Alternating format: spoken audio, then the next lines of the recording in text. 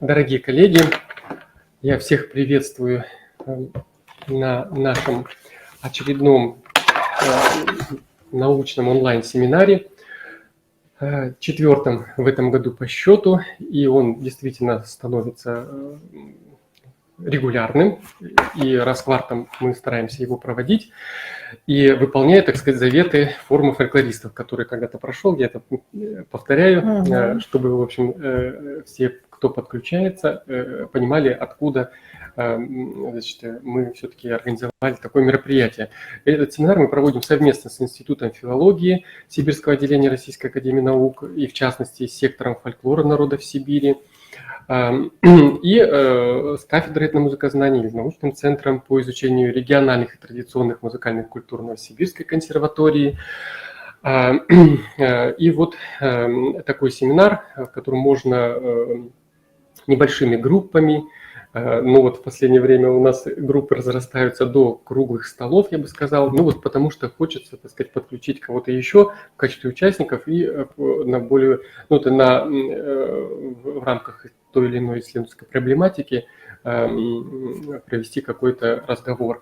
И вот в этом году это год педагога и наставника, 2023 год, и фактически все наши семинары этого года были так или иначе связаны вот с педагогами и наставниками. Вот предыдущий, последний наш семинар был посвящен юбилейной дате заведующего кафедрой этномузыкознания Марины Юзефовны Дубровской. Он был востоковедческий и позволил нам через востоковедение попробовать в семинаре объединить музыковедческие доклады и литературоведческие. Это вот было довольно любопытным опытом. Вот. И вот мы снова возвращаемся в русло фольклористики и этномузыкознания.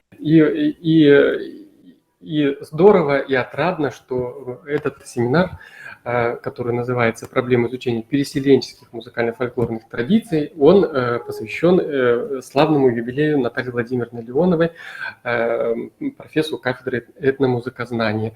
И я сначала передам слово проректору по научной работе и цифровому развитию Новосибирской консерватории имени Глинки, кандидату искусствоведения Павлу Александровичу Мечкову, да, для вступительного какого-то слова.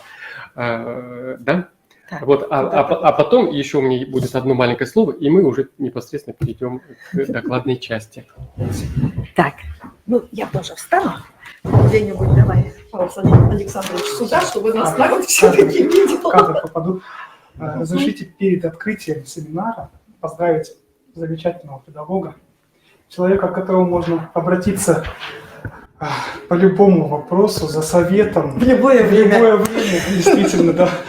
Я не буду задерживать своей речью события.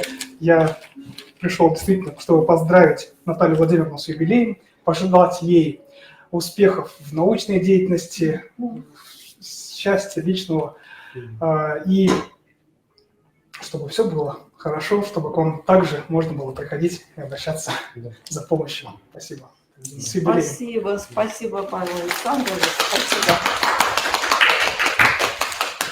Да. Ну вот, да. Большое спасибо за все поздравления. Вообще я сразу скажу, что такой был обвал вообще поздравлений везде, что я, честно говоря, не очень даже справилась. У меня есть какие-то в электронной почте или там ВКонтакте какие-то эти самые моментики, на которые я еще не ответила. Но я отвечу. Вот, спасибо большое, Всем Павел большое Александрович. Спасибо. И еще из такой официальной части я позволю зачитать небольшое совершенно, но поздравительное письмо, адрес, подписанный директором Института филологии Сибирского отделения Российской академии наук, вот как раз с которой у нас тесные взаимоотношения, и благодаря этим взаимоотношениям, нет, он не такой крупным шрифтом, тут, да, благодаря этим взаимоотношениям-то, собственно, ну, как вот наш семинар, и в истории в этих взаимоотношениях Наталья Владимировна принимает непосредственное участие. И вот я позволю зачитать это письмо. Я, конечно, его оставлю вам. Глубоко уважаемая Наталья Владимировна, Институт филологии Сибирского отделения Российской академии наук сердечно поздравляет вас с замечательной юбилейной датой. Вы являетесь крупным специалистом в области изучения восточнославянских музыкально-фольклорных традиций сибирских переселенцев. Автором более 120 публикаций, среди которых имеются как академические издания фольклорных текстов, так и исследовательские работы, которые носят фундаментальный характер. Вы принимаете непосредственное участие в реализации крупнейшего научно-издательского проекта Института филологии Сибирского отделения Российской академии наук подготовки томов 60-томной академической серии «Памятники фольклора народов Сибири и Дальнего Востока», которая представляет собой новый тип публикации исследований устного народного творчества. В рамках этой работы вы приняли участие в подготовке 5 славянских томов академической серии. Том 7, я позволю себе перечислить их все-таки. «Русские сказки Сибири и Дальнего Востока. Легендарные бытовые». Автор музыковедческих статей и нотных записей. Том 13. «Русский календарно-обрядовый фольклор Сибири и Дальнего Востока. Песни, заговоры». Составитель совместно с Фирсом Федосовичем Болоневым и Михаилом Никифоровичем Мельниковым. Том 14. «Русские лирические песни Сибири и Дальнего Востока». Редактор музыковедческого раздела совместно с Эдуардом Ефимовичем Алексеевым. Том 22. «Русский семейно-обрядовый фольклор Сибири и Дальнего Востока. Свадебная поэзия. Похоронная притчить». Составитель совместно с Потаниной и Фетисовой, соавтор музыковедческой статьи, словаря и составитель компакт-диска. И, наконец, том 31. «Фольклор белорусов Сибири и Дальнего Востока. Часть 1. Семейно-обрядовые песни и причитания». Ответственный составитель, соавтор вступительной музыковедческой статьи, составитель компакт-диска. Благодаря вашему подвижническому труду в области образовательной деятельности под вашим научным руководством подготовлено, защищено 8 кандидатских диссертаций, более 25 дипломных бакалаврских, магистерских работ, посвященных изучению сибирских музыкально-фольклорных традиций. Сформировалась научная школа сибирской музыкальной фольклористики, представители которой продолжают деятельность в научных и образовательных учреждениях. Особенно важно подчеркнуть, что вы активно ведете экспедиционную работу. С 1977 года по настоящее время вами совершено более 50 полевых исследований на обширной территории от Тюменской области до Хабаровского края. Собранные вами материалы составляют источниковую базу многочисленных квалификационных работ и научных трудов. Коллектив Института филологии Сибирского отделения желает вам крепкого сибирского здоровья, долголетия, неиссякаемой энергии и новых непокоренных вершин в области музыкальной фольклористики. Директор Института филологии, член-корреспондент Российской академии наук Игорь Витальевич Силантьев. Спасибо большое всему коллективу, Игорю Витальевичу, Евгении Николаевне, вообще всему сектору на особицу. Да, за совместные годы вот такой большой работы. Спасибо большое. Вот, ну вот это что касается вот какой-то вступительной части. Вот, и я предоставляю слово юбиляру Наталье Владимировне с сообщением «Полевые исследования в моей научной практике». Ну, столь серьезный юбилей – повод поразмышлять о пройденном пути, о сделанных каких-то делах и, может быть, делах не сделанных. И решила я начать с полевой работы, как важнейшей части деятельности фольклориста. Благо, что еще удалось этой работой вполне продуктивно заниматься. Да? То есть если фольклорист начинает свою деятельность сейчас, то у него возможностей уже гораздо меньше, нежели было вот в те 70-е годы, когда я эту работу начинала. Значит, наконец я составила список своих экспедиционных поездок, пересчитала, проанализировала, разделила на группы, которые примерно совпали с временными периодами и сменой источников финансирования. Получилась очень такая картина, можно сказать, ну, стройная и четкая, да? Определила главные черты каждого из этих периодов, и вот результаты такого самоисследования позвольте мне предложить вот вам, участникам онлайн-семинара. Ну и сразу начинаю с первого периода, это значит учебные экспедиции. Несколько вступительных слов перед этим периодом надо сказать, следующих. После отъезда в 1974 году Александра Мироновича Эйзенштадта, фольклориста, исследователя музыки народов Сибири и Дальнего Востока, консерватория осталась без фольклориста. Самостоятельные экспедиции не проводились. Некоторые студенты по собственной инициативе подключались к экспедициям университета, к экспедициям Всероссийского общества памятников истории и культуры и педагогического института, да, так отдельные, значит, единичные по таким, а так, в общем-то, самостоятельных экспедиций не было. Восстановление этой работы было связано с выделением темы исследования «Музыкальная культура Сибири» в качестве главной для Новосибирской государственной консерватории. Произошло это в 1976 году. Был сформирован план работы по очень разным направлениям. Это действительно комплексная тема, где изучали и традиции фольклорные, изучали академическую музыку, да, и вот итог этой работы потом был через 20 лет, через 20 лет, значит, был воплощен в трехтомнике в 6 книгах «Музыкальная культура Сибири». Вот. А если иметь в виду вот по линии фольклорной, то был сформирован 5-летний план малых и больших фольклорных экспедиций на 1977-1981 годы. Да? И вот малые экспедиции – это были экспедиции по Новосибирской области, большие экспедиции – это были экспедиции за пределы Новосибирской области. Но вот в 4 экспедициях, которые вот здесь вот в Новосибирской области определены, да, я принимала участие, и более того, значит, невзирая на то, что я была студенткой сначала, а потом аспиранткой, я была руководителем, значит, экспедиционных групп, да, просто больше, как бы, с одной стороны, некого было привлечь к этой работе, это во-первых. Во-вторых, я, невзирая на отсутствие фольклористов в консерватории, пошла специализироваться по фольклору. Ну и, наверное, третье, Евгений Георгиевич Гуренко, ректор консерватории, ну, ректор такой достаточно смелый, да, он сказал, надо пробовать молодежь в работе. Ну и, в общем-то, это правильно. И вот, значит, в составе этих экспедиций были студенты, музыковеды и композиторы, причем по желанию, да, то есть не было никакого такого особого плана, что вот непременно вот должно быть такое количество человек, но вот сколько набиралось, столько набиралось, да. В первой экспедиции нас было 4, а там, например, в экспедиции 81-82 года, да, нас вообще там было очень такое количество. В 80-м году нас было почти 10 человек, да, то есть это уже такой большой коллектив, и мы там делились на какие-то малые группы. И надо сказать, что вот уже здесь, в этих экспедициях определились первые мои студенты в классе по специальности, это Наталья Семеновна Индан и Елена Витальевна Тюрикова.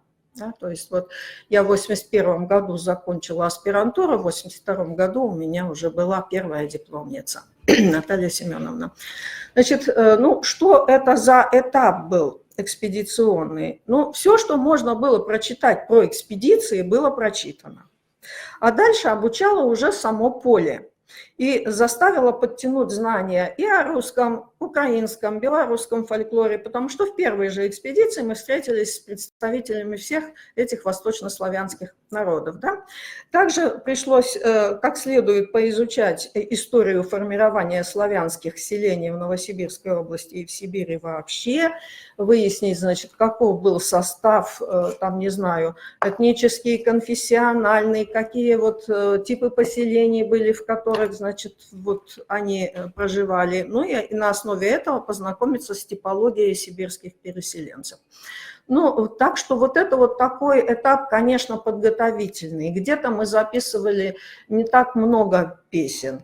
Ну, наверное, из-за того, что не очень как бы и владели еще и практикой такой работы, Это первое. Второе, это то, что очень трудно было с техникой, да, какие тогда были магнитофоны. Значит, если у нас был мальчик-композитор такой довольно большой, можно было взять большой магнитофон ленточный, пленочный, а так это вот первоначальные бытовые кассетные магнитофоны, которые старались сломаться в любом месте, непредсказуемо, поэтому вот количество записей было очень разное, там от, не знаю, примерно 40 до где-нибудь там 200 фольклорных единиц, которые удавалось, значит, вот в большой экспедиции, где мы могли делиться на группы, записать. Да?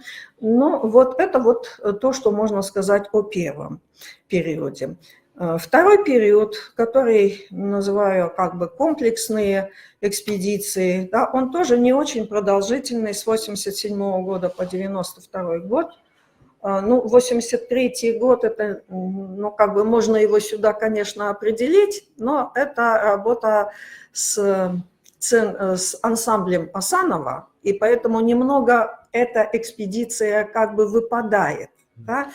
А вот все остальные экспедиции были связаны с одной задачей, вот как раз о которой говорилось вот в этом приветственном адресе от Института филологии. Необходимо было обеспечить славянские тома серии «Памятники фольклора народов Сибири и Дальнего Востока» музыковедческими материалами.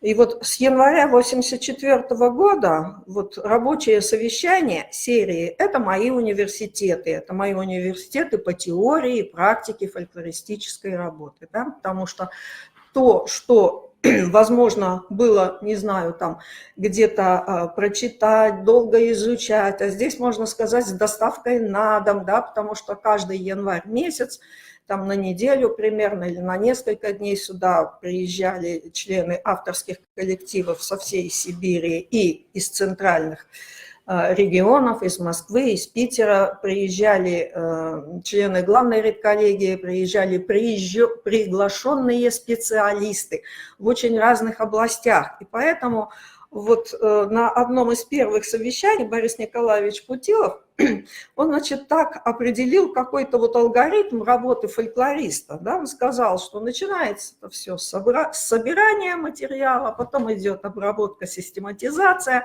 материалов, потом идет издание материалов, в связи с этим большая текстологическая работа и работа по научному редактированию, и затем уже исследовательская работа.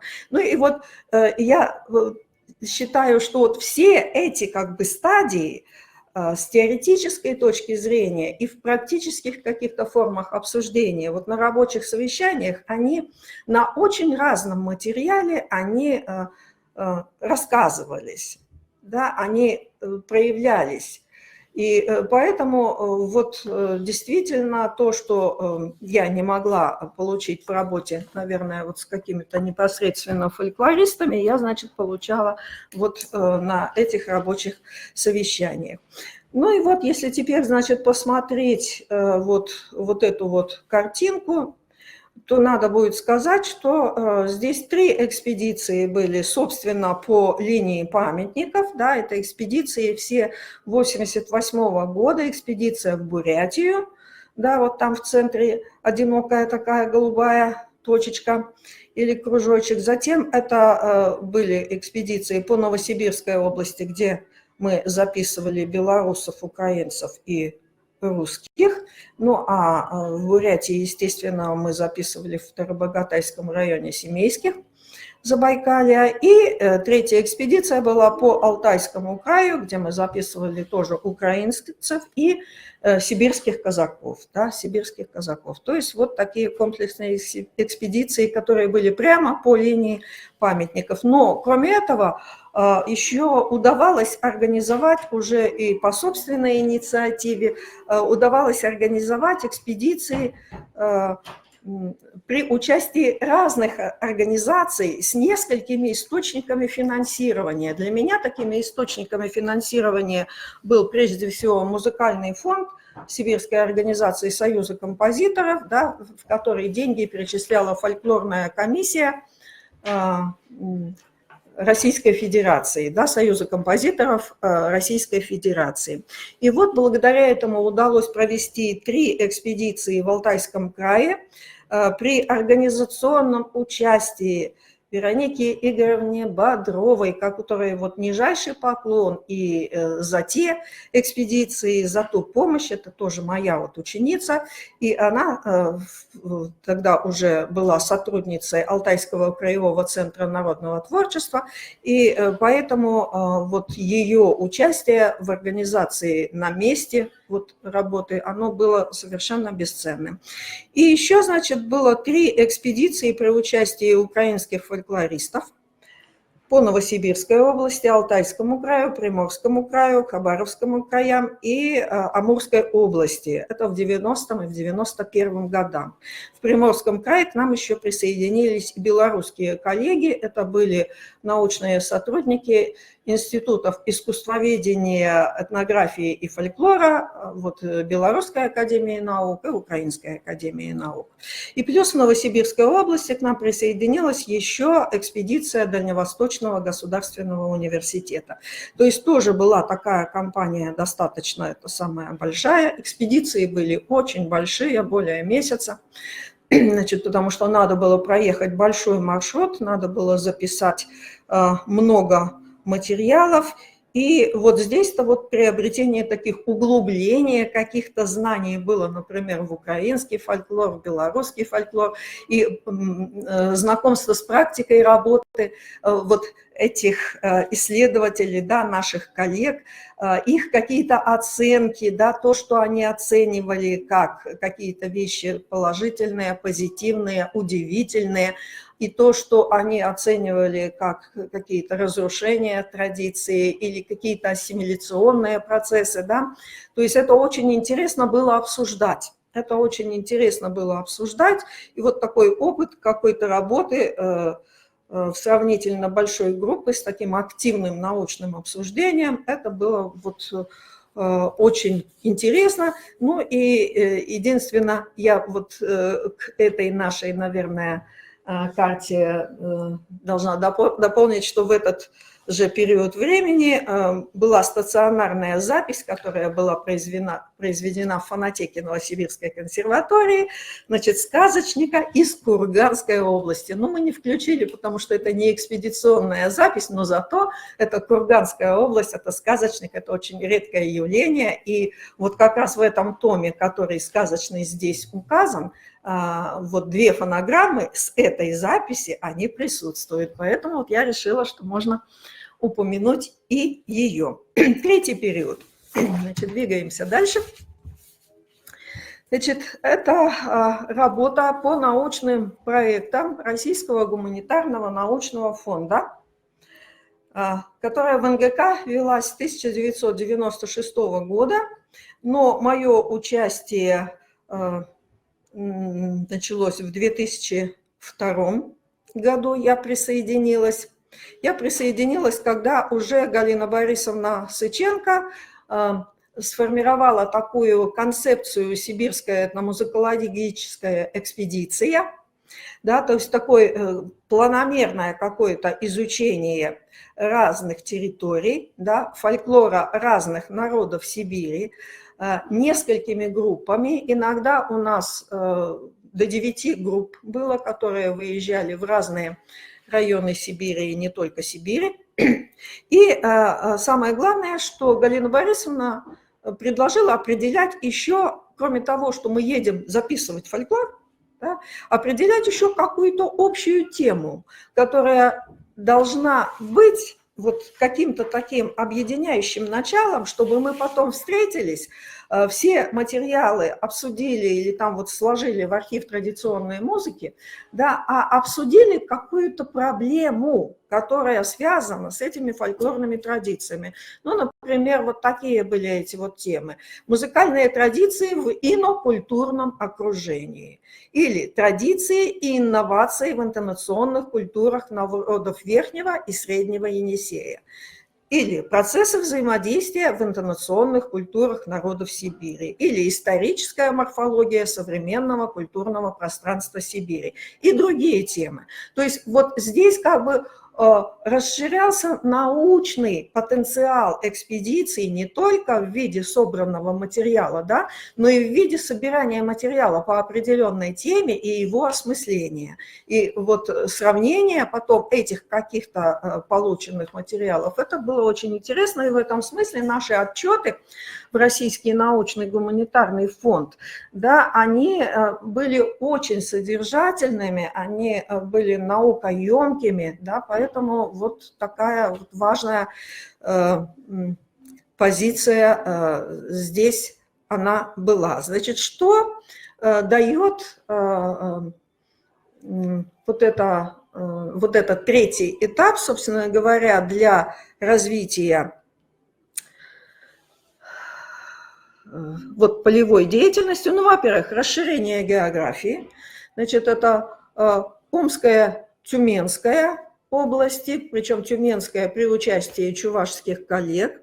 Это Кемеровская, Томская области и несколько районов Красноярского края. И это выход за границы для меня, за границы славянских традиций, да, потому что появились чуваши, первая запись 2002 года, и вот я сказала про какие-то основания, почему, собственно говоря, я в 2002 году возобновила работу. Это, с одной стороны, приглашение Галины Борисовны подключиться вот к этой работе, а второе – это появление Екатерины Игоревны Жемулевой в моем классе, которая очень захотела поехать в славянскую экспедицию. До этого она ездила в экспедиции татарские.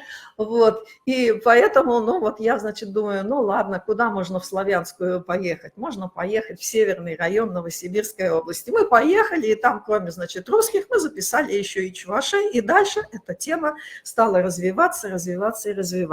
И плюс в этот период появляются экспедиции записи мордовского фольклора, и ирзианского, и макшанского. И первая запись была сделана в 2007 году, а дальше вот уже был тоже ряд целенаправленных таких экспедиций. Ну и такая несколько случайная для меня запись, это в 2006 году запись кумандинцев. Ну просто вот надо было поехать и записать, а некому было, все разъехались по экспедициям, а я как раз, значит, вот оказалась на месте. И поэтому меня попросили, и мы с Юлией Поповой поехали.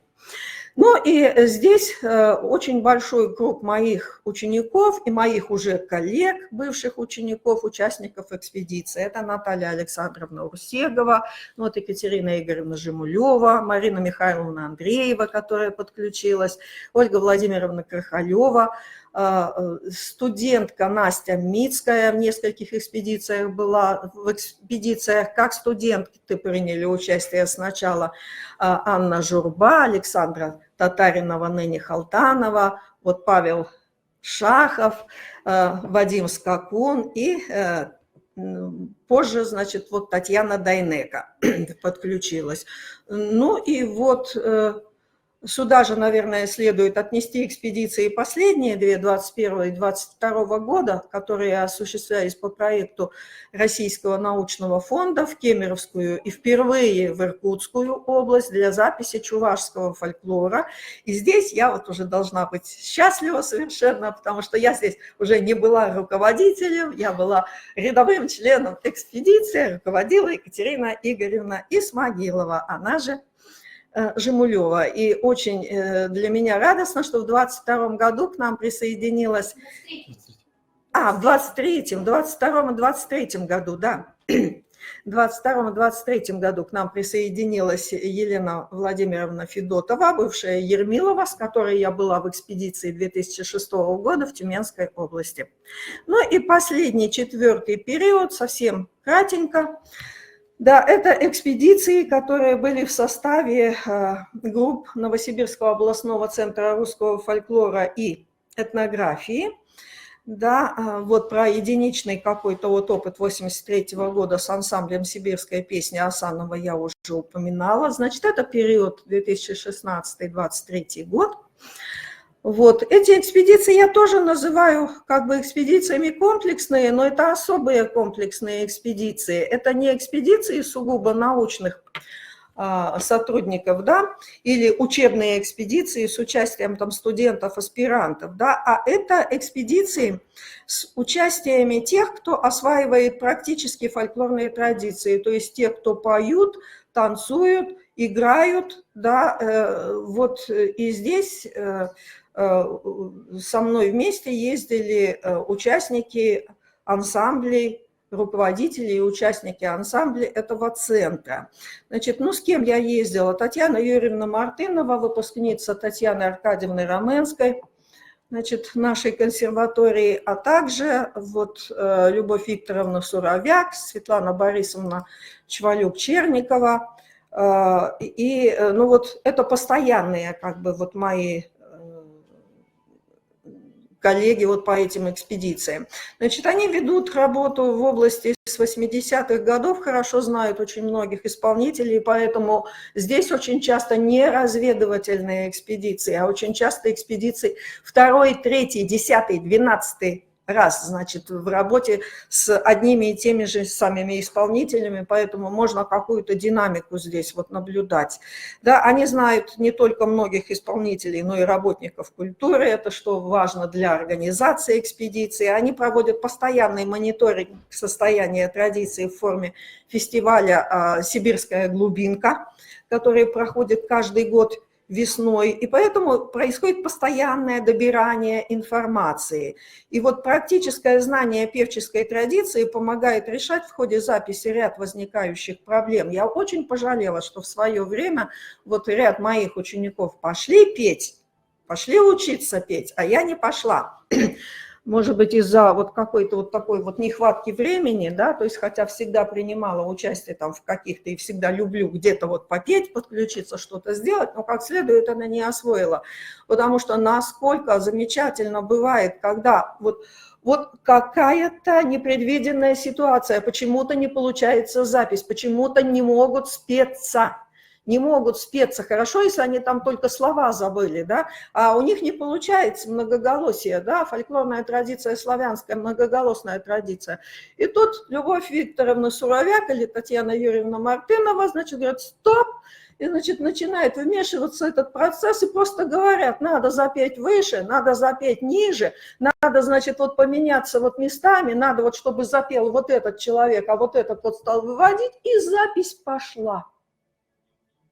И запись пошла, да, то есть вот практическое владение традицией – это очень большое дело. Почему, собственно говоря, я приветствую вот эти вот фольклорно-этнографические отделения на факультетах вот в Гнесинке, в Питерской консерватории, да, потому что это действительно вот сейчас особенно знание певческой традиции, когда традиция сама находится в разрушающемся состоянии, оно очень помогает оживить вот у них их представление о том, как это надо делать, как это надо петь. Ну и вот таким образом, как я начинала с Новосибирской области, да, так вот Новосибирской областью я и заканчиваю, такая некоторая динамическая реприза. Ну, напомню только, что Татьяна Юрьевна Мартынова, она была и участницей вот первых учебных экспедиций.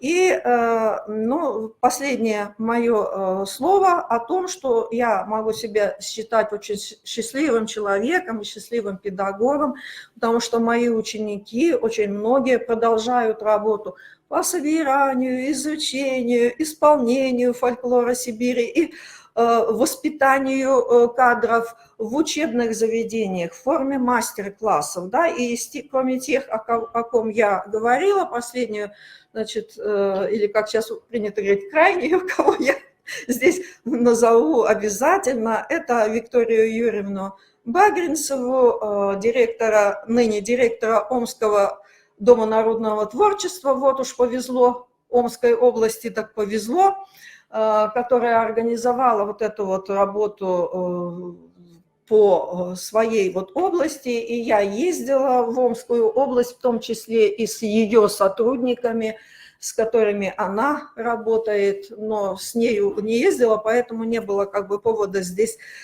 упомянуть. Да, но мы постоянно сотрудничаем, в частности, по подготовке материалов. Они очень активную ведут работу в области издания сборников песен. Да, и вот я, как правило, эти сборники вижу и на стадии подготовки, и затем уже на стадии предиздательской такой, и поэтому вот, ну, рада, что мою работу есть кому продолжить. Все. Не уложилась. Спасибо большое, Наталья Владимировна.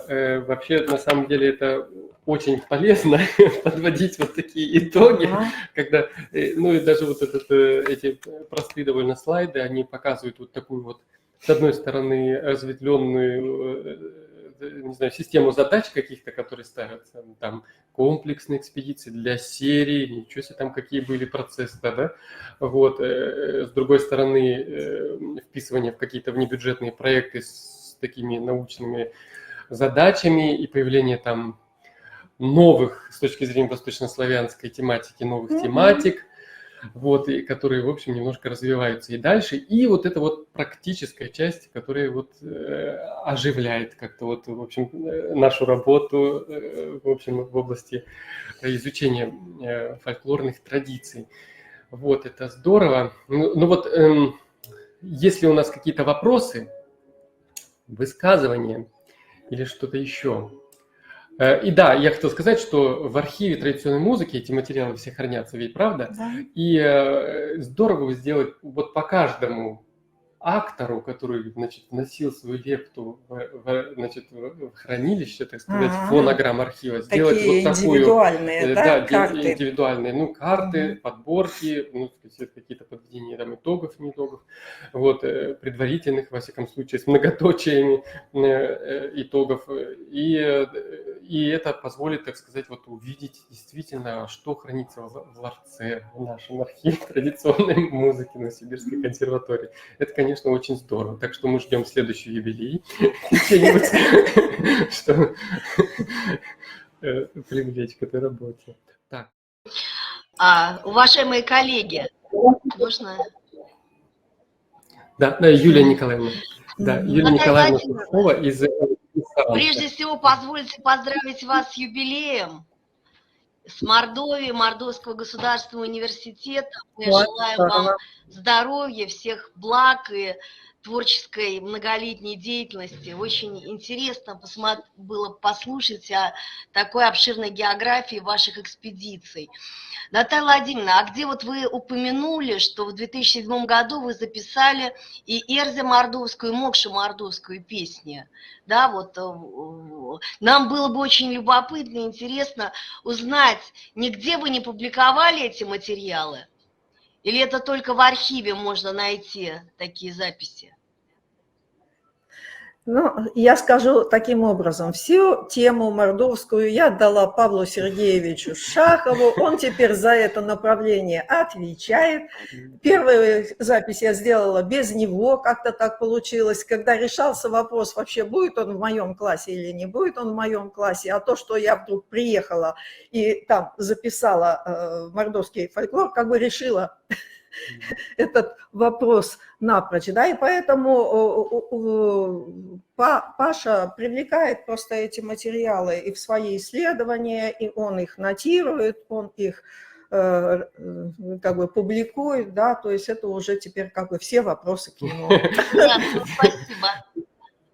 Ну, я скажу Вот скажи. два слова буквально в том плане, что, да, когда определялась вот моя какая-то дальнейшая судьба, не знаю, в общем, что случилось в тот момент, когда я определялся с тематикой, но я помню этот момент абсолютно точно, вот этот темный коридор между переходами, между пристройкой и основным зданием консерватории, где я встретил Наталью Владимировну и сказал: Наталья Владимировна, а мордвой у вас кто-нибудь занимается?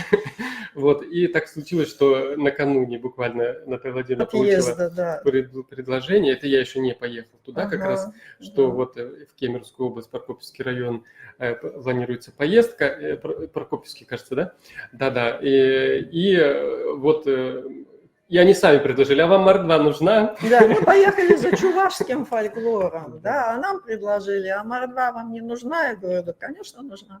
Вот, и накануне уже там я в коридоре появился с этим вопросом. Ну, короче говоря, где-то это витало в любом случае, и оказалось, что в те 2007 года, вот это начало наших поездок в мордовские села Сибири, и оказалось, что традиция, она какая-то такая живая, интересная, и благодаря фактически таким фундаментальным и глубоким знаниям Натальи Владимировны восточнославянского материала, и у мордвы тоже очень много таких вот связей, причем не сибирских, а вот, возможно, даже привезенных с автохтонной территории, и вот благодаря этому, наверное, вот как-то стало проясняться, что исполняется, на какие напевы, то есть и так далее. Ну, то есть,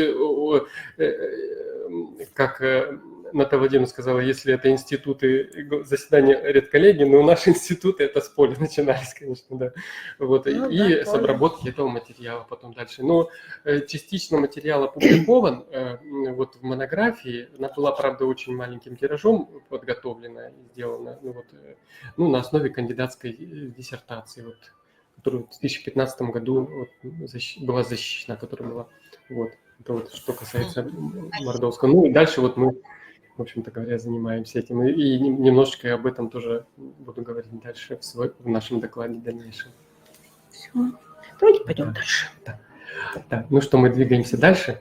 Да, обратите, пожалуйста, внимание, наши участники, которым я еще раз выражаю благодарность, что согласились выступить со своими сообщениями в рамках вот нашей проблематики по проблеме изучения переселенческих традиций фольклорных, сгруппированы следующим образом. Вот после вступительного доклада, такого установочного, пленарного, назовем его доклада, связанного с направлением, восточнославянским, так скажем, основное все-таки направление Натальи Владимировны именно это, то дальше блок идет сообщений, посвященные тюркским народам, далее идет финно-угорский блок, и какое-то завершение. То есть вот таким образом я предоставляю слово Наиле Юнисовне Альмеевой, кандидату искусствоведения, заслуженному деятелю искусства Республики Татарстан, старшему научному сотруднику сектора фольклора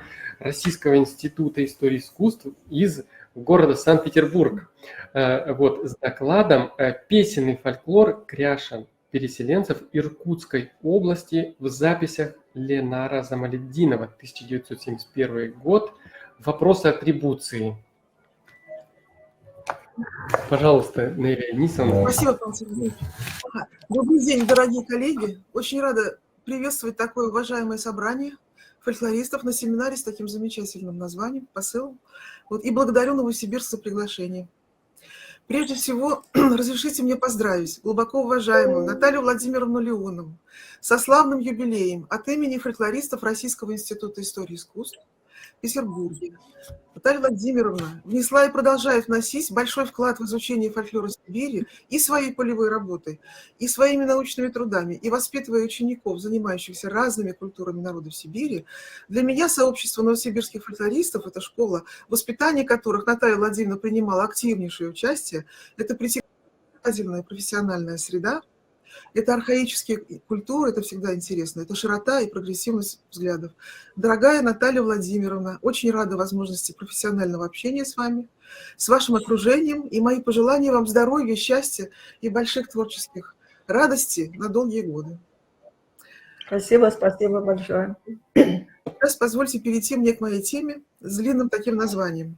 Значит, два слова о кряшенных для тех, кто, может быть, не слышал совсем о них ничего, очень коротко. Татары-кряшеные – этноконфессиональная православная общность в составе татар Поволжья и Приуралья.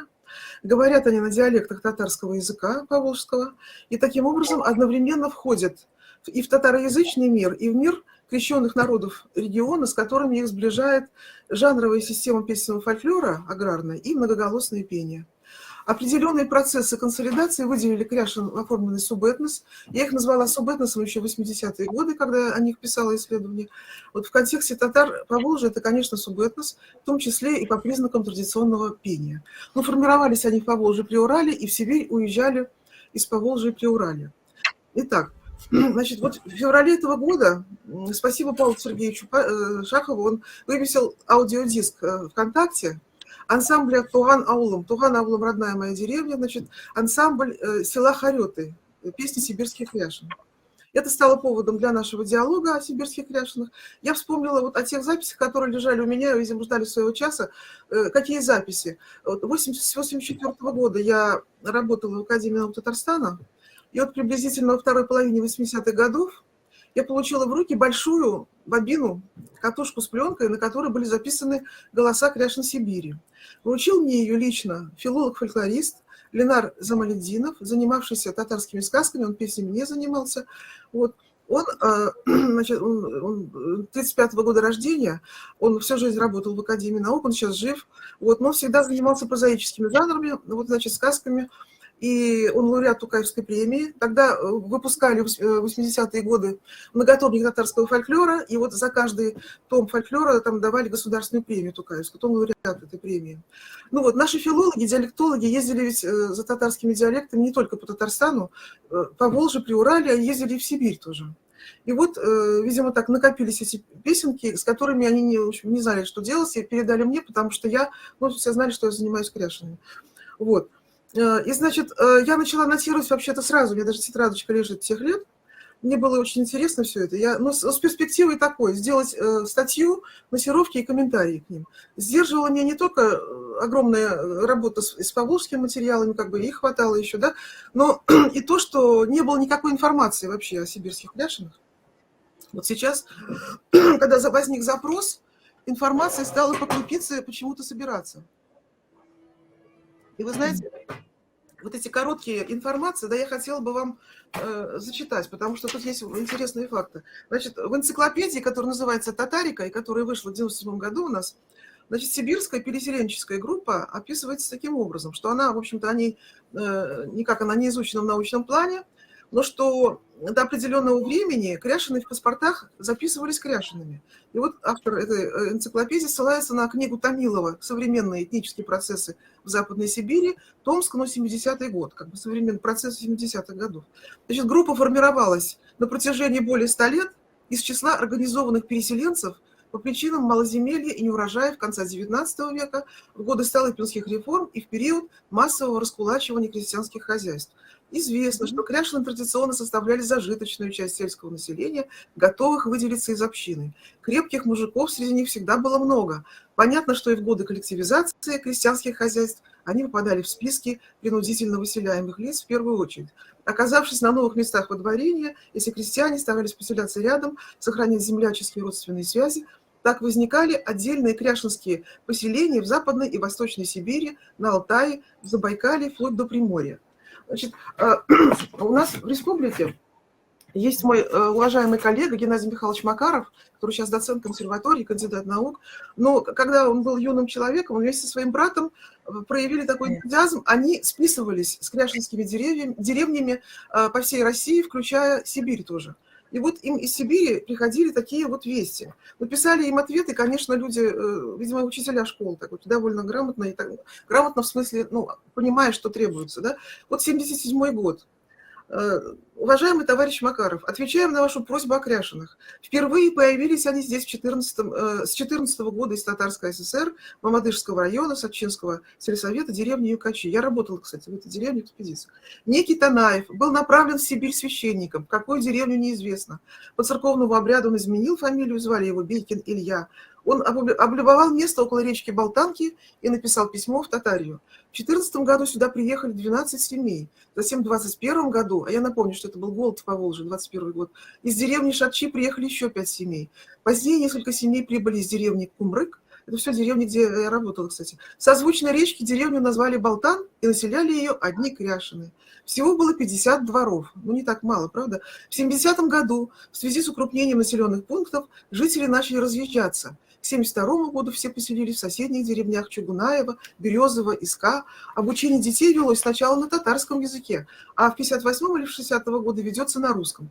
Была только начальная школа, а с 5 класса обучались, соответственно, на татарском языке в Юиске и на русском в Чугунаево. Все кряшины владеют разговорным татарским языком, других населенных пунктов с кряшинами мы не знаем. Среди сибирских татар кряшин нет.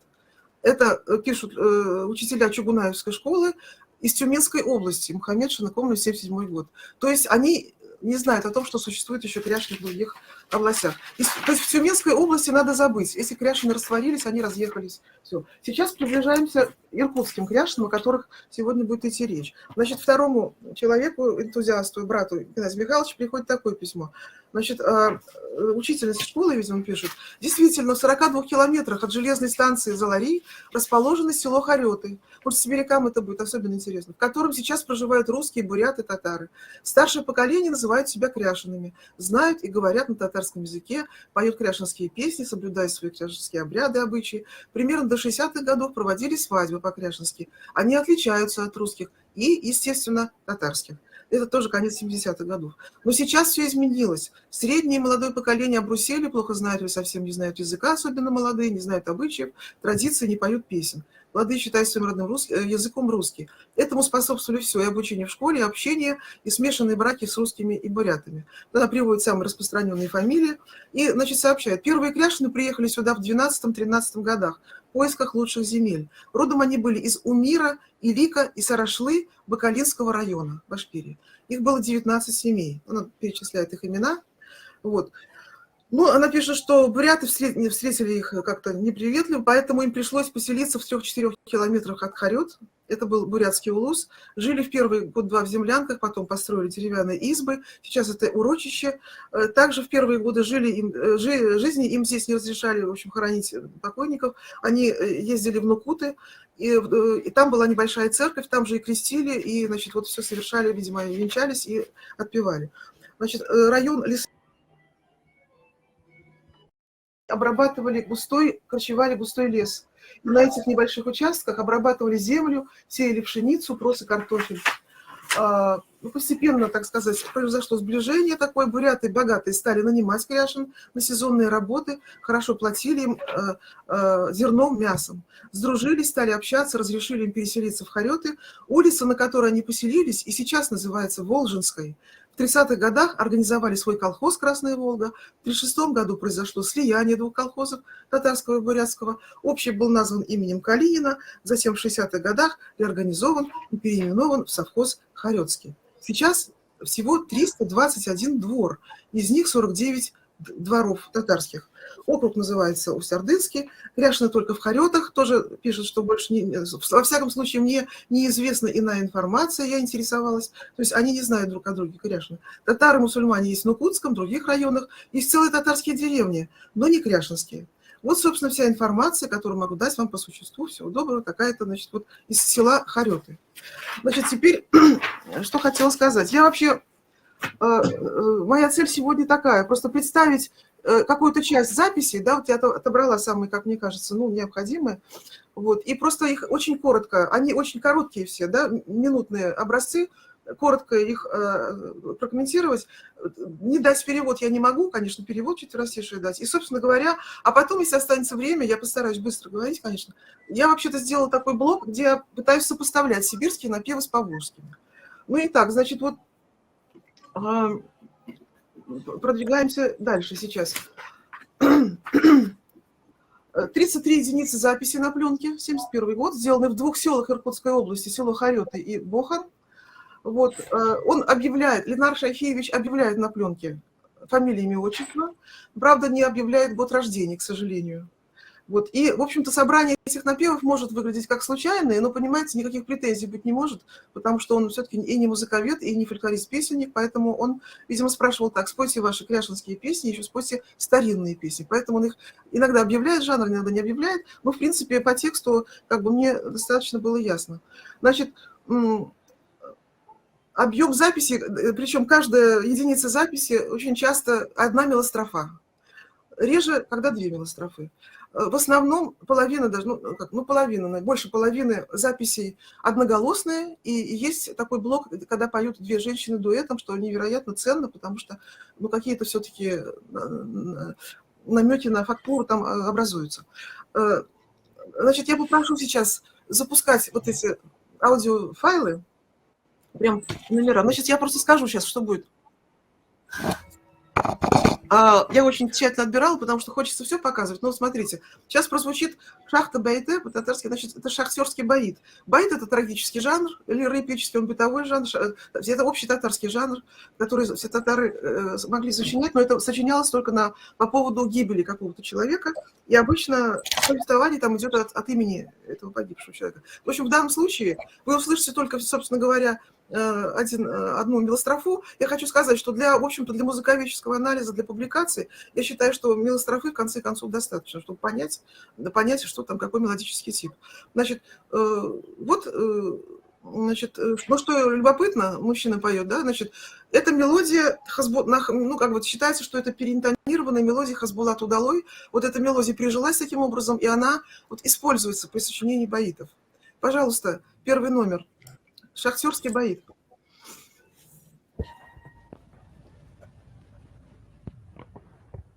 июнь 1971 ел. Иркутск өлкәсенең Бохан авылыннан Григорьев Николай Григорьевич шахта бәйтен әйтә.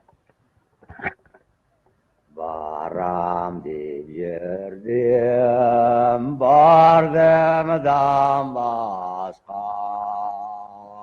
кеше киена эшкә төшәргә. Кеше киена эшкә төшәргә. Мин дә киенәм иске чабата, бер астаргачам бардым кәлиткә. Бер астаргачам бардым кәлиткә. Достаточно, спасибо. Ага. Значит, коротко. Дальше целая серия там идет таких вот советского периода и частушки, и песни. Некоторые из них даже, мне кажется, что они авторские. А вот я выбрал только малюсенькую, потому что, все-таки время жалко на это тратить. Значит, песня о Ленине. Значит, там, эта тематика ведь была даже в детских садах, насколько я помню. И словосочетание «дедушка Ленин», в общем-то, нам знакомо с самого детства. По-татарски это звучит «Ленин Бабай», это «дедушка Ленин». Так вот, значит, там поется, что вы услышите, наверное, это, мне кажется, тоже сочиненная такая вещь, коротенькая, совсем маленькая. «Дедушка Ленин, спи спокойно в мавзолее», все твои слова о борьбе внутри, у нас в душе и в сердце. Пожалуйста, номер 2.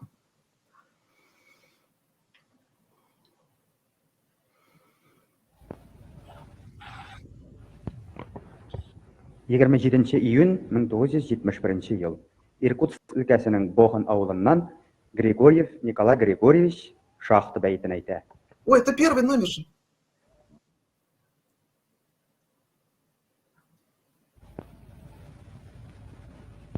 Нет, это же... Неужели ошибка там у меня?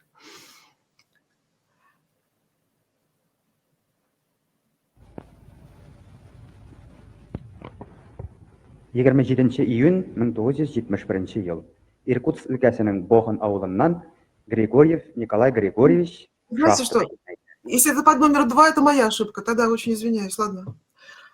Хорошо. Да, тут опять. Очень извиняюсь. Да, перехожу к третьему номеру. Да. Значит, это очень известный тоже, можно сказать, баитного типа стих, распетый на мелодию, на русскую мелодию кирпичиков, кстати, тоже получила большое распространение. Коротко говоря, значит, автор стихов, такой народный поэт из народа, да, Тимофей Владимиров, эти стихи печатались в газете в 30-е годы. Но идея такая: в гражданскую войну жила семья хорошая, дружная. В гражданскую войну старший брат пошел к красным, а к белым ушел младший брат. И вот они встречаются в бою, и старший брат говорит: давай не будем стреляться, мы же все-таки родственники. Младший говорит: нет, ты мне не брат, и так далее. Значит, старший пытается в него стрелять, а младший успевает ударить его ножом в сердце. В общем, вот это вот трагическая, абсолютно с трагическим исходом боитный сюжет. Это вот, я надеюсь, что под номером 3 он идет. Тоже один, только куплетик послушаем. На мелодию «Кирпичики». Номер 3. Харета ауылынан Ирина Георгиевна Антонова жырлай. Ауыл шетінде, бабай йортында, іші ғаиләдә мин тауда. Дәдәйләр белән, түтәйләр белән, 9 яшьтән эшкә тотындым. Дәдәйләр белән, түтәйләр белән, 9 яшьтән эшкә тотындым. Да, спасибо, достаточно. Күңелле иде. Да, вот дальше идет, ну, это так сказать, да, дальше идет блок самых ценных кряшинских напевов, настоящего кряшинского пения, настоящих характерной интонационной и ритмической формульности, которые у них есть, собственно говоря. Значит, я хочу сказать вот что. Если можно карту Яндекса включить, да, если получится, то, ну, хорошо. Значит, вот они уехали из Башкирии, вот здесь вот он обозначен, можно чуть-чуть поближе, значит, как же... Бакалинский район Башкирии, да, вот он, да, немножко выделен, вот, с райцентром Бакала. Здесь как раз живут башкирские кряшины. И вот если сдвинуться нам с вами, не карте, а нам с вами, значит, вот как называется-то, верхний правый угол, там покажется Кама, вот Камское устье, и там вот, значит, город Мензелинск, да, это территория Татарстана уже. Так вот, в Бакалинском районе я не работала, а я работала в Мензелинском ареале, в котором... Целые общие пласты бакалинской традиции там есть, и в ладовом отношении, и вообще даже, собственно, в репертуарном отношении тоже. Поэтому я могу сравнивать только с мензелинским ареалом в данном случае. Но я думаю, что в случае, когда я сравниваю, оно, мне кажется, подходит. Вы знаете, у меня есть мой голос, мне кажется, у слушателей у кого-то, я просто дубль идет, мой голос. У кого-то открыт. Мы вас слышим, но иногда прерывается, но в целом дубля не слышим. Да, потому что у кого-то может открыт, только что появился. Хорошо, значит, сейчас должен прозвучать дуэт. На мой взгляд, это родственный дуэт дает эту политическую фактуру. Это не микрофония. Намекается, конечно, на едином смысле и образует гармонический интервал. Вы знаете, мне, собственно, я не знаю, у кого-то микрофон не открыт. Сейчас. Так вот, еще хочу обратить внимание, что женщина, которая запевает, это своеобразной техники. Когда форшлаг, не только в тянущемся звуке, она устраивает внутри этого звука, протяженного звука или даже слога, да, форшлаг. Сейчас вы это обратите внимание, а я хотела бы, чтобы, ну, может быть, показали бы, там одна единственная нотировочка моя есть, да? У меня таких случаев в мензелинском ареале несколько, когда вот такой птичий такой идет внутри одного звука, да? Просто нотировочка на второй строчке, вы увидите такую штуку. А можно запустить вот этот самый номер следующий, 4-й, да? Да, пожалуйста. Ну, 4-й номер, да.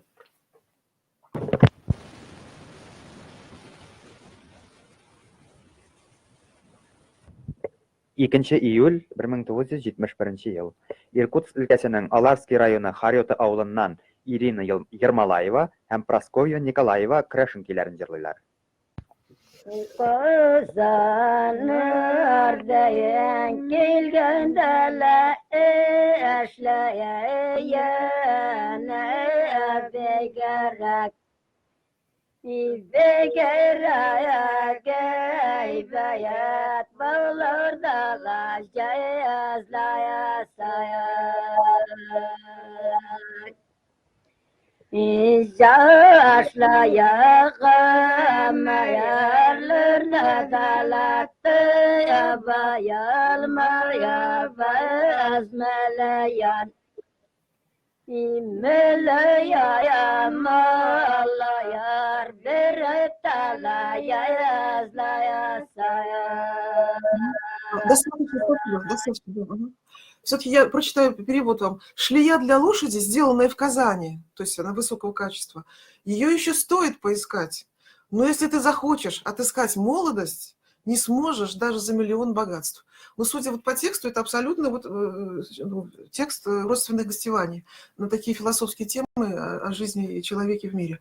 Следующий, номер 5 у нас такой. Там с 20 секунды я попрошу, ладно? Значит, тоже, собственно говоря, да, он объявляет его как старинный напев. Ему сказали, вот тебе старинный напев. Но на самом деле это тоже текст, конечно, гостеваний. Сразу скажу, что и играючи проходит эта жизнь, и не играючи проходит эта жизнь. Но если мы будем жить в дружбе и в любви, в счастье пройдет эта жизнь. Вот такой текст, такой как бы один из пунктов человеческого кодекса. Номер 5, с 20 секунды, Ермолаева һәм пожалуйста. Прасковья Николаева җырлайлар. Уйная сакай, үтерлек ойбу камаярлай. Уйная масаяклай. Уйная масаяклай. Үтерлек багавамаяр. Жукшайларда ойнаплар жукшая жарсаклай. Сойранаклардай. Сойранаклаярдай. Үтерле багаямаяр. Спасибо. Так, вот, значит, сейчас вот вы услышали экземпляр такой, в таком квинтовом ладу, очень характерный и для мензелинского ареала, и для бакалинских ряшен. Вот в этом квинтовом пространстве, да, минорного колорита все происходит, из него не выходит. И вот это возникающие и параллельные терции, и вот такие квинта, терция, квинта, такие созвучия, это тоже очень характерно. Следующий тоже он называет его старинным напевом, а он тоже, конечно, родственный такой застольный. Жаворонки полетели, вы видели, пока еще они не поднялись очень высоко. То, что как предписал нам наш единый Бог, мы не знаем. И узнаем только тогда, когда перед нами встанет эта судьба наша. Вот такой перевод. Номер 6, пожалуйста. Тагын бер борынгы көй.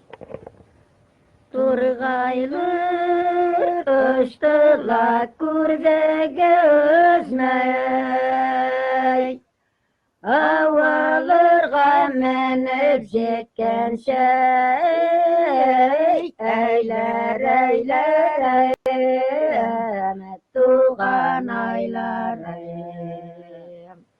Аваларга менеп жеткенче bir kızının işlerin biz bilmeydiz. Oldu bizga kelip jetmeyşey, eyler eylerim, tuğan aylarım. Oldu bizga kelip jetmeyşey.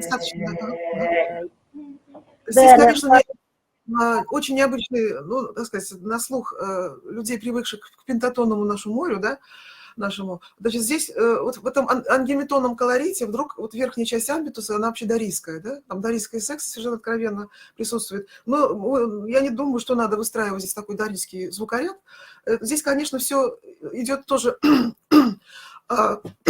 такими трех-четырехнотными попевками, и они все ангеметонные. И вот в этой ангеметонной среде возникает вот этот дорийский колорит. Я думаю, что специально надо будет говорить, но и обратить внимание на это невозможно. Этот мелодический тип я не записывала, но в этом ладу записывала у мензелинских ряшен своих. Да. Значит, номер 7, я уже галопом, потому что много материала. Номер 7 тоже напев гостевания родственников, тоже квинтовый лад этот самый, тоже вот тетратоника минорного наклонения в пределах квинты, скажем так. Значит, содержание такое, тоже очень старинный текст, конечно, и они там отмечают, что это старинный. Белые лебеди летят, когда прилетают, когда видят озеро. Бабочки прилетают, когда видят цветок. Будем ли мы, как бабочки, прилетевшие на цветок, вот так вот, ну, как сказать, вместе петь, скажем так, вот вместе чирикать, скажем, вот так вот. Родственники поют друг другу, потому что очень на это надеются. Номер 7, пожалуйста. Хәзер яңгыраяшак көйне дә башкаручылар борынгы көйлиләр. Бурунга это старинный. Yaşlardı yaşırlar güller korep kövbeye elikler işler kövbeye elikler işler oy gel kövreye Gölay ergeri başkana kübeye küp sayraya aşır beyaz miken ya sayra aşır beyaz miken oy ver kövreye. Спасибо. Ага.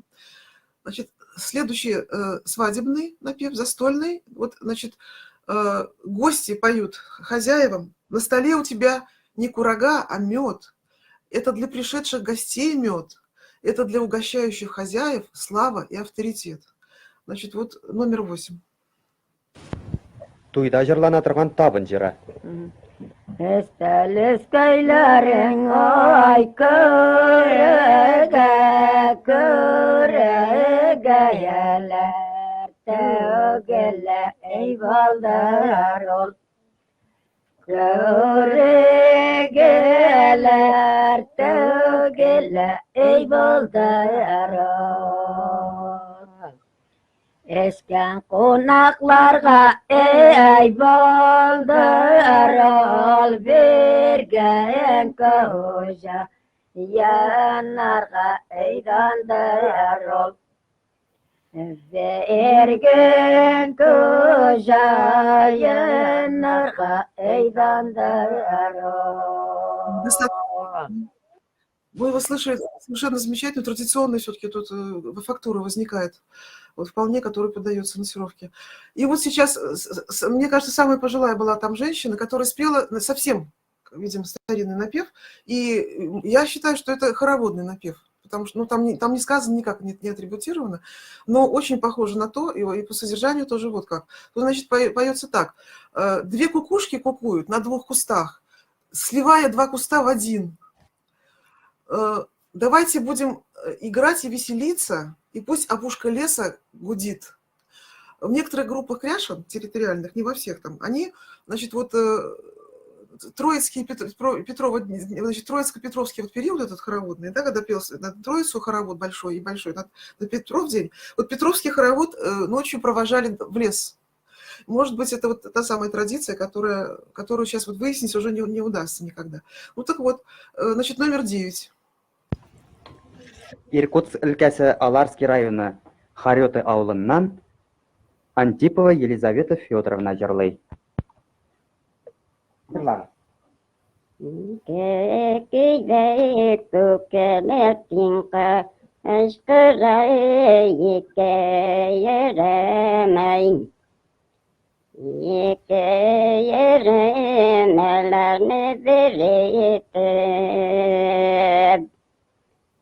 Ezler oynaya kayda deske leye görmeyen buylaray. Yorman boye tarsanda göreyim. Сейчас я должна сказать ведущим вот что. Дальше у меня блок был сравнительный, да, я не знаю, как со временем, как вы скажете. Сколько есть времени?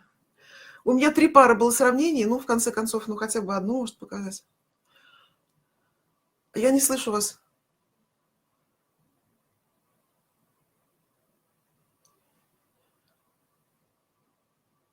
Алло, Павел Сергеевич, я вас не слышу. Это мы отключали микрофон, чтобы мы думали, что у нас фонит. Да. Но минут 10, мне кажется, что еще можно вполне еще Ну, спокойно. да, знаете, мне хватит даже и 5, наверное. Спасибо. Вы знаете, ну это любопытно, конечно. Вот сейчас, вы знаете, сейчас будут звучать мужские голоса, да, что это просто очень приятно, потому что в 80-е годы, когда я работала, вообще пели у Кряшин все женщины и мужчины вместе пели. И мужские голоса приходилось записывать. Это очень старых людей и так далее много. Постепенно в 90-е годы это мужские голоса начали исчезать. Вот тут в данном случае, значит, вот запись сибирская, Иван Рыцев поет, да, тоже, это тоже вот эти гостевые песни. Ну, просто он поет одноголосный вариант, потом я для сравнения хочу дать этот же мелодический тип, который я записала вот в мензелинском ареале, просто для сравнения, как он должен звучать в принципе. Запускайте, пожалуйста, номер 10. Ауылынан Иван Егорович Рыцев жырлай.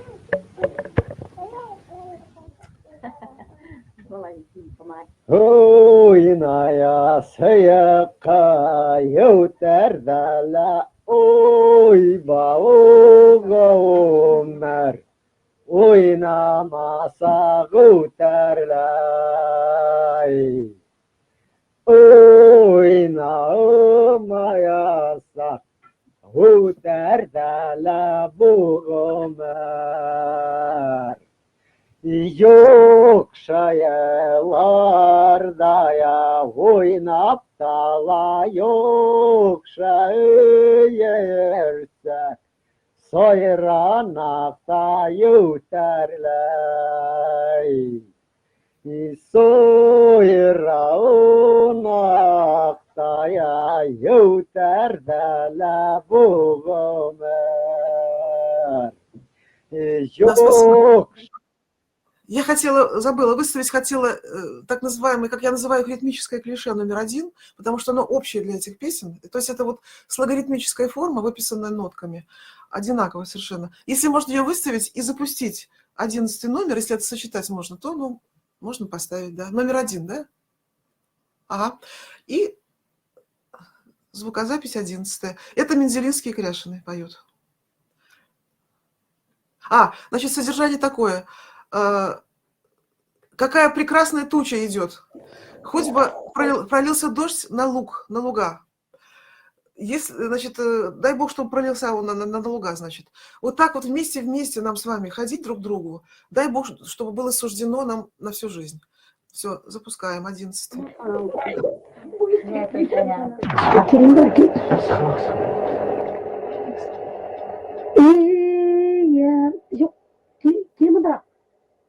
İyemide balıklarla akiller yav seni dile yav seni de balıklarla boyuna Oy bir gece dünya gelecek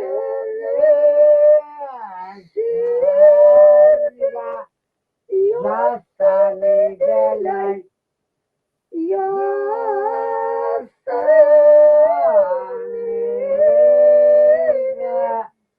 gamle boyuna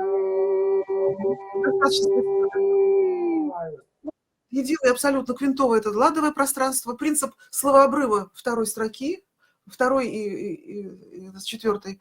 И, значит, вот тоже очень распространенная эта форма песен у Кряшин. Ну, и голосов бывает больше, конечно. Все заполняется. Ой, опять мой голос. Значит так. Вторая пара налево. Я хотела бы сравнить... Ой, ну невозможно. Павел Сергеевич, вы закройте тогда, пожалуйста, микрофон, я не знаю. Да. Ага. Я хотела сравнить видео, 12 номер, тут видео взятое. У нас остается все точно так же, но появляется какой-то призвук вдруг ни с того ни с сего. Я смотрю, у всех выключено, кроме вашего микрофона, поэтому я даже не слышу. Оставим, да, хорошо. Сейчас будет видео из этого диска, который вышел, да, у них в эфире. Как сегодня поют эти Кряшины, да, они поют, конечно, более-менее запевают неплохо вот более-менее аутентично выглядит запевала, без руководителя ансамбля. Остальные поют слишком таким идеальным правильным тоном, к сожалению, да. Но надо отдать должное энтузиазму, их желанию это все петь. И потом для сравнения я вам дам песню вот Мензельинского «Ареала». Сейчас номер 12 – это видео. Современные сибирские кряшины поют.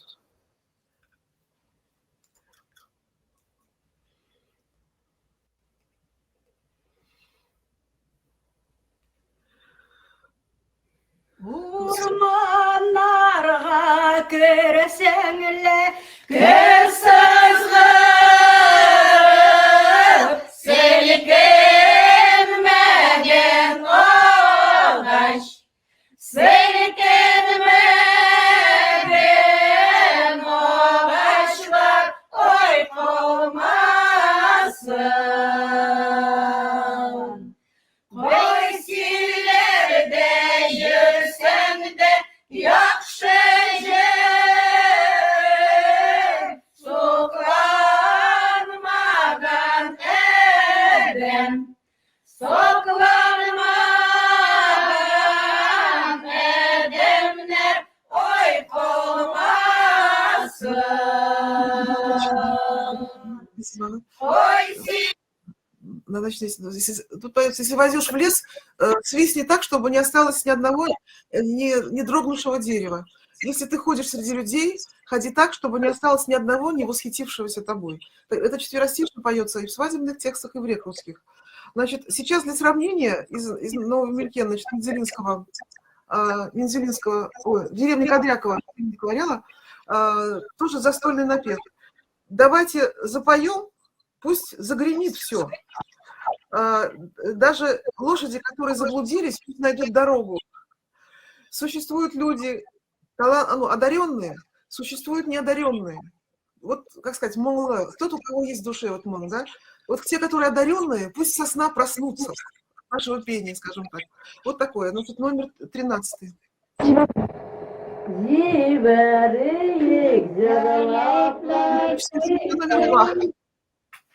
Ой, простите, ритмическое клише номер 2 можно поставить. Тоже общий ритмический вот этот тип. Квинтовое пространство ладовое и словооборот второй строки тоже вообще тоже. Да, картиночку, да.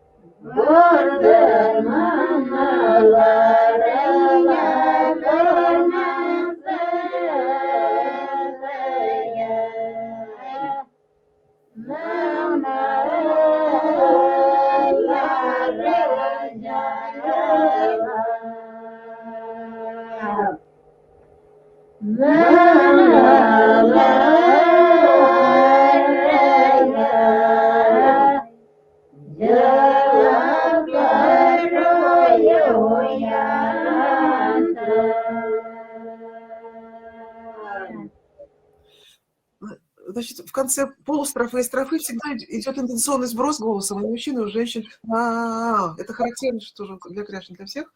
Вот. И, значит, ну, конечно, беседы нам не надо, что такой очищенный звук, и вот поток тембра идет, да, что даже дело не в многоголосии, а просто вот в окраске голоса, конечно. Ну и третью пару, которую я тут заготовила сравнивать, значит, вот 14 номер, это сибирский экземпляр, да, одноголосный, кстати, когда они одноголосные, квинтовые, напев в квинтовом ходу, они стараются охватывать диапазон, стараются компенсировать, наверное, отсутствие голосов немножко.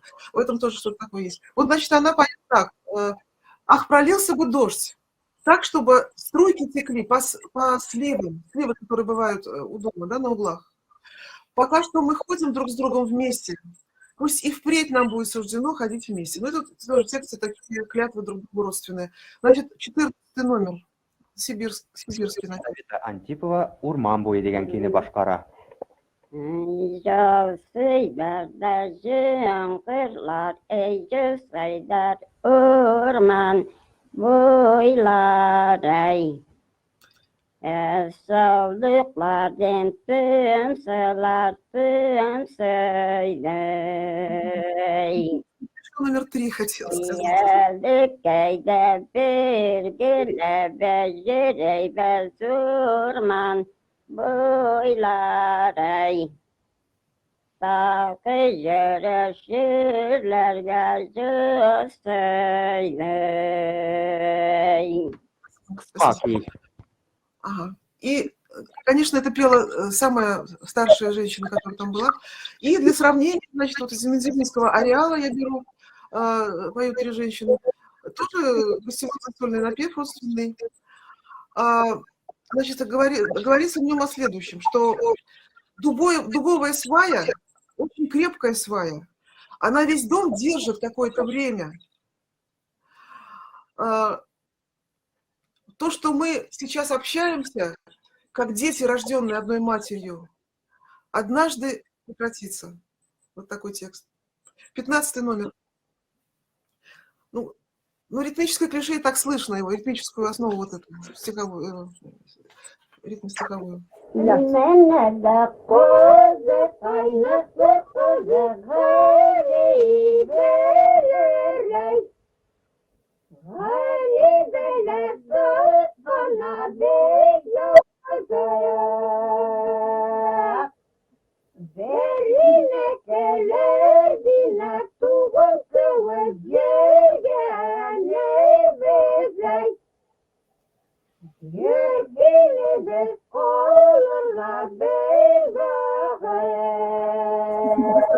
Спасибо, Ильич. Скажу только, что мензелинскую традицию я записывала в 80-м году. Это 80-го года записи. Могу сказать, что сейчас там ничего нет. Вообще ничего нет. Я только добираю сведения от дочерей вот этих женщин, которыми я работала. Просто сведения такие этнографические уже в основном. Вы знаете, это все, что я, собственно, хотела сегодня сказать. Не хочу больше занимать внимание. Спасибо вам за внимание всем. Юлия Денисовна, спасибо вам большое. Конечно, совершенно не хочется вас прерывать, потому что такие вот доклады, когда показывается материал, и можно сказать, что он впервые обнародуется, да, ведь правда ведь? Да еще и вот в наших каких-то традициях мы тоже любим сравнивать, тоже любим искать вот к сибирским вариантам варианты вот с основной территории. Это очень интересно. И самое главное, что вот сравнение мензелинских, вот татарских, ну, кряшинских материалов с бакалинскими через сибирское посредничество такое, да, представительство. Да, это вот здорово. Пути, да, неисповедимы, познания. Спасибо вам огромное. Ну, какие-то вопросы, высказывания имеются ли? Нет, думаю, пойдем дальше. Кто-то хочет? Сейчас Слушаю вас. Я вас приветствую, очень рада вас видеть здесь. Не удалось нам с вами встретиться. Огромное спасибо за доклад, потому что просто с огромным удовольствием послушала записи. Они уникальные, шикарные и настолько близкие нашему материалу. Вот тексты говорите, да, вот это, ну просто, но само исполнение, ну это просто, конечно, слушать и наслаждаться. Я рада, что у вас есть такие материалы, и вы в этом плане, конечно, очень богатые, и есть возможность сравнивать. Да, и жалко, конечно, что вот уже в Мензелинском районе нет, да, вот этих записей. Вот так жалко, что это все уходит. Вы знаете, вообще левый берег Камы, да, который, я считаю, там нужно еще серьезно копать еще. Там есть материал для сравнения, для работы есть. Но там, я считаю, там, конечно, угорский след очень хороший такой есть, во-первых, да. Ну, во-вторых, там сейчас ничего нет, я повторяю. Конечно, это просто вообще материал уникальнейший. Да, я хотела сказать, что в 71 год вот записывает Ленар Джамалетдинов там, да, вот приехала бы команда музыковедов, да, но их не было. Да. В 10-м году я не хочу сказать, что я под стол ходила, но я только пошла в музыкальное училище, вообще тоже вот это еще. И вообще Нигмедзянов записывал в Предкамских районах, он так вообще он формировал, там тоже писал. Еще в 60-е годы он записал несколько, даже в первом сборнике уже были 28 напевов. Но чтобы добраться до Закамья, тем более там еще куда-то. Ну, медицинский материал потрясающий сам по себе, это отдельное. Я надеюсь, что скоро он все-таки выйдет в виде тома, и какая-то презентация. Я так рада буду, если буду слушать удмурты, буду слушать сибиряки, я так хочу этого. Будем ждать. Спасибо. Будем обязательно слушать. Это И ждать будем, и желаем, чтобы вы скорее сделали эту работу. Да. Спасибо огромное вам. Действительно, образцы совершенно феноменальные, демонстрируют традицию. Хорошо, что они хотя бы есть. Да, и здорово, что вот поволжские исследователи, и вот вообще, да, даже не фольклористы, а зафиксировали вот такой вот в 70-м году, в 71-м году вот, в Сибири. И у них было что спрашивать. Наверняка можно было все спросить по этнографическому контексту. Как они поют, они все знали. Это самые старшие там были наверняка люди 900-х годов рождения. Наверняка. Там 70 и даже больше вот этой старой бабушки последней. Или 80, наверное. Так что При желании, я думаю, что поскольку имя, отчество и фамилия есть, связь в деревне есть, через Антоновку Рекордс у нас связь тоже некоторая имеется. И, в принципе, коренным жителям этой деревни можно обратиться и даже узнать год рождения. Да, вот здесь и последнее, что если публиковать даже статью просто, вот напев и комментарий, но год рождения нужен человека. Я думаю, что это не так сложно действительно найти будет теперь уже, когда такие коммуникации нынче у нас в 21 веке. Спасибо огромное. Тем более сейчас у них, вот, да, это 2023 года запись видео была или 22-го? 22-го, да, ну то есть вот это совсем недавно. Ну, идентичность у них сохранена, да, вот она такая, вот, но тем не менее люди идентифицируют себя, знают своих родственников и так далее, жителей, может, и вот, во всяком случае, можно на основании этого добрать. Я через контакт зацепила двух женщин, да, которые не очень, может быть, понимают, что я хочу. Но они же не знают меня, да, как бы я все рассказала. Ну, что мне нужны годы рождения, там, это все, еще негде взять это. Я думаю, что лучше через какие-то муниципалитеты, наверное, спрашивать будем. Ладно, спасибо. Я не буду тратить время в эфире. Спасибо большое. Спасибо вам огромное. Мы движемся дальше и переходим к проблемам изучения песенного фольклора чувашских переселенцев в Сибири. И слово представляю Екатерине Игоревне Исмагиловой, кандидату искусствоведения, старшему научному сотруднику сектора фольклора народов Сибири, Института филологии Сибирского отделения Российской академии наук. Так, я сейчас включу презентацию. Приветствую всех участников нашего семинара научного. Очень рада всех видеть, слышать. Вот, я постараюсь долго времени не занимать, буду достаточно краткой. Мой доклад будет звучать, конечно же, в продолжение доклада Натальи Владимировны.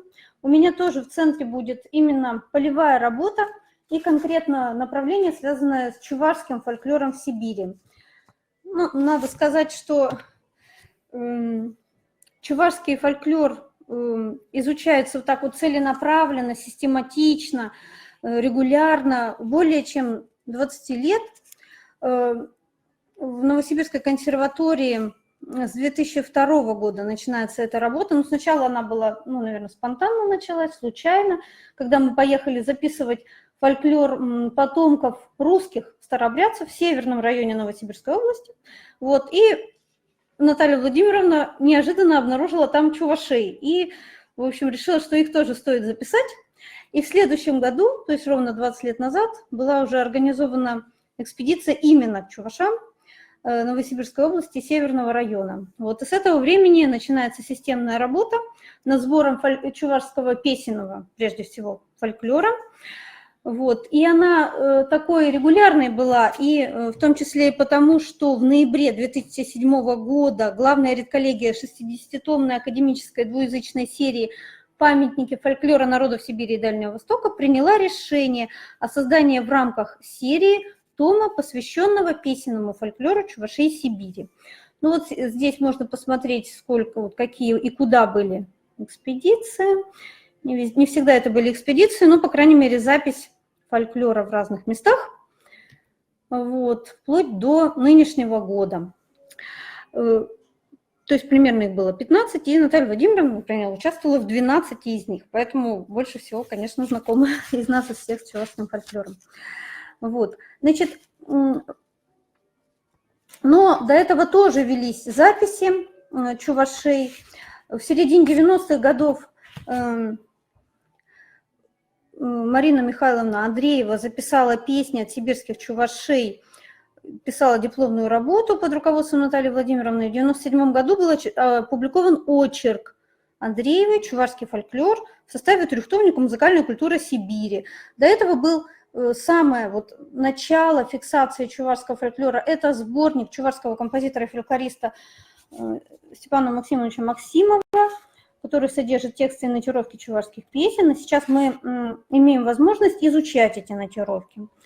Вот. И также есть еще такие записи, мы нашли вот в научном архиве Чувашского государственного института гуманитарных наук. Это записи, выполненные в Красноярском крае, Пугановым, тоже чувашом, композитором, дирижером. Вот такие есть архивные материалы. И в процессе работы перед специалистами встают вопросы, каким образом максимально адекватно, корректно зафиксировать их, охарактеризовать фольклорные традиции сибирских чувашей. Ну, я тут кратко перечислила проблемы, они, конечно, не все, то есть чем дальше мы будем заниматься и именно уже публиковать чувашский фольклор, то тем больше, наверное, их будет дальше и вставать, но постепенно мы их решаем. Значит, ну, проблема, конечно, сохранности фольклорного наследия на современном этапе бытования. Скажем прямо, что уже мало что сохранилось. Вот, то есть сейчас идет такой слом традиции, уже мы фиксируем часто и вторичное такое бытование фольклора, но иногда все-таки удается найти отдельные образцы подлинно чувашского фольклора, как он бытовал и бытует на сибирской именно земле. Вот, и с этим связана проблема принадлежности образцов именно к сибирско-чувашскому бытованию. То есть у нас есть случаи, когда мы записываем какие-то песни чувашей, которые говорят, вот я приехала там в 60-е или там в 80-е даже годы, вот я на родине выучила вот такую песню чувашскую, но здесь она никогда не звучала, здесь я ее никогда не пела. И вот это вот уже, ну, сомнительно отнести вот такие образцы, что это именно сибирско-чувашский фольклор. То есть мы отдаем, ну, предпочтение, конечно, людям, которые там родились здесь, в Сибири, или были привезены в детском возрасте, или там в самом молодом возрасте. И главное, чтобы вот этот фольклор, он звучал, он бытовал, был в практике, в такой более активной, именно вот у нас в сибирском регионе. Вот. Не просто бывает, значит, с диалектной принадлежностью. То есть известно, что чуваши по Волжье делятся на 3 группы: верховые, средненизовые и низовые. И кроме того, у низовых тоже еще есть множество диалектов, они самая такая многочисленная группа, расселены широко. Вот. Но вот эту диалектную принадлежность, за редким исключением, не помнят сибирские чуваши и говорят, что у них уже все смешалось и что они все сибирские чуваши. Вот. И мы можем определить их диалектную принадлежность уже по косвенным признакам, ну, естественно, уже там и по мелодике, и, может быть, по этнографическим данным, и по костюму, например, нам показывают или элементы костюма, или фотографии, и по территории выхода, когда она известна, вот, то тогда уже можно понять вообще, с какими чувашами их, собственно говоря, можно сравнивать. Вот. Диалект, кстати, тоже меняется, и есть такая тенденция перехода в Сибири на низовой именно диалект, а на 3 чувашки. Хотя, если чуваши были верьял, их мало у нас, мы записывали их в Омской области, там уже такие вот фрагменты традиции мы записали. Все-таки там вот их качество, вот это, она сильно отличается от традиции на 3 низовых, и там это слышно, это видно, хотя сами они уже такого слова верьял, они его не знают. Вот. Потом проблема связи с материковыми традициями. Дело в том, что здесь вот те жители, которые являются потомками чувашей, приехавших там, например, по Столыпинской аграрной реформе в начале 20 века, то есть у них там деды, прадеды приехали, они уже часто не помнят, откуда они приезжали, вот, конкретно. А те, которые помнят, это часто бывают уже такие позднейшие переселенцы, потому что переселение было и в 60-е годы, и в 70-е, оно так и продолжалось в Сибирь. И бывает, что, ну, то есть просто не знают, откуда, и мы не можем вот так вот локальный принцип соблюсти, мы не можем сравнить, вот, потому что просто не хватает информации. Или же есть, например, информация, откуда приехали, но вот эта бабушка, она песен не поет. То есть она может рассказать, ну вот песен нет или там 1, 2, 3, и, в общем-то, сравнивать нечего. Но бывает такая удача, и сегодня даже я, наверное, ее покажу, когда люди знают, помнят, откуда их предки, и при этом они жили в Сибири, и при этом они еще и песни поют. Вот, значит, проблема жанровой идентификации. Ну, здесь, в общем-то, это решаемо, я думаю, потому что это и на материковой территории традиции есть, то есть нужно уточнять жанровую принадлежность. Одни и те же тексты принадлежат одновременно к разным жанрам, по разным уровням классификации. Например, песни, они там идут, например, лирические по тексту, а по области функционирования это гостевые песни. Или, например, они говорят, что вот это вот так маг, частушка, а по тексту это идет четко лирическая песня. Ну вот это, в общем, надо, возможно, развести, выяснить. Ну, просто на это тоже нужно обращать внимание. Потом проблема расшифровки и перевода текстов. Дело в том, что сибирские музыковеды не знают чувашский язык, вот, и во время самой записи материала мы спрашиваем у исполнителя, о чем эта песня, и записываем обобщенные переводы самих исполнителей. А затем мы обращаемся к филологу, в частности, мы обращаемся к Елене Владимировне Федотовой, к фольклористу чувашскому из Чебоксар за расшифровкой, переводом и фольклористическими комментариями. Надо сказать, что Елена Владимировна нам очень помогает, мы без нее вообще ничего делать не можем. Дважды удалось поучаствовать в совместных экспедициях. Одна была экспедиция в Тюменскую область, Наталья Владимировна об этом говорила, а вторая была в этом году, когда мы доехали, наконец, до Иркутской области, и Елена Владимировна, конечно, нам очень-очень помогла, просто была таким незаменимым участником. Вот. Проблема отбора материала. Ну, у нас не так много образцов, хотя они, в общем-то, прирастают с каждым годом, находятся новые материалы, и уже ну, можно думать о том, что включать в том готовящийся, что не включать. Конечно, не следует включать поздние авторские произведения 20 века, то, что нам, в общем-то, поют сейчас часто, песни-частушки заимствованные, которые звучат на русском языке, или фольклоризованные песнопения церковные, которые заменили, например, чисто народные, там, похоронные тексты, похоронные жанры, и вместо этого в Сибири повсеместно поют православные молитвы, там Три Святое, и на русском, на чувашском языке. Ну вот это вот, об этом, конечно, надо написать во вступительной статье, но в том это, конечно, включать не следует, потому что о том у нас памятники фольклора именно. Вот. А вот песни с заимствованными из русской фольклорной традиции сюжетами и напевами у нас в Сибири тоже чуваши поют с мелодией «Кирпичики», только там другие сюжеты, но мелодия та же. Вот. И там, где звучат они на чувашском языке, там, где происходит трансформация исходного напева, переосмысление, бывает, русского текста или сюжета, или совершенно самостоятельный сюжет, вот такие вещи, на наш взгляд, стоит включать, потому что очень мощная такая трансформация, переработка происходит, и уже они такие включенные в традицию фольклорную становятся. Вот, я понимаю, что здесь не все, конечно, проблемы и вопросы отражены, они будут какие-то вставать уже именно в процессе публикации, в процессе нотной расшифровки, которая, в общем, идет не так быстро, как хотелось бы, но она, надеюсь, будет продвигаться. Вот, и это сейчас, вот как на данном этапе вот у нас это дело обстоит, я рассказала.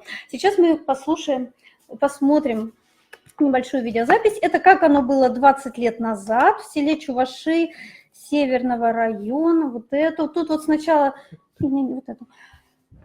Мы немножко посмотрим. Тут вот как раз Наталья Владимировна помогает. Вот. Как одевается? Как он завязывается?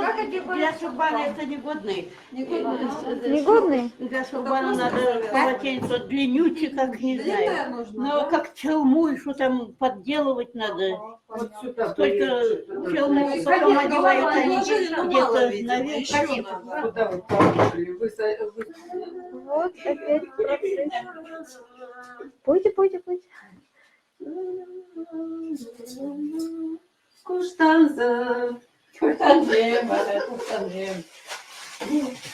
Это наша куштанза. Шубка бедная шарова.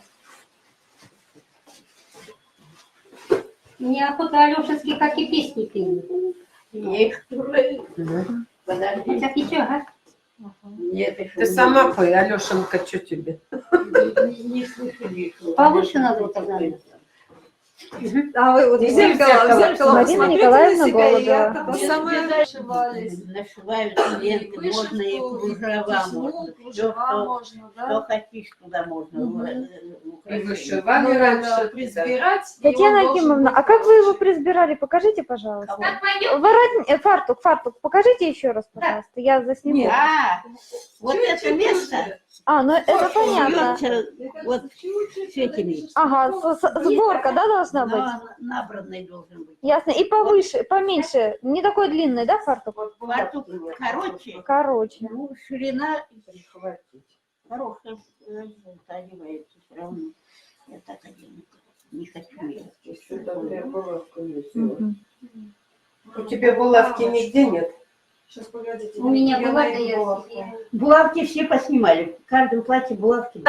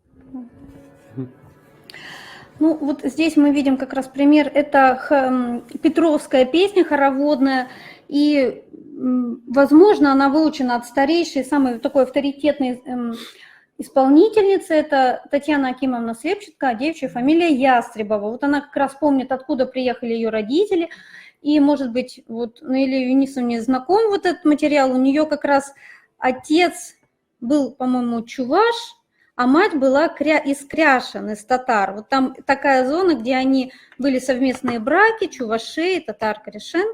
Вот. И, может быть, она как раз вот песню их традиции где-то из Канашского района Чувашии она сюда привнесла. И хотя предки вот этих других двух женщин, они из других мест, но они, похоже, перешли вот на ее традицию.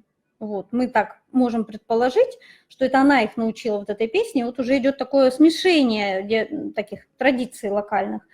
Вот, вот таким образом. Ну, наверное, на этом у меня, конечно, есть много что еще. Вот, давай еще вот эту рекордскую покажем. Как, вот это пример, подождите, это как раз, где Елена Владимировна беседует со старейшей исполнительницей из села Джогино этого года. И вот здесь как раз работа Иркутская область, Тайшетский район, село Джогино. Работа фольклориста-филолога. Так получилось, что бабушка не могла выйти из дома, она совершенно слепая. Мы через окошко с ней беседовали, поэтому она держалась за руки у Лены. Вот, и получилось выстроить именно с ней диалог. Бабушке 93 года, она здесь родилась, она как раз коренная сибирячка. И Лена смогла выстроить с ней разговор именно на чувашском языке и записать от нее даже вот песню.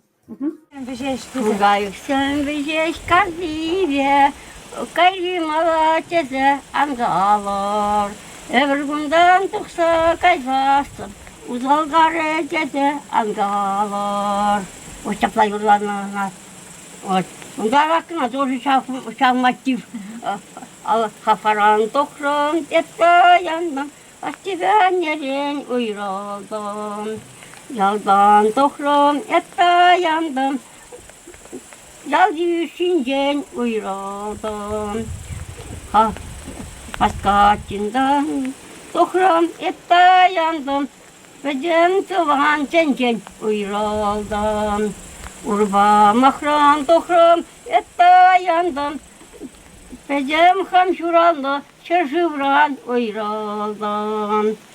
Тургаихсем гаяй кариве, кайримала тете ангалор. Эбель кундан тухса. Вот, собственно, все, что я хотела сказать. Меня слышно? А можно спросить что-то, да? Да, я заканчиваю на этом. Вот, и, пожалуйста, да, можно спрашивать, конечно. Можно, да? Угу. Сирена Игоревна, очень рада видеть вас, очень рада видеть Лену Федотову, мы с ней дружим давно уже. Я хотела 2 вопросика маленьких задать, малюсеньких. Вот вы сказали, что бывает, что так вот четверостишие и как бы мелодия немножко расходятся, да, что вот вроде как такмаком они называют, а четверостишие лирика, да? Но, в принципе, у татар и у чувашей, мне кажется, это как раз очень часто встречается, потому что четверостишие очень подвижные. Они могут быть в любом жанре появиться. И обрядовые, и даже в такмаке. Если спеть протяжно, вот коротко стиховое, допустим, четверостишее, оно прозвучит очень лирически и даже грустно. Ну, просто вот так в виде вопросика. И второй вопрос мне такой, значит, что одно дело, что записывать, а другое дело, что включать в том, да, это тоже как бы разные вопросы. Вы когда говорите, что вот то, там мы стараемся не записывать, да, я вот однажды в первый же год аспирантуры тоже сказала в секторе фольклора у нас, что вот я вот это вот я не записываю, потому что вот эти такмаки общетатарские, зачем я их буду записывать, вот это, еще вот это. А Изалевич говорит, вы записываете, говорит, лет через 30 этому цены не будет, он сказал, потому что как это переинтонируется и как это все поется, в общем, как-то он так мудро меня поставил на место. Ну, как вы к этому относитесь? Первое и второе тоже. Да, значит, первое и второе. По поводу первого большое спасибо за такое, дополнение, и это подтверждает уже и мои наблюдения тоже, что четверостишие очень подвижно, такая очень, не знаю, универсальная форма, наверное, выражения разного содержания и разной жанровой принадлежности, такая очень емкая форма, да, все правильно, спасибо. А вот насчет второго, мы записываем все, мы даже если они нам поют там какие-то авторские песни, там уже где-то даже, чтобы их там не обидеть, но мы записываем все, и песни 20 века, и вот, а уже вот потом, конечно, надо отбирать все-таки, что включать в памятнике, а что не включать, а записывать все, конечно, да, согласна. Да. Спасибо. Спасибо вам. Дорогие коллеги, я предоставляю слово нашим гостям, а именно Ирине Вячеславовне Пчеловодовой, кандидату филологических наук, научному сотруднику Удмуртского института истории языка и литературы Удмуртского федерально-исследовательского центра Уральского отделения Российской академии наук, и соавтором Сафроновой Екатерине Анатольевне и Анисиму Николаю Владимировичу, которые также, помимо прочего, являются сотрудниками нашего сектора фольклора народов Сибири, Института филологии. И вот демонстрируют такое вот наше тесное дружеское сотрудничество. Поэтому я представляю слово Ирине Вячеславовне и сообщение «Современное состояние фольклорной традиции сибирских удмуртов». Спасибо большое. Запустить презентацию, да. Да, пока Павел Сергеевич запускает, я тоже позволю от лица фольклористов Удмуртии поздравить юбиляра Наталью Владимировну и пожелать ей много и долгое лето, и, конечно же, дальнейших успехов и открытий в выбранной проблематике. Ну и приступая к нашему совместному докладу. Сейчас, одну секундочку. И начну с такой небольшой, ничего страшного, да, запускайте, я пока буду говорить, небольшой такой, наверное, справочки, что удмурты – это малочисленный народ, который относится к финно-угорской языковой семье, все об этом знают. Конечно, основной территорией проживания является Волго-Уральский регион, но несмотря на свою малочисленность, удмуртов в силу различных причин можно встретить в разных уголках нашей страны, в том числе даже за рубежом. Так, например, удмурты-переселенцы обрели вторую родину в Сибири. Согласно экспедиционным данным, в том числе и последних лет, в рамках нашего совместного гранта, это 2006 год, 2020-2023 года, удмурты компактно основались в Томской области, Красноярском крае и Кемеровской области. И удмурты данного региона относятся к сибирской группе удмуртов.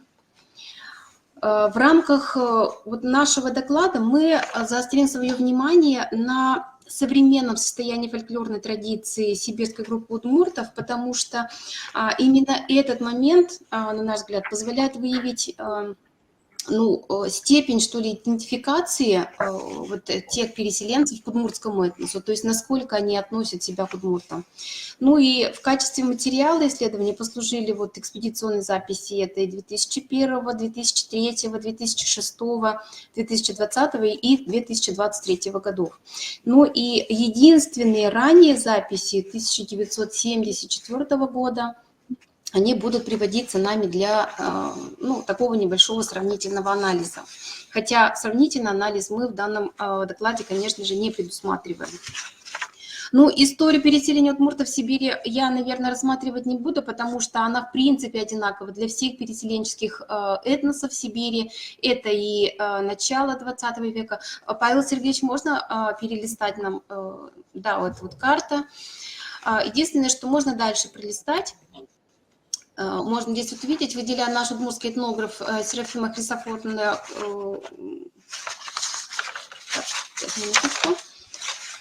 Лебедева, она выделяет условно, да, вот история переселения, да, это, конечно же, аграрная реформа начала 20-го столетия, это раскулачивание, добровольное переселение.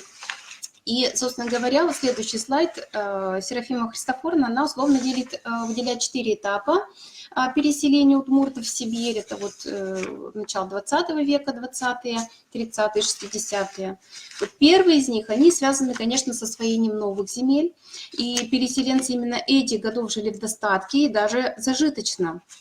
Вот третий этап, он, конечно, более такой болезненный, он связан с периодом раскулачивания и коллективизации. Хотя, конечно, добровольное переселение тоже не было столь благополучно. Знаем, что они приезжали на голые места, и приходилось самостоятельно расчищать и обустраиваться, то есть там тоже были свои проблемы, но, тем не менее, конечно же, удмурты, которые сегодня проживают там, самой главной причиной, конечно же, называют именно бедность проживания в России, как они говорят, да, в Удмуртии, и, соответственно, более зажиточная и богатая жизнь уже в Сибири. В настоящее время в Томской области, можно следующую карту, следующий слайд, в Томской области удмурты компактно проживают в Чаинском районе, но дисперсно распределены и по другим районам области. Преобладающим большинством удмуртов-переселенцев здесь являются выходцы из современного Шарканского района, это северо-восточная часть Удмуртской республики. И лишь одна деревня, которая называется Тига-4, удмуртское название Уйвай, хотя сегодня ее уже нет, она была создана переселенцами из деревни Уйвай и окружающих ее деревень современного Дебесского района, это чуть севернее Шарканского района. В 30-х годах 20 века слышно? Да. В Чаинский район Томской области переселяется небольшая группа закамских удмуртов из Куединского района Пермского края. Но из-за своей немногочисленности закамские удмурты адаптировались к шарканской традиции и, собственно, стали ее органической частью. И сегодня нет никаких следов этой удмуртской диаспоры. Следующий слайд. В Красноярском крае удмурты основались в Берелюзском и Большеулуйском районах. А также, согласно данным экспедиции 2020 года, в Дзержинском районе. Вот это совершенно разные стороны, то есть это вот западная и восточная часть Красноярского края. По данным переписи в Енисейской губернии в конце 19 века проживало 5 удмуртов. Перепись 1920 года зафиксировала в губернии 658 удмуртов. Что-то опять случилось. В 2000 Красноярском крае насчитывалось 2026 удмуртов. Основную массу прибывших в Перелюзский и Большеулуйский районы Красноярского края составили переселенцы северных районов Удмуртии, Шарканского, Игринского, Красногорского и Глазовского района. Если шарканские удмурты были в потоке первых переселенцев, то игринские удмурты составили второй и третий потоки. Компактно они расселились там в Перелюзском и Большеулуйском районах. Но сегодня в Козульском районе удмуртских деревень уже нет. В настоящее время в Перелесском и Большом Удмуртском районах проживают в основном выходцы из Иглинского района Удмуртии. В 30-е и 60-е годы прошлого столетия в эти места переселились выходцы из южных районов Удмуртии. Это Алнашский, Граковский и Кизнерский районы. Однако граковские удмурты вскоре вернулись на родину. А вот в Дзержинском районе Красноярского края основную массу выходцев составляют удмурты Глазовского района, переселившиеся в эти места в 30-е годы, но особенно активно в 60-е годы 20 века. Примечательно, что деревня Чемурай, следующий слайд, была основана удмуртами переселенцами в 1936 году. И одна из улиц поселка Орловка, она названа Глазовской в честь своей исторической родины. Предки кемеровских удмуртов, это можно сделать следующий слайд, в основном прибыли на эти земли добровольно из Диарского района Удмуртии, это самая северная точка Удмуртской республики. Ну, некоторые из них были выходцами из Болезинского и Глазовского, Кесского районов, но об этих населенных пунктах из этого района, к сожалению, информации у нас нет. Сведения о проживании известны с переписи населения, начиная с 1897 года по 2020. По этим данным известно, что в конце 19 века на территории Приморской губернии, в которую входит нынешняя Кемеровская область, проживало 16 удмуртов. В период с 1926 по 1989 год удмуртов было от 4 до 5 тысяч человек. А в 2002 году насчитывалось 2665, ну и на сегодняшний день уже, конечно, гораздо меньше, в пределах 1500.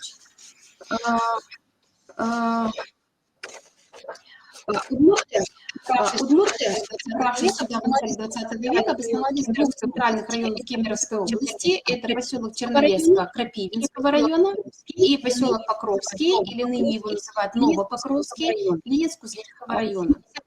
В 70-х, 80-х годах прошлого столетия по разным причинам население из этих маленьких поселков начало разъезжаться в более крупные. Так, в 70-х годах удмурты из Чернолеска переехали в соседние поселки Междугорные и Каменные, еще называют Колхозный маршрут. Из деревни Новопокровска переехали в поселок Красноярка, Свердловский, Кузнецкий и другие населенные пункты. Можно сказать, тоже останавливаться года вы можете почитать, то есть какие экспедиции были совершены к сибирским удмуртам. Самое раннее, это 1974 год, здесь побывало 2 преподавателей студентов Удмуртского государственного университета и Удмуртского научно-исследовательского института. Они обследовали населенные пункты Большеулуйского и Берелюзского районов Красноярского края и вот Каинский район Томской области. Именно эти сведения и стали таким толчком для исследования, собственно говоря, фольклора сибирских удмуртов.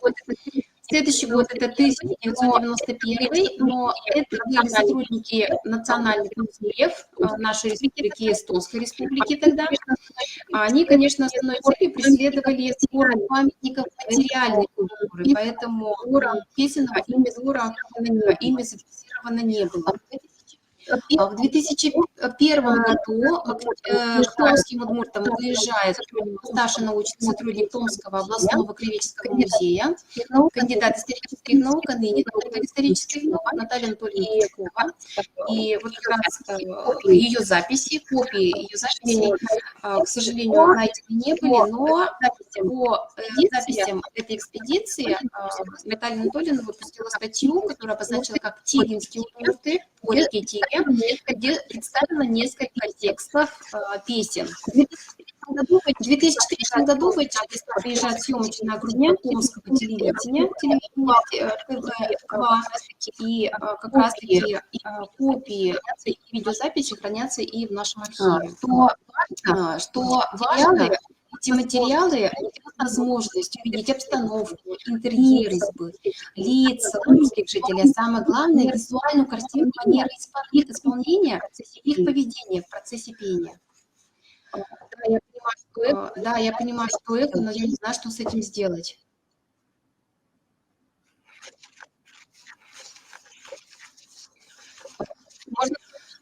Можно следующий слайд? Так, 2006. Это этнографическая экспедиция нашего института в составе удмуртской делегации в честь столетнего юбилея со дня образования ТИГа-3, удмуртское название. И тогда нам как раз удалось уже лично побеседовать с удмуртскими жителями. 2020 год – это фольклорная этнографическая экспедиция Удмуртского института истории языка и литературы совместно с сотрудниками Института филологии, Сибирского отделения РАН и Эстонского литературного музея. А эта экспедиция была уже по следам первой экспедиции. И в этой экспедиции еще плюс ко всему стало открытием информация о проживании удмуртских переселенцев в Дзержинском районе Красноярского края. Ну и 2023 год, это вот уже последняя экспедиция, пока на сегодняшний момент, но первая к удмуртам Кемеровской области. И здесь как раз удалось нам собрать некоторые сведения о традиции, об обычаях и в том числе о песенной традиции. Павел Сергеевич, не получается, да, с этим справиться?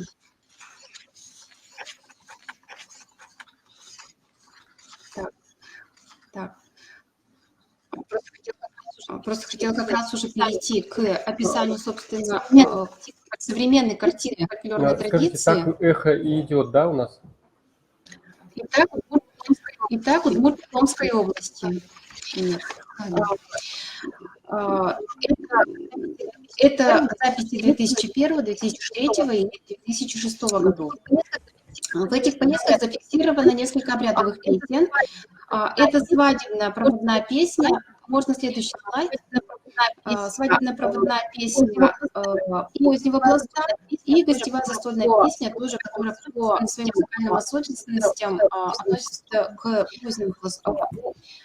В чем особенность свадебной проводной песни? Здесь звучит мотив замужества финской девушки не ее воли, который не фиксирован в коренной традиции. Причем образ этого текста, то есть там вот удмурт мыл, удмуртская девушка, удшин соловей, егиддаур молодость, прием психологического параллелизма, построенный на описании внутреннего состояния девушки, противовес природного мира, ее прямое обращение к матери, указывают на принадлежность жанру необрядовой лирики. Однако большее количество групп, конечно, составили не приуроченные лирические песни. Там можно следующий слайд. И все эти песни... Нет, значит. Все они совпадают с репертуаром экспедиции 1974 года, хотя, конечно, в ранней экспедиции записано гораздо больше песен. Но, тем не менее, вот тот набор песен, который записан перед нами в 21 веке, он совпадает с этим репертуаром.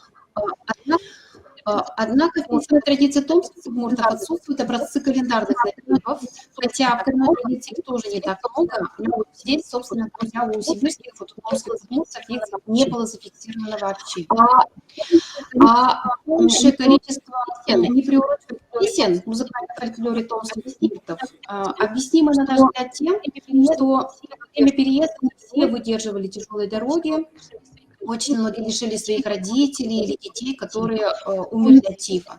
Ну и в связи с этим, конечно, в окружении сибирских лесов удмуртские лирические песни получили особенное звучание, наполненное тоской по своей прежней родине. Не случайно в лирических текстах наиболее часто встречается мотив сиротства, разлуки с семьей, с своим деревенским сообществом, с родным пространством. Красноярск. Описывая фольклорную традицию красноярских удмуртов, следует отметить одно этнографическое своеобразие.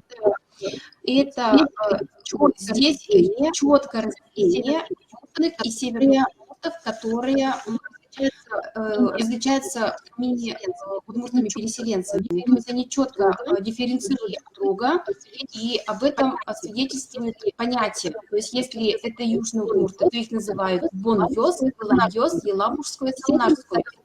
Северных, соответственно, называют бен-йос, грин-йос, лотс-йос, грин-йос. то есть даже по тому месту, откуда были выходцы их предков. Это в Большеудойском и Перелюзском районах Красноярского края.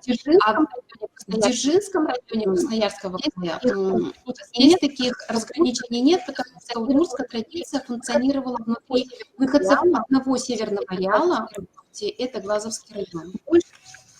Большая часть записанных материалов в 2020 году связана с рассказами о переселении из Удмуртии в Красноярский край, причем каждая история эмоционально насыщена, наполнена историческими фактами и отражает сложную судьбу как отдельной личности, так и народов в целом вообще.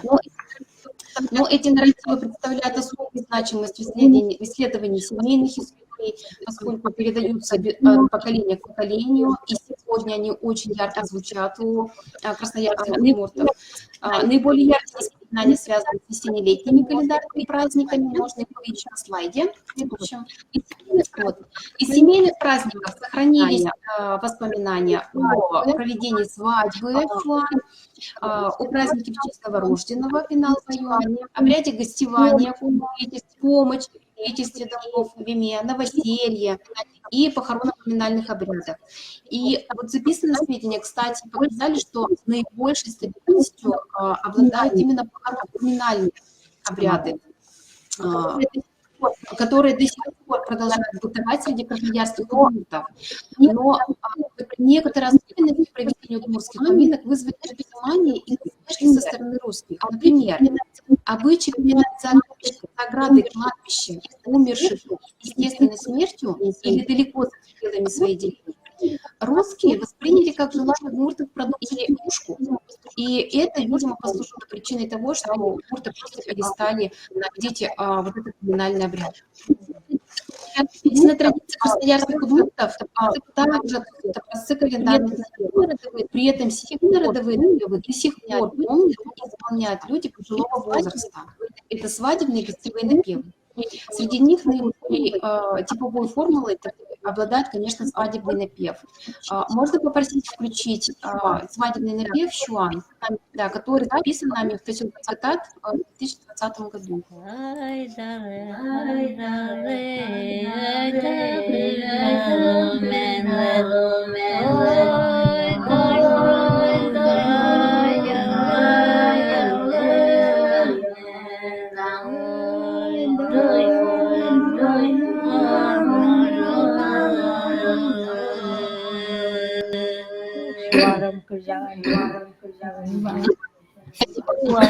Спасибо.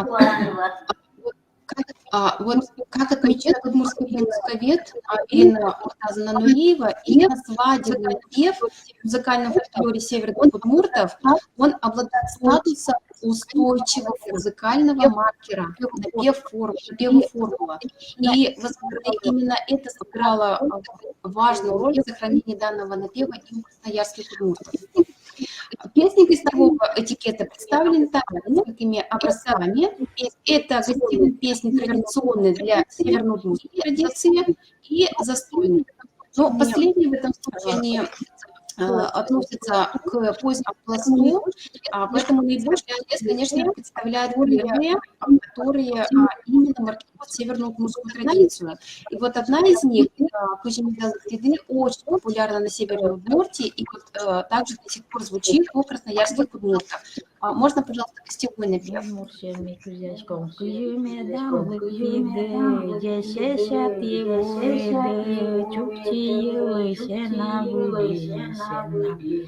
Гажаса, гажатека, ты только Энговия, нам кричална Моне темпоты савуиды.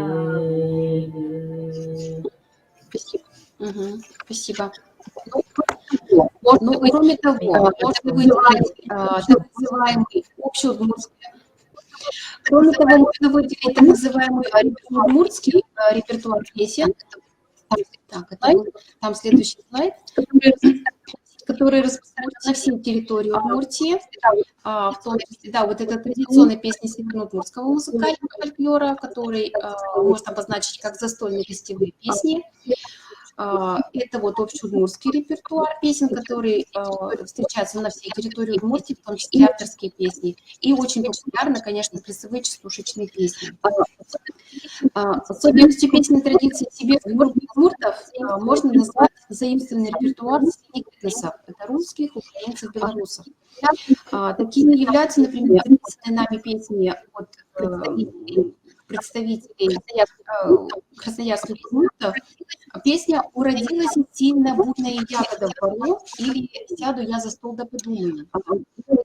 Которые записали в поселке Радат Шулыйского района. И вот первую песню Антона выучила от мамы, которая, в свою очередь, запомнила ее от белорусов, проживающих в соседней деревне. Кемеровская область. Во время общения с кемеровскими удмуртами можно следующий слайд. Отдельное внимание было уделено, конечно же, праздникам, обрядам, проводимым местными представителями нациями, и большинство рассказов также это воспоминания из детства и молодости. Можно следующий слайд показать. Вот наиболее яркие, конечно же, связаны с зимними и весенними календарными праздниками. Из семейных праздников также остались воспоминания о свадьбе, о празднике в честь новорожденного, который здесь называют Шанген Ветлон, буквально хождение с шаньгами, и крестинах, и похоронно-поминальных обрядах, и проводах в армии, и в помощи в строительстве домов. На основе записанных экспедиционных материалов можно сказать, что обрядовые напевы и самобытная форма исполнения, характерная для северно-удмуртского фольклора, кричи, песни импровизации на ономато-поэтическую лексику, практически не сохранились. Большинство информантов красочно описывали исполнение удмуртских песен, писали на их посвящение в местной экспедиции, но записать удалось фрагменты воспоминаний, и они, конечно, пробовали напеть, но это получились вот такие очень отдельные моменты, поэтому я не стала даже их приводить. Но, как они вспоминают, они всегда звучали по случаю своих переживаний, по уходу близких родственников или также на обване ножек новорожденного. Ну, необрядовые песенные жанры в этом случае, конечно, имеют лучшую сохранность, опять-таки, хотя удалось записать тоже не так много, всего 4 лирические песни. По одному образцу зафиксировали гостевую, колыбельную, и очень популярна у них игровая песня «Улимон Хужонин». Удмурты Ленинск-Кузнецкого района песни, мелодии лирических песен исполнили только примерно, вспомнили, потому что без старшего поколения они уже их не исполняют. Полноценно вот исполнили игровую и колыбельную песню, потому что знали их с самого детства. Ну, а в советское время старшее поколение выступало на местном районном празднике, вот как раз этой игровой песней «Улимон Хужонин». Можно ее включить. Кстати, местными русскими и другими этносами она была воспринята очень тепло, как они вспоминают. Улимон Хужонин одыгете арзе, улем помнам счеты сомыным курекзе, мы нам куреге. Азварите ветле пио себе щазнуле, Хужое скворете куредес черецке, кит-киток, киток-киток. Улимон Хужонин крикдети зеарзе, улем понам счеты сомыным дяджекзе, мы нам дяджек га-га-га, мы нам куреге. Азварите ветле пио себе щазнуле, Куря испарете, курегес черецке, кит-киток, киток-киток. Улимон Хужонин крикдети улем понам счеты сомыным тага. Шоры. Мы нам шоры, тёк-тёк-тёк, мы нам дяджек га-га-га, мы нам куреге. Азварите ветле пио себе щазнуле, Хужое скворете, курегес черецке, кит-киток, киток-киток.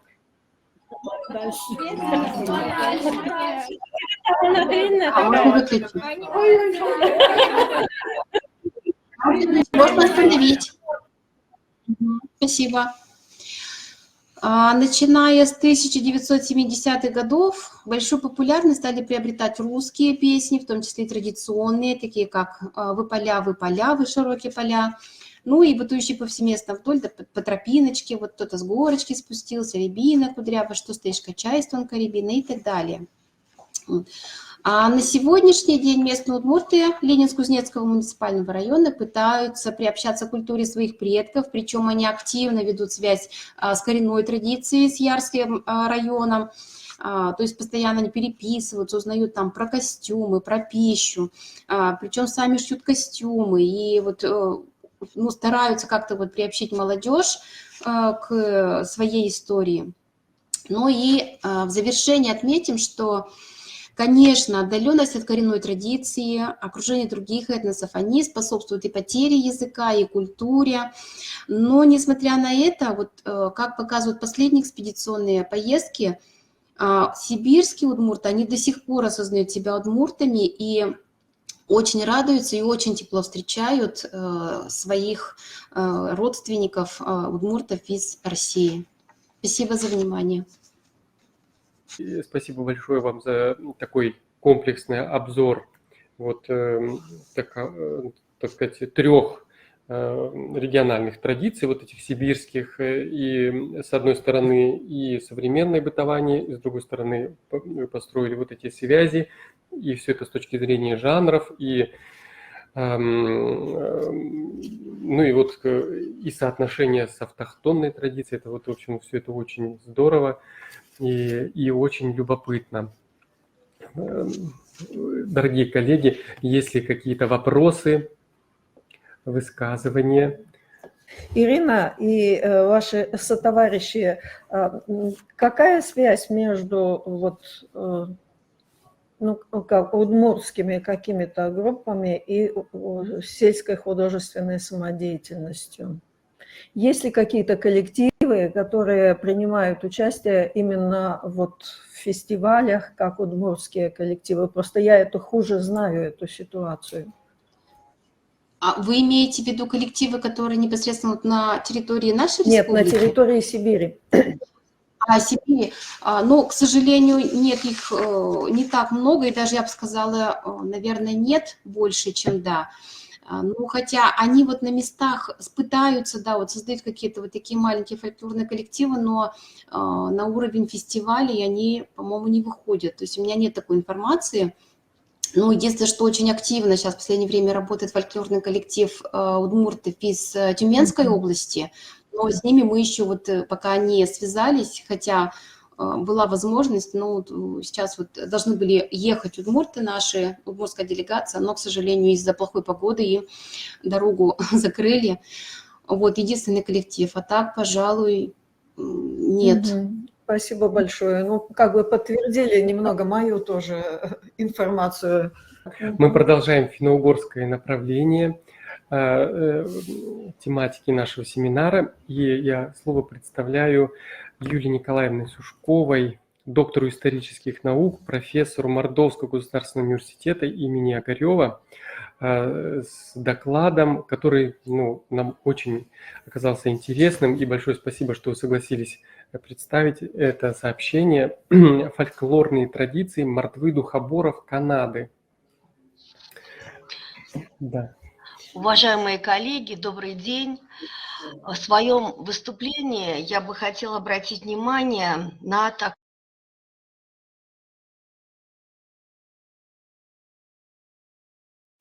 Отключился звук ваш. Ага. На такое религиозное и социокультурное явление, каким представляется духоборчество, возникшем в середине XVIII века в центральных губерниях Российской империи. Духоборы свое название толкуют как борцы за дух, борцы духом, борцы за духотворение омертвевшей веры. Они отличались достаточно высоким радикализмом, отвергая канонический текст Библии, руководствовались главным образом преданиями в виде стихов, псалмов, объединенных в животные книги. Вот эти стихи, псалмы тоже нами представляются как одно из направлений фольклорных традиций. Один из исследователей духоборчества, Петр Иванович Малов, он таким образом сформулировал специфику этого явления. Духоборчество многолико и многогранно, трудно о нем сказать всего словами. Оно как океан, то тихое и прозрачное, то бурное и пенящееся. Как пространство Вселенной, оно бесконечное, широкое и глубокое, которое можно переживать, ощущать и познавать внутренним оком, но записывать почти невозможно. Его русло и течения слишком полны всяких изгибов, крутых поворотов и страшных водопадов, не поддающихся никакому систематическому изучению. Духоборчество есть одна из великих загадок жизни. Оно движется побуждениями или возбуждениями, которые приносят ему их пророк или учитель. Как прилив и отлив морских волн, оно движется вперед с могучим напором, а потом постепенно отходит назад. Многие пробовали изучать и разгадать эту загадку, но, по-видимому, нет такого человека, который бы смело сказал, что он постиг духоборчество во всей его широте и глубине. Оно как необразимое пространство. Чем выше поднимается над ним, тем дальше отходит его горизонт и расширяются пределы. Вот мы решили в начале 2000-х годов подступиться к этому явлению, но обратили внимание не просто на духоборчество как таковое, а на ту часть, которая в конце XIX века осуществила иммиграцию в Канаду. Вот, представилась такая возможность, в то время были еще совместные проекты российско-канадские, и в частности вот был поддержан наш проект по юридической антропологии российско-канадский, который позволил мне простажироваться в университете Британской Колумбии, где вот в этой провинции мне удалось провести полевую экспедицию среди духоборов. Конечно, действительно, это явление очень многогранное и много различных аспектов, сторон, которые познать в полноте очень сложно, и нужно этим заниматься, этой тематикой всю жизнь. Но мы обратили внимание в тот достаточно еще небольшой промежуток времени, а именно в 2004 году состоялась эта экспедиция в различные дистрикты Грэнд-Форкса в Британской Колумбии на, можно сказать, что ли, на два аспекта в центре нашего внимания были.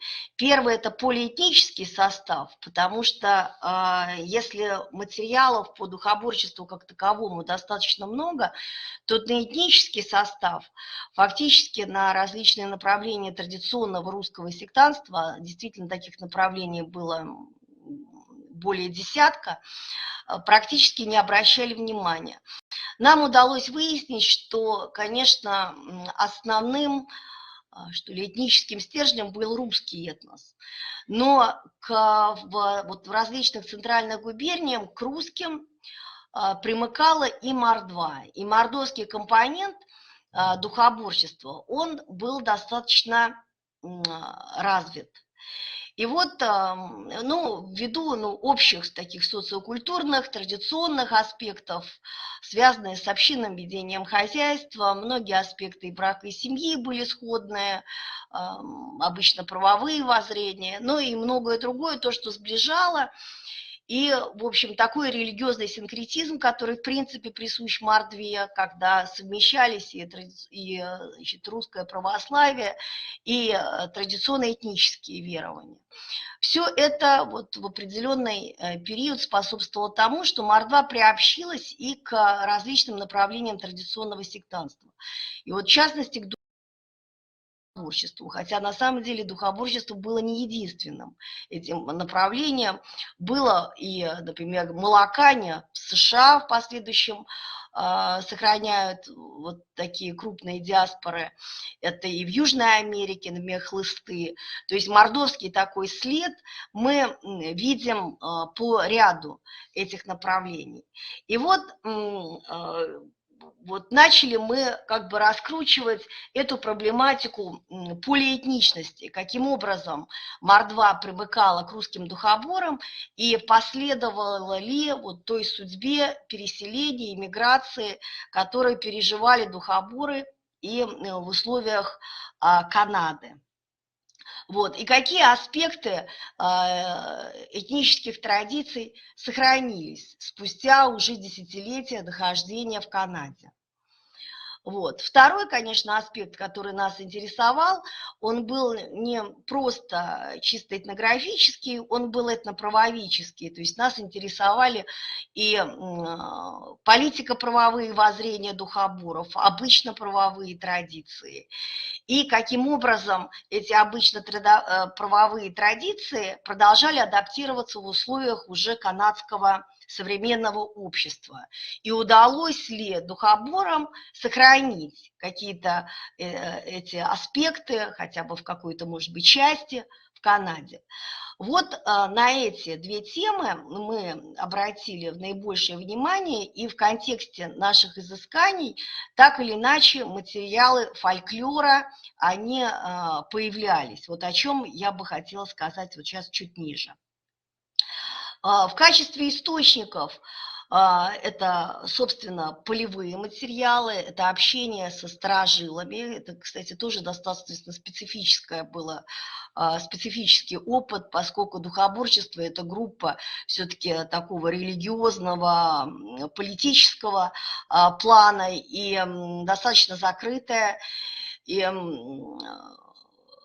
в общем, считаем это большой исследовательской удачей, что нам, в принципе, удалось туда проникнуть и собрать соответствующий материал, несколько погрузиться, что ли, в духоборческую проблематику, в духоборческую эту среду.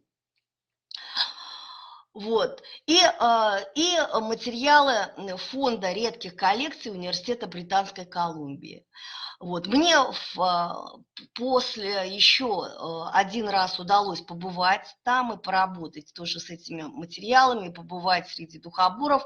В 2013 году, после того, как вышла книга «Под небом Канады», и провести презентацию в рамках университета и этой духоборческой общины там. Вот, пожалуй, вот эти материалы были положены за основу наших наблюдений. Но я хотела бы подчеркнуть, что фактически, когда мы уже прибыли в 2013 году, то тот пласт старожилов, носителей уникальной информации, к сожалению, уже ушел. Существенная часть ушла из жизни, и я могу сделать такой вывод, что вот то, что нам удалось записать из оригинальных каких-то крупиц в 2004 году, ну, уже во многом необратимы, эти процессы неповторимы. То есть больше собрать то, что нам удалось вот в то время, уже и в 2013 году стало уже практически невозможно. Так вот, говоря о полиэтническом составе и о том, почему немало было мордвы, конечно, это происходило и в результате смешанных браков.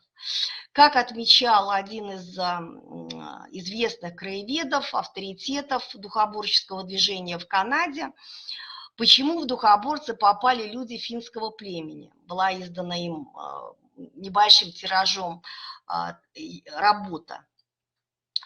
И вот что он написал. Духоборцы проживали по большей части среди племени, называемого мордва, и у них со временем получилась тесная связь с мордвянами. Мордвы были народ простой и бедный, такой же, как и духоборцы. Вера в них не была особо твердая, ни в православии, ни во что особое другое.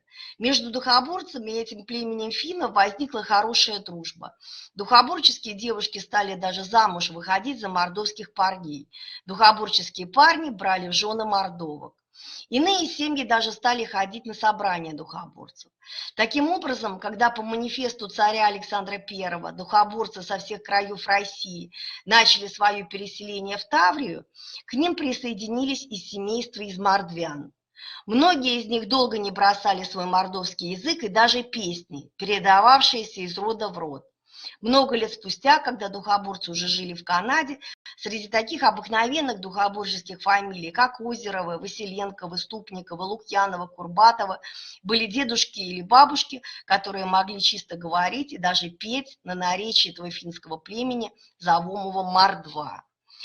И действительно, когда мы стали уже в рамках экспедиции проверять отдельные семьи, а они придерживались традиции больших патриархальных семей, как и русские, обнаруживалось, что немало из этих семей действительно имеют такое мордовское происхождение, считают, что они имеют мордовские корни, и вот сохранили некоторые, конечно же, элементы материальной и духовной культуры.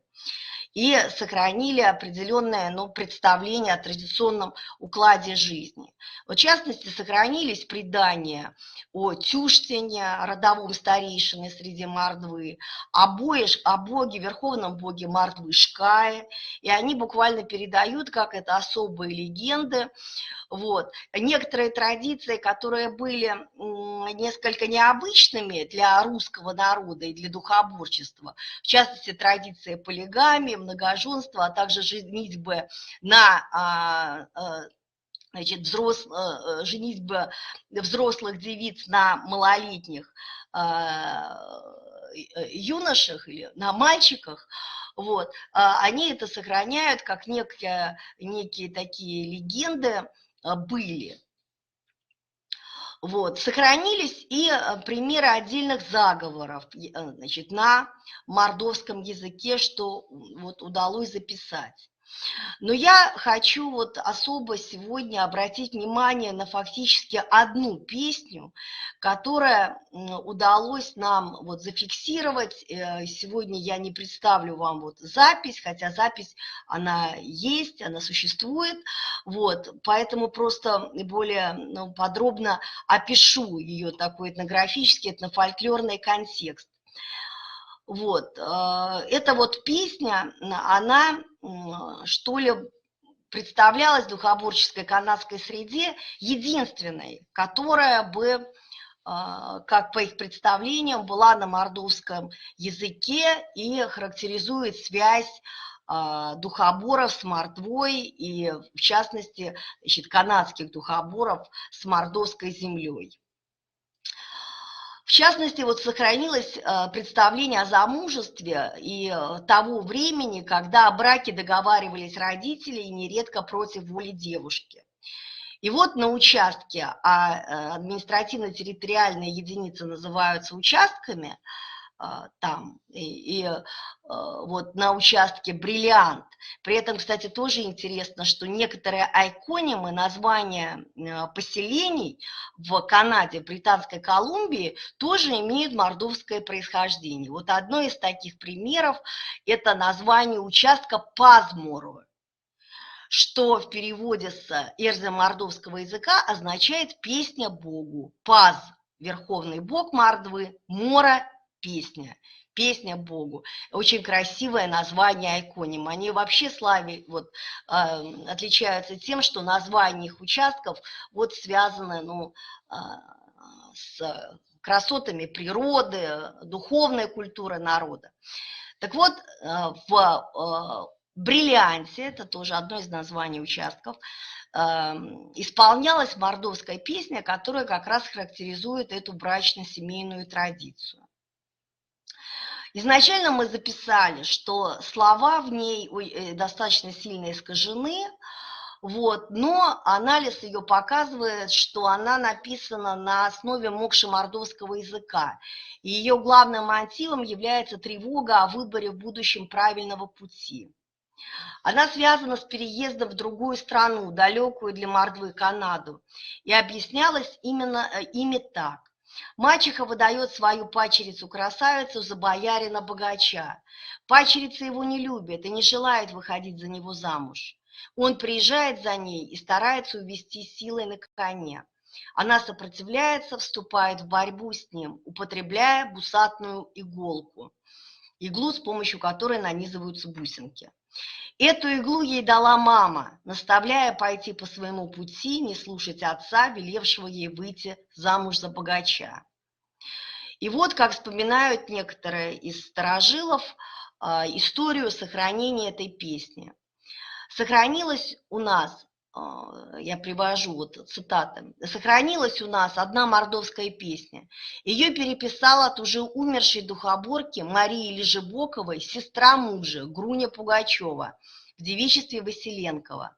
Груня живет в селе Прекрасном, Плодородная дистрикт. Мы точно не помним смысла этой песни, но по рассказам, будто бы одна молодая девушка-мордовка не хотела выходить замуж за богатого и знатного парня, которого ей подобрал отец. Она любила другого. Но отец настаивал на замужестве. Мать же пожалела дочь и во спасение дала ей веретено, чтобы она смогла найти свою дорогу к счастью и отбиться от нелюбимого. Мария Курбатова сообщила, что была какая-то мордовская песня, в которой были слова «Не пустила меня прясть, чтобы я не путляла, ты тонко прясть не могла». Гавриил Васильевич Василенков рассказывал, по-мордовски разговаривал мамин брат. Мама Хвеня Василенкова, по природе Шерстобитова, брат Ваня Шерстобитов говорили по-мордовски. Папу звали Василий Василенков, дед Вася Федорович Василенков из России. Шерстобитовы Ваня и Анюта пели по-мордовски, научили петь мордовскую песню Груне Пугачеву. Луша Василенкова пела один стих по-мордовски и вспоминала такие слова: «Месть певкакши не мазанье, ох да не могшин стись, кулизи нялизи улетает Толмачев бояр». Маша Лешебокова и Поля Войкина учили петь. И на лавочке сидели Ваня и Анюта, разговаривали по-мордовски и пели мордовскую песню. С мордовской песней в 1956-1958 годах пели хором на фестивале, 2 раза выступали на бис. Насколько все были поражены мелодичности песни, удивлены своеобразием мотива и знаниями женщин. Василий Михайлович Ничволодов также вспоминал следующее. Слова помню по-мордовски: «Кулизи, кулизи, ялгака», но не знаю, что они означают.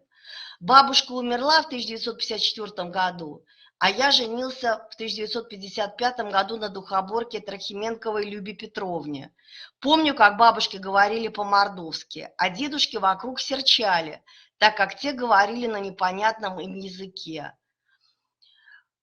Вот там, на Благородном, живет Настя Озерова, у которой мордовские корни. Они собирались, пели по-мордовски, научили своих дочерей и внуков.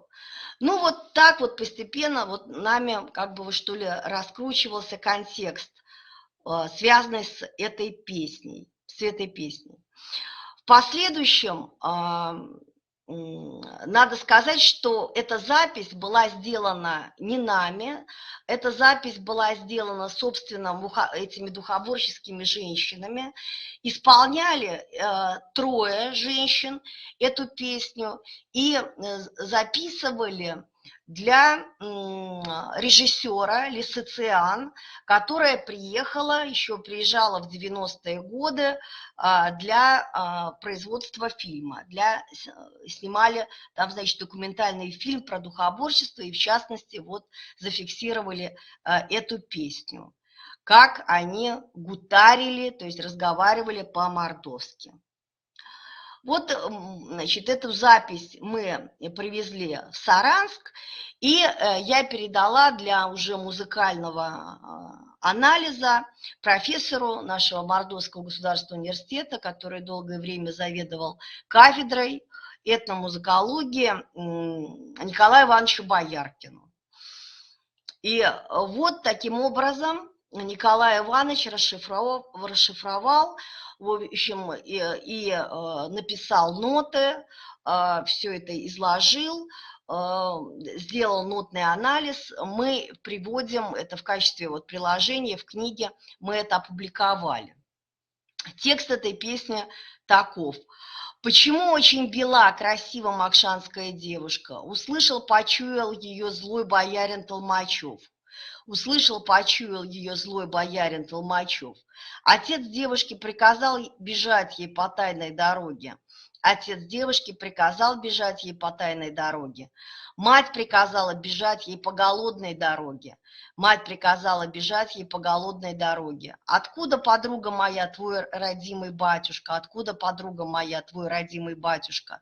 Откуда я, подруга моя, молодая женщина? Откуда я, подруга моя, молодая женщина? Я убежала, подруга моя, из дома от родимого батюшки. Ты убежала. Я убежала от родимого батюшки. Ты убежала. Бежала, бежала, подруга моя, сама назад оглядывалась. Нотация напева и расшифровка поэтического текста песни производилась с видеозаписи, на которой запечатлена группа женщин из 3 певиц. Одна из них исполняет верхний голос, 2 других – нижний. Нижний голос прослушивается недостаточно отчетливо, исполнен без прослушиваемых гетерофонных элементов, что встречается чаще всего в напевах календарно- и семейно-обрядовых песен. Песня исполнена на макшанском языке.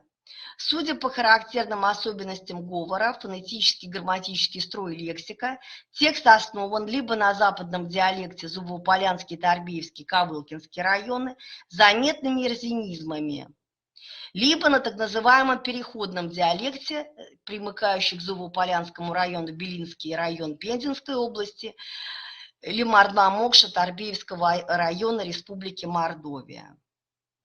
Ну, вот что в последующем он достаточно детально по звукам издает.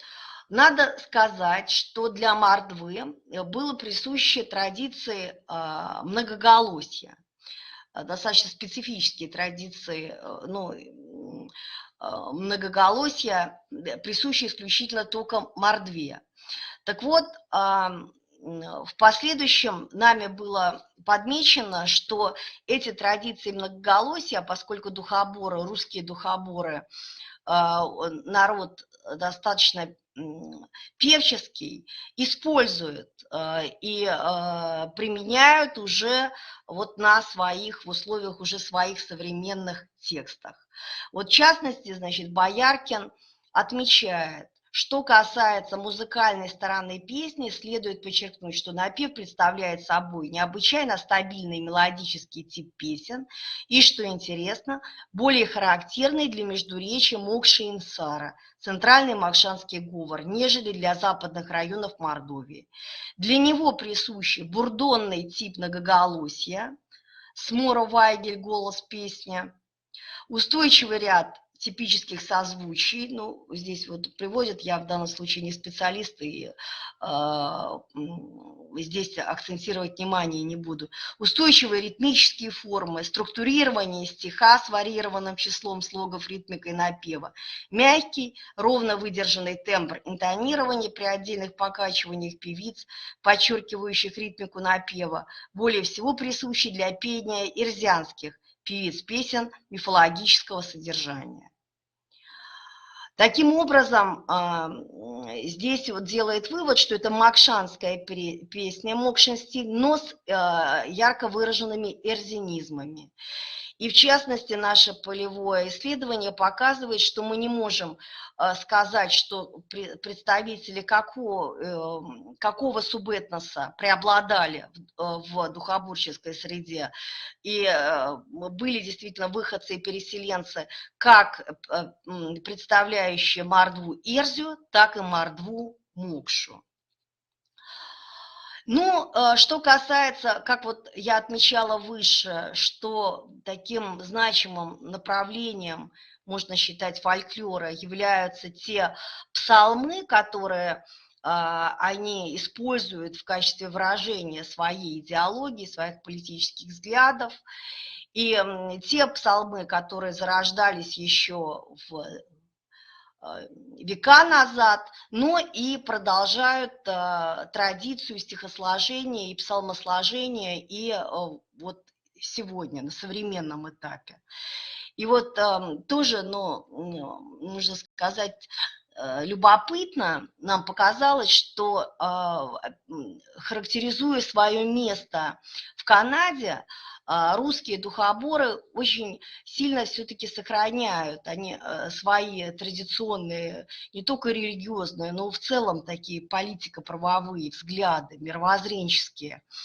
Они прошли очень сложный этап, находясь более 100 лет в Канаде, и длительный период борьбы за сохранение своей вот идентичности, этнической, социокультурной, религиозной, за сохранение русского языка. Кстати, в итоге они добились, что канадские власти, это уникальный пример того, что многие идеи им удалось отстоять.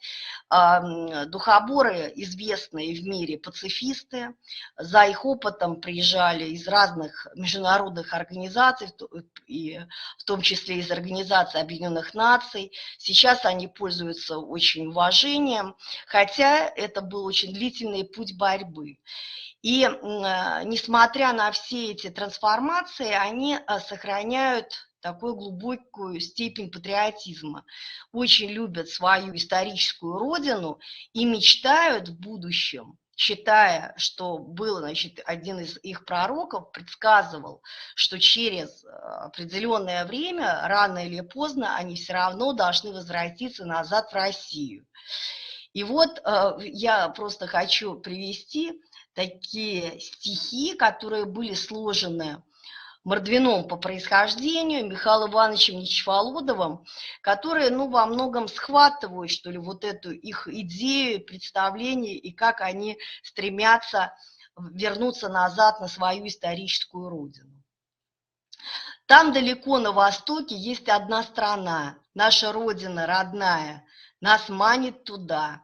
О, страна наша родная, Советский Союз, на тебя все взирают, тобою горжусь. О, Канада, богатая страна, не для нас ты строилась, была создана. Мы в Канаде здесь прожили слишком 40 лет. Много труду положили, ничего у нас нет. Одни страной управляют, другие рабы. Одни миллионы наживают, другие горбы. Хоть страна-то неплохая, в тебе все родить, но система здесь такая, капитал копить. Здесь за долларом погони кубером летять. Перегонку кто как знает, капитал копять. Сильно возродится в будущих сердцах, поднимется знамя в синих небесах. Сатану навеки в цепи закуем, не будет нам муки, вольно заживем. Много праздников у нас есть, кроме воскресенья. Одного недостает дня разоружения. Этот праздник люди ждут от войны избавления, чтобы на деле выполнять Христово учение. Творец вселенной есть наш Отец, пусть будет нашим Богом. Весь шар земной, приют для всех, пусть будет нашим домом.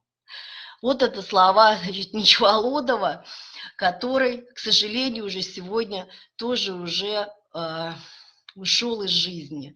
И вот эти вот старики, старожилы, патриархи духоборческого движения, с которым вот удалось пообщаться в те годы, увы, ну, уже сегодня их уже не встретить, поэтому вот те материалы, которые были накоплены и были зафиксированы, записаны, конечно, представляют, считаю, такой ценностью для того, чтобы, ну, познать и эту историю многонациональной нашей страны.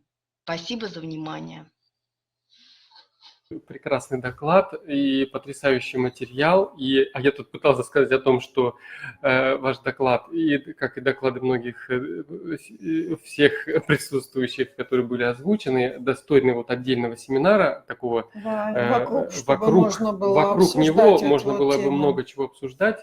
А у меня Вот. вопросик. Да, Юлия Николаевна, у меня такой вопрос. А не говорил ничего Николай Иванович по поводу того, что вот встречал ли он какие-то близкие или далекие варианты этой песни, которую вы ему для анализа предложили? Наталья Владимировна, встречал. Он сказал, что это песня. Он даже, в общем-то, зафиксировал, где именно, откуда эта песня взята. Вот как раз больше, он говорит, высокая вероятность того, что вот из Пензенской области, там отдельные мордовские поселения. То есть эту песню встречали ранее в результате экспедиций по местам традиционного проживания мордвы. Спасибо большое. Да, то есть это интересно, что это Мокша и именно Пензенской области, да?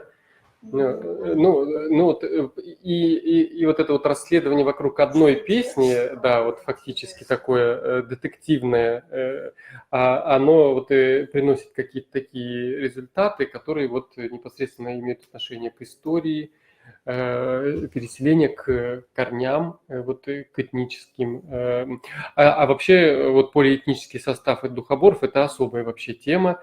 И вот такой конфессиональный какой-то такой срез тоже особо интересен. Может быть, в двух словах вы можете, может быть, сказать, вот в чем, ну вот, духоборческая, ну не знаю, как у них, у духоборов проходит, ну не знаю, там службы, поют они, на каком языке они поют, на русском ли все это у них языке, да, или у них уже сейчас, вообще сейчас они духоборы существуют, Канады, и духоборы России, ну, наверное, вот это тоже есть, наверное, да? Ну, то есть вот... Да, духоборчество продолжает сохраняться, где-то сейчас насчитывает более 100 тысяч духоборов. При этом это достаточно крупная диаспора в Канаде. Надо отметить, что, к сожалению, и как духоборчество Канады, так, допустим, молокане в США, как хлысты в Южной Америке, во многом недооцениваются со стороны, прежде всего, наверное, государственной власти России с точки зрения выстраивания этих связей социокультурных. Единственного посла, который помнят канадские духоборы, было Яковлев Анатолий Николаевич. И они его очень высоко ценили и взаимодействовали. После Советского Союза выстраивания каких-то отношений с ними практически не было.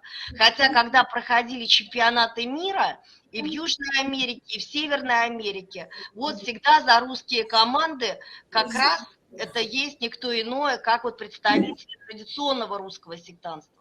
Надо сказать, что они именно, вот здесь я акцентирую внимание, что это представители традиционного сектантства, потому что под сектантством обычно такая негативная коннотация идет, и что это, ну, в основном какие-то там тоталитарные секты, навязанные из западных государств. А нет, а это исконное, которое происходило еще в результате вот того религиозного брожения после реформ Никона, патриарха. Вот. Тоже, кстати, нашего Мордвина по происхождению. Да, Павел, отвечая на ваш вопрос, я хочу сказать, действительно, у них службы проходят прежде всего в форме песнопений. Конечно, для музыковедов это особый, можно сказать, ну, уникальный материал, но он записан, его можно... Много материалов духоборчества в целом, русского духоборчества, достаточно все-таки зафиксировано.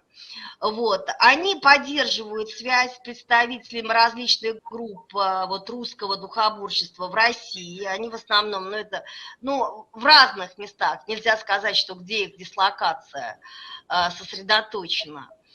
Вот. И вот их традиция вот этих вот псалмов на определенные вот такой музыкальные какие-то напевы, вот, они есть. И в 2013 году состоялась у нас презентация моей книги здесь, в Мордовском университете. Приезжала группа значит, и из Москвы, духоборов, и из Канады. И они исполняли песни. Да, в основном, конечно, они поют на русском языке. На русском, да? При этом язык вот эпохи Льва Николаевича Толстого, который, кстати, помогал им и переезжать, и много вот из таких фразеологизмов вот 19 века. А в местах сейчас проживания духоборов преподают в канадских школах русский язык. Сейчас очень в их, вот британской Колумбии, во всяком случае, в основном они проживают там и в Саскачеване, вот в двух провинциях. Их очень уважают, они пользуются большим авторитетом. Они традиционные пацифисты, это пошло еще с 19 века, опыт перенимали из Японии. И, в общем-то, во многом Лев Николаевич Толстой, он воспринимал многие идеи именно от духоборов, считая их народом 30 века. Их взгляды очень были прогрессивные. Так что музыкальный компонент их быта очень развит, присущ. И любые обряды они сопровождают песнями. Любые обряды, поминальные, родильные, свадебные, брачные.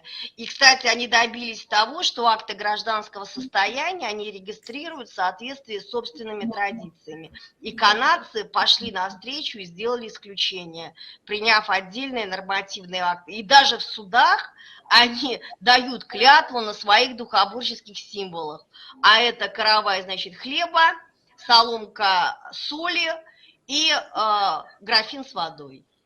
Хлеб, соль. Вот это да. То есть это гибкость политической, мы не знаю, там какой системы, такой Канады, или как сказать, или это твердость, так сказать, духоборчества, наверное. На самом деле все было очень сложно. Сохранить и добиться уважения своей идентичности прошло в течение нескольких десятилетий борьбы. Вот я книгу свою посвятила Мордвину, духобору, свободнику Джорджу Кинякину, который в течение почти большую часть своей жизни просидел по канадским тюрьмам. И фактически за то, что они выходили на акции протеста, требуя того, чтобы им сохранили свою вот эту русскую принадлежность.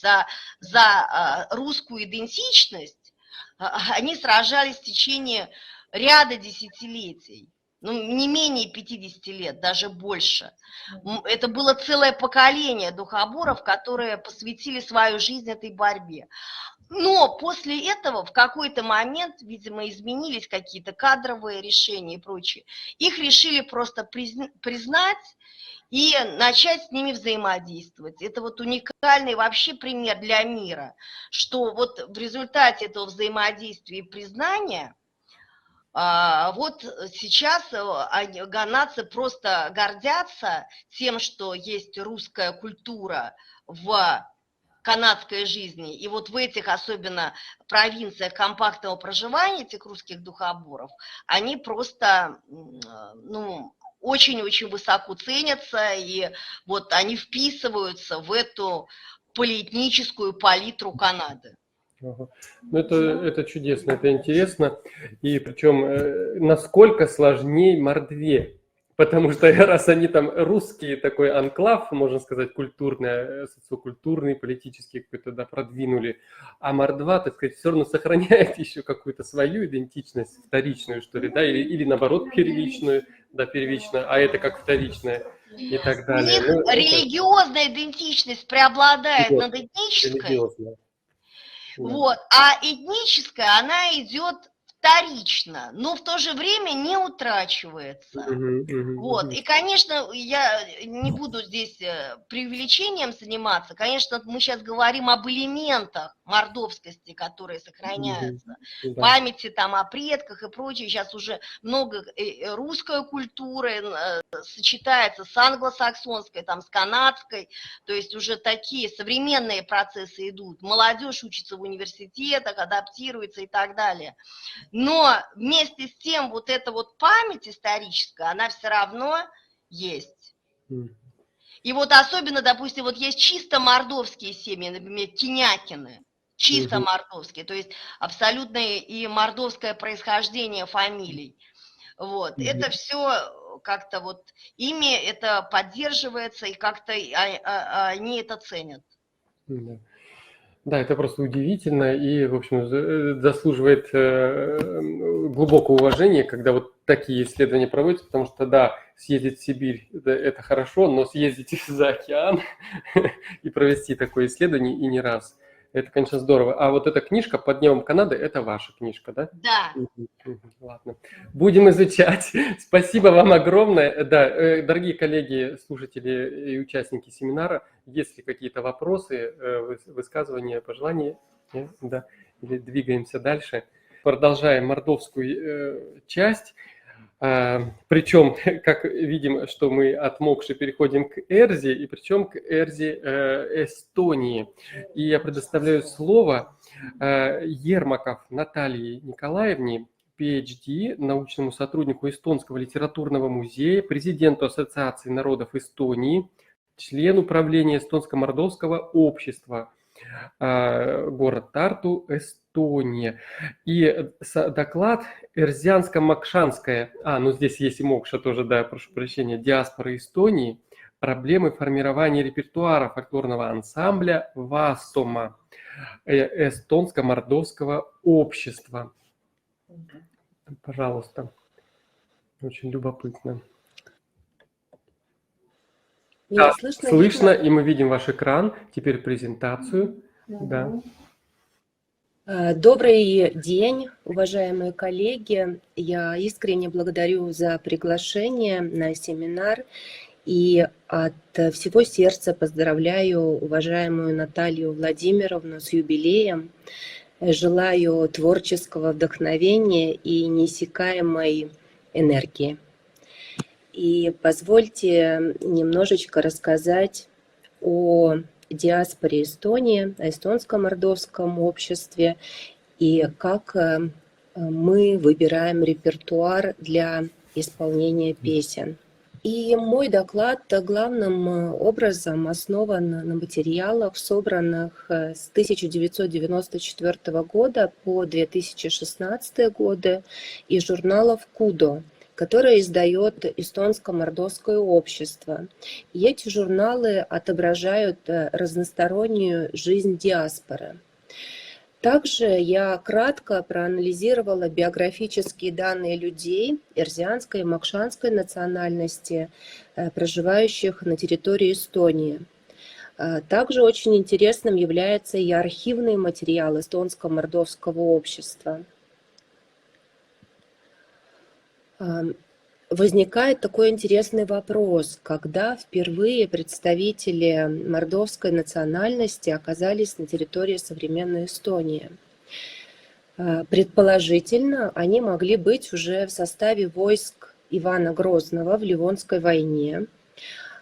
Также они служили и в русских гарнизонах в XVIII и XIX веке.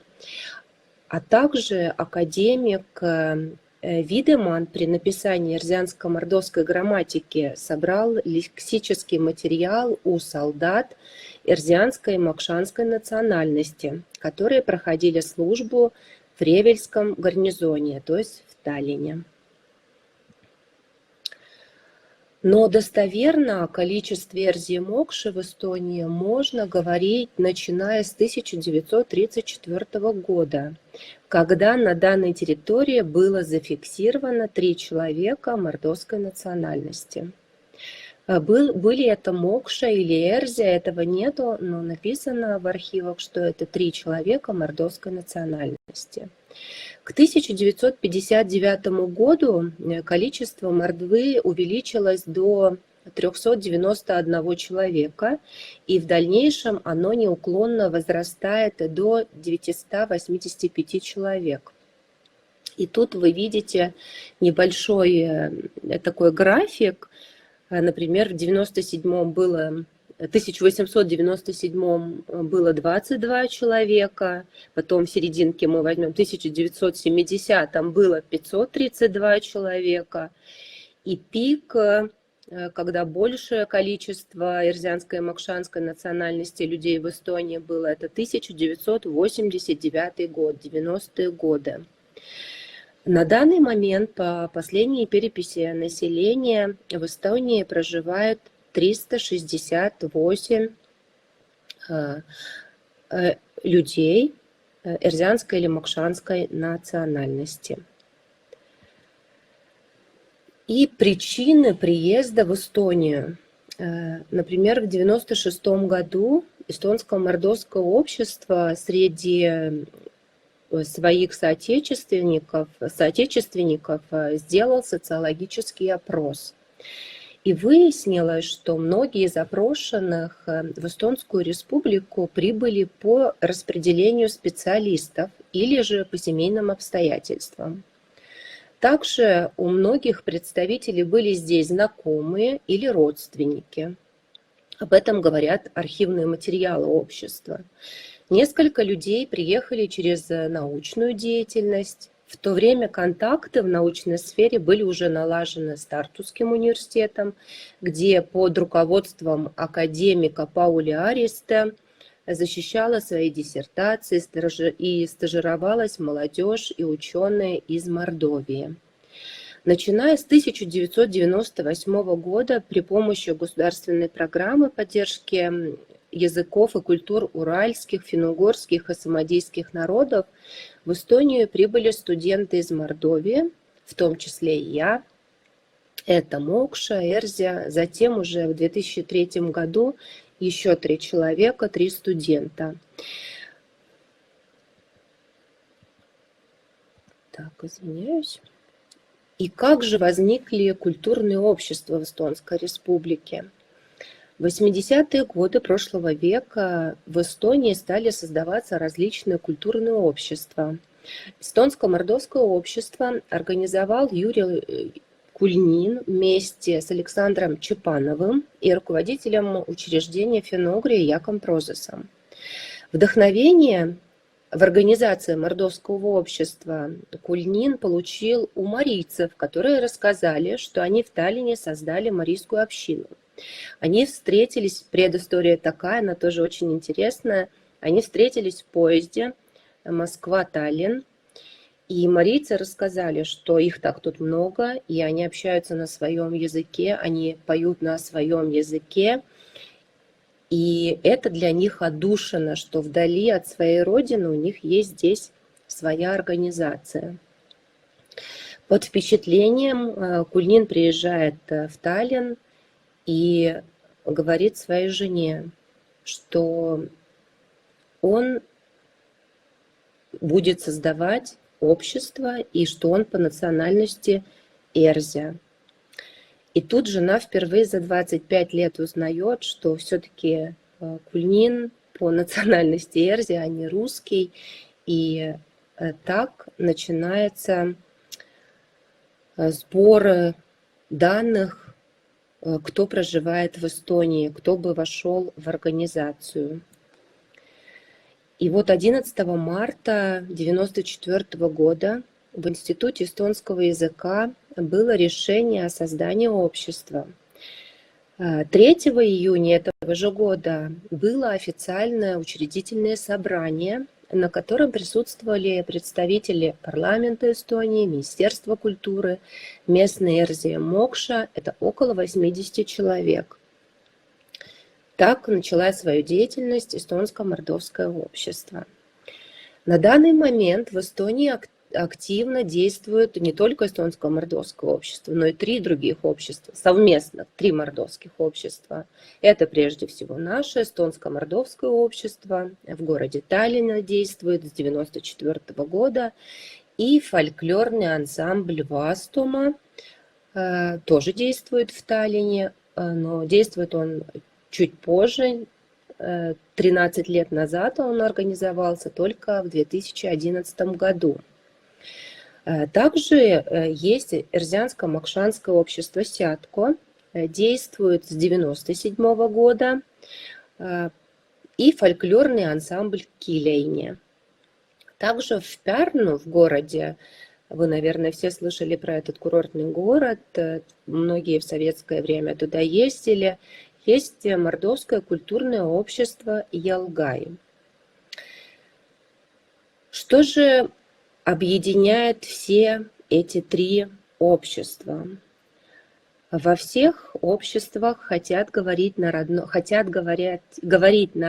языке, на эрзянском или на мокшанском языке. Хотят больше знать о Мордовии, о своих корнях. Хотят больше информации дать своим детям. передать это своим детям. Но так как семьи, в которых уже практически никто не говорит на эрзианском или макшанском языке, именно в обществе люди решили петь на эрзианском и макшанском для того, чтобы у них был активный язык, и чтобы они могли учить новые песни, новые тексты, которые очень важны для них. И неважно, это на эрзианском или на макшанском языке. Но был момент, когда, например, макшане говорили: мы не будем петь, потому что нам это совершенно непонятно, мы хотим петь только на макшанском. И тогда мы искали, договаривались, чтобы им было лучше петь, из какого района, или же какие тексты им ближе. И тогда наш репертуар, фольклорный репертуар, делился и был включен и макшанский язык, и эрзианский язык. В эти общества, опять же, входят люди разных национальностей, не только Эрзия и Мокша из Мордовии, также из Татарстана, Ульяновской, Саратовской, Самарской и Пензенской областей. Туда же входят эстонцы, которые заинтересованы эрзианским или макшанским языком, или у которых есть корни. Также туда входят финны и русские родом из Мордовии. Конечно же, я уже говорила, для сохранения родного языка диаспора создает фольклорный ансамбль, и через ансамбль, через репертуар сближается и вспоминает свой родной язык, на котором можно больше общаться, можно больше говорить, и который, наверное, больше и согревает. Формирование. Как же он сформировался, репертуар фольклорного ансамбля? Впервые Вастума выступила на Дне эрзианского языка, но с начала образования люди всегда пели на своем языке. Среди нас нету людей, у которых было бы музыкальное образование. И поэтому люди поют так, как они умеют, так, как пели в Татарстане, так, как пели в макшанской деревне или в эрзианской деревне, или же в Ульяновске, как поют. Поэтому наш фольклорный ансамбль Вастума, мы решили так, что даже если песня на эрзианском или макшанском языке, люди могут петь на свой лад или слова произносить так, как они слышали от родителей или же в детстве. Поэтому вот такая уникальная и своеобразное, очень простое песнопение у эстонских фольклорных ансамблей. Нам немножечко крылья дали, чтобы мы могли дальше петь и выступать. В 2013 году фольклорный совет дали нам категорию, что мы сохраняем, развиваем и популяризируем свою культуру. И мы стали думать, откуда мы возьмем костюмы традиционные. Чтобы петь же можно петь, но нужно еще и показывать, кто мы, какие костюмы у нас. И те, которые были из Мордовии, например, мой старинный костюм, ему более 200 лет. Еще у одной женщины был старинный, у макшанской женщины старинный костюм от матери, а у других не было. И мы решили заказать из Мордовии. Некоторые шили сами себе, детям шили, как вы уже видите. И деятельность, она пошла дальше развиваться. Самый первый репертуар ансамбля был из Ордатовского района. Это мои полевые материалы, я сама оттуда родом, из села Луньга. Я записала старинные эрзианские песни, которые поют именно в моей деревне. И привезла в Эстонию, дала послушать женщинам. Итак, с этого мы начали потихоньку уже репетировать и пополнять наш репертуар. Мы с огромной радостью и трепетом всегда ждем гостей из Мордовии, будь то дни родственных народов или дни эрзианского языка, или какие-то фестивали финно-угорские, которые раньше проходили. Очень часто было много-много гостей из Мордовии. И первыми, которые на нас повлияли, на наш репертуар, это же, конечно же, Торама, фольклорный ансамбль Торама и старинные песни. Ну, например, как «Кодамо моро минь моратану», «Какую мы песню споем», или же «Тюште». Более позже стали приезжать и другие фольклорные ансамбли, и Келу приезжала, и Мерема, и Морама, и мы каждый раз с трепетом подходили к ним и спрашивали: вот мы поем такую песню, помогите нам немножко, как нам ее сделать более, чтобы она была оригинальная, чтобы она была такой, какой вы ее поете. И будь то Торама, или Мерема, или Морама, все они нам помогали и немножечко репетировали с нами. У нас были совместные концерты, где мы пели некоторые песни вместе. Также мы взяли в репертуар песни известной сказительницы Серафимы Люлякиной, которая для детей, потому что мы хотели, чтобы дети с нами пели, им было интересно. Например, сказку про курочку Цараскем. Также более ранние произведения, современные произведения Марис Кемаль, «Три свечи Колмоштатл», или же батюшки Евгения Самаркина, который прославляет свою родину, у которого лирические, современные, красивые песни о языке, о родине. Мы их тоже выучили, и они у нас в репертуаре есть. Когда наступил момент ковида, и все границы были закрыты, и мы понимали, что нам немножечко нужно развиваться. Мы обратились к доктору Жанне Пертлас в Эстонскую академию музыки и театра. Мы знаем же, там огромное количество в архивах есть традиционных эрзианских и макшанских песен, которые мы могли бы выучить, но без профессионала, который нам бы в этом помог, мы это сами не могли осилить. И Жанна Пертлас нам давала несколько уроков.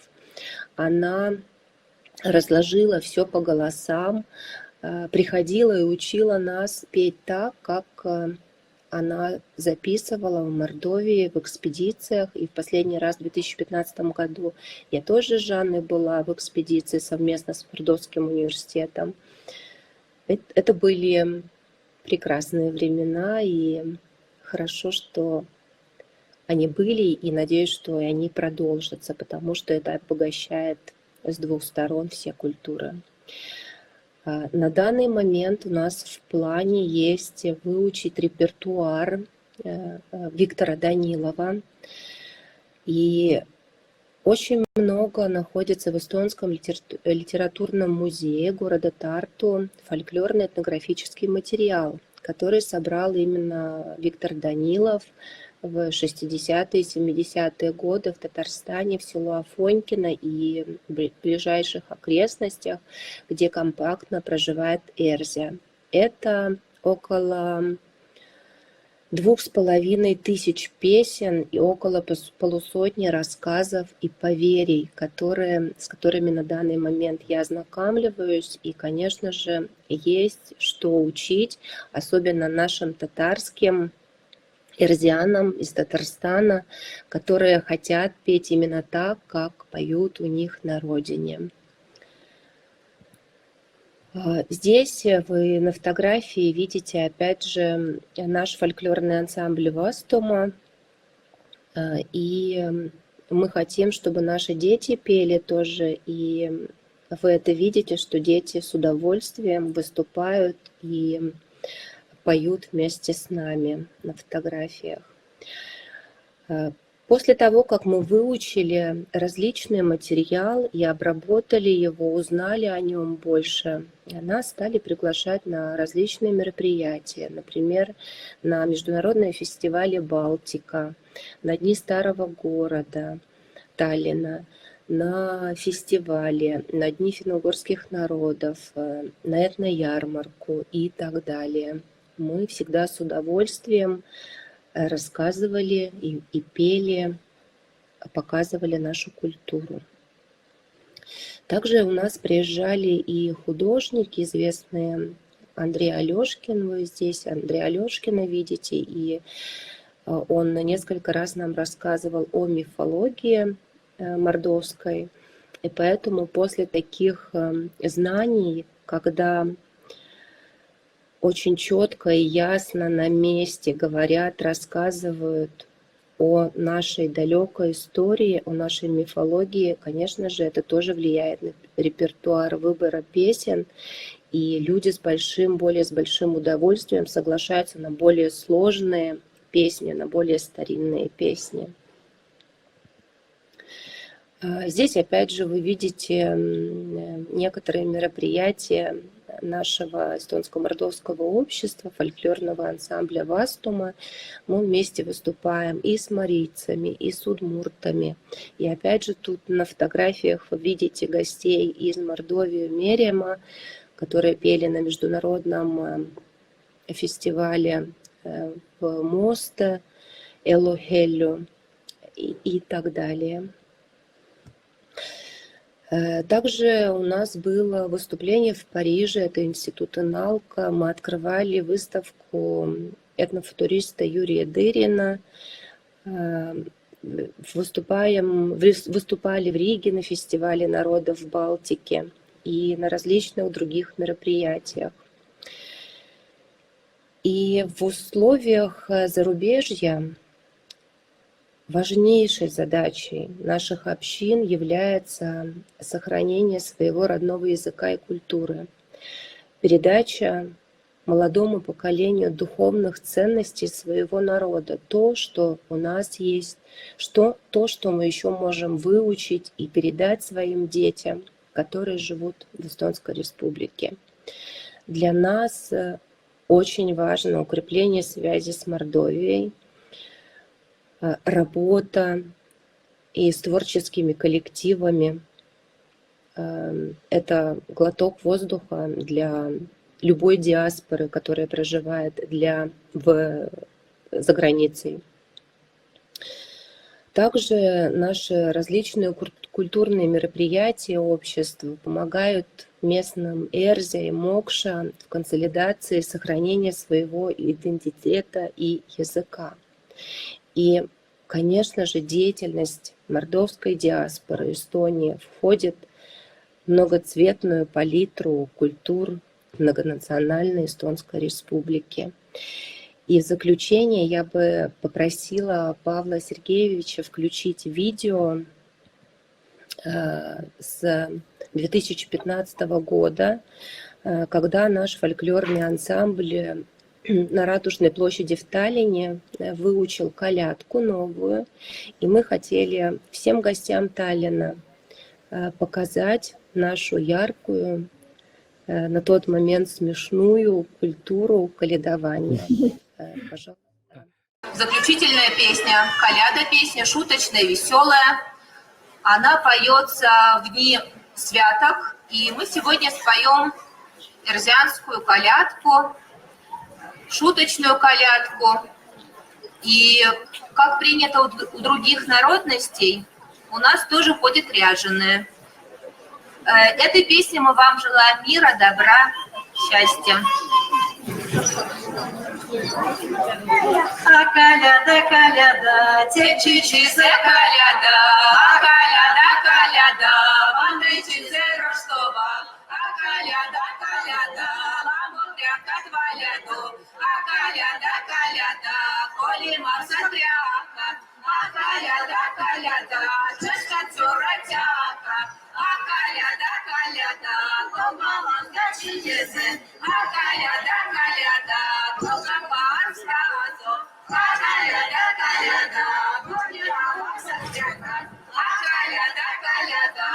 шатя-тя-тяка, а коляда, коляда, попала на чудесы, а коляда, чапавская сразу, а коляда, тя-тя-чизе коляда, а коляда, вам чизе роштова, а коляда. Лепушки, лапушки, давай, бабай, прятки. И на такой очень доброй ноте я заканчиваю свой доклад. Извиняюсь за мой голос. Ковид еще никто не отменял, к сожалению. Спасибо за внимание. Я хотел сказать, что у вас замечательный голос, да, и слышно вас было тоже хорошо.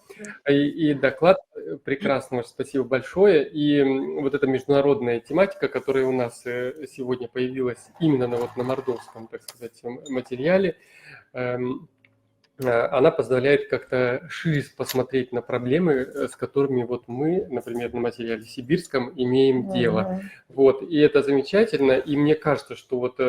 да, скажите, пожалуйста, вот запевали, не запевали, а объявляли эту колядку, это вы были, да? Или нет? Это я вы тут думали, это вы? В 2015 году. Решили, что все-таки... И ряженые мы специально так оделись, мы рассказывали до этого о традициях колядования в Мордовии. И поэтому мы, соответственно, точно так же были и одеты. Мне кажется, что совершенно какой-то правильный, не знаю, там, концептуальный или такой методологический ход, не знаю, как правильно даже сказать, ну вот выстраивание репертуара и деятельности фольклорного ансамбля, ну вот диаспоры, зарубежной диаспоры, вот на основе не, так сказать, на основе вот, ну, этнографических записей, и причем вот локальных традиций, вот с тех мест, откуда выходцы, да, это вот так здорово, что вы вначале все это вот так подробно рассказывали, и это, ну, вот показывает вот какое-то вот такое отношение, во-первых, не к абстрактной народной культуре, а очень локальной, а такая она, в принципе, по природе и есть. Вот, поэтому это, мне кажется, правильно и здорово, и вот это направление, может быть, вам также нужно развивать, какие-то другие источники, может быть, использовать. Ну вот в своем сообщении про атлас наш, мы тоже как бы хотели бы, чтобы этот ресурс, который мы делали и делаем, и будем делать, чтобы был востребован. В том числе и в таких ситуациях, да, когда вот есть люди, которые хотят поддерживать свою этническую вот какую-то идентичность, да, и хотели бы вот продолжать говорить, продолжать вот петь на своем языке, да, поэтому вот меня порадовало вот это вот упорство и то, что вот если люди искренне хотят что-то найти, решить какие-то проблемы, да, им никто не будет отказывать в помощи. Поэтому вот успехов вам продолжать эту работу, это очень здорово. У вас есть интернет-записи вот вашего коллектива? Можно их где-то посмотреть? Да, конечно, у нас огромное количество записей есть, и я вам с удовольствием пришлю ссылку. Да, пришлите, пожалуйста, пришлите. Да. Это очень самое интересно, в том числе вот семинар помогает нам установить вот какие-то вот связи, да, потому что Мордва ехала не только на восток, ну, да. Она ехала на запад, и на ближний, и на дальний. Да, причем если мы тут иногда про сибирских переселенцев 70-х, 60-х годов воспринимаем как весьма поздние, то вот еще более поздние переселенцы, но уже за рубежом, ну, они, понимаете, еще попадают в такую, ну, как сказать, в такое общество иноязычное, ну, и другая государственность, в конце концов, и они немножко более отстаивают свою культуру, вот ее развивают как-то так. Это вон Галина Евлампьевна, да, она вот уже тоже выкладывает записи ансамбля Вастова. А я хотел сказать про еще о том, что в Алтайском крае в районе довольно компактного поселения вот Мордвы, причем эрзианские поселения, макшанские поселения. Есть населенные пункты, где мокша и эрзя вместе живут, но тем не менее там сохраняют и репертуар друг друга, так бы сказал. Вот. И там с 2017 года организовалась при поддержке региона Алтайского края такая традиция, уже можно сказать, они то каждый год, то через год проводят, сначала это назывался Мордовский фестиваль, Васту-Маялгат. Вот он, даже так же встреча друзей. Вот. И потом они его уже стали делать межрегиональным, и туда приезжают мордовский ансамбль с Кемеровской области, ну, наверное, из Мордвы больше, ну, раньше приезжали из ближайших Алтайского края села, вот в Залесовский район, село Борисово. Вот, и там вот в этом году тоже был фестиваль. Там гости бывают. Да, и там бывают гости, в том числе вот Торома когда-то приезжал туда, кажется, в 19-м, когда мы были там. В 18-м, по-моему. В 18-м, вот видите, что-то память. Вот, ну, короче, Торома там было и не только, и они поддерживают, в общем, какие-то такие связи, и, ну, если им удается выиграть региональный грант, они вот поддерживают идеи по приглашению коллективов из Мордовии вот сюда, на сибирскую землю. Это было замечательно, конечно, потому что из Барнаула до Залесова ехать, наверное, часа 3, да, а потом еще от Залесова там до Борисова. То есть это вообще, ну, довольно в глубине находящееся эрзианское село. И вот туда, там вот, ставят сцену посреди улицы, и, в общем, Васту-Маялгат, все ходят. И там уже, конечно, это превращается в, так сказать, межнациональный праздник такой. Там разные фольклорные коллективы приезжают. Вот. Жалко, что еще... Да, у нас уже это самая прощальная симфония. Вот, поэтому так. Спасибо большое. Да. Вопрос? Есть ли еще какие-то вопросы, высказывания, пожелания? Да. Да, Игорь Васильевич, слышно. Время тоже занимаю. Во-первых, хотел поблагодарить и сказать большое спасибо Наталье Николаевне за содержательный, интересный доклад. Вот. Я просто, пользуясь случаем, хотел спросить, вы упомянули экспедицию 2015 года, но то ли я прослушал, то ли со звуком что-то было, на какой территории проводилась эта экспедиция и какие материалы были там получены. Ну, кратенько, если можно, конечно. Я благодарю за вопрос, Игорь Васильевич. Это был Чамзинский район, это был Дубенский район, это где у нас деревянные игрушки делают, Тавла. Качкуровский район. Качкуровский район, Тавла, в Тавле мы точно были. И, наверное, все. Ну, изумительно. И мы были в Старом Шайкове, конечно же. Мы Макшан записывали. Изумительно. Просто, в принципе, это тоже один из вариантов пополнения репертуара вашего ансамбля, безусловно. Причем с учетом, ну, вот особенностей, да, именно коренного, что ли, такого, да, вот как это слово поточнее подобрать. Исконного стиля исполнения, да.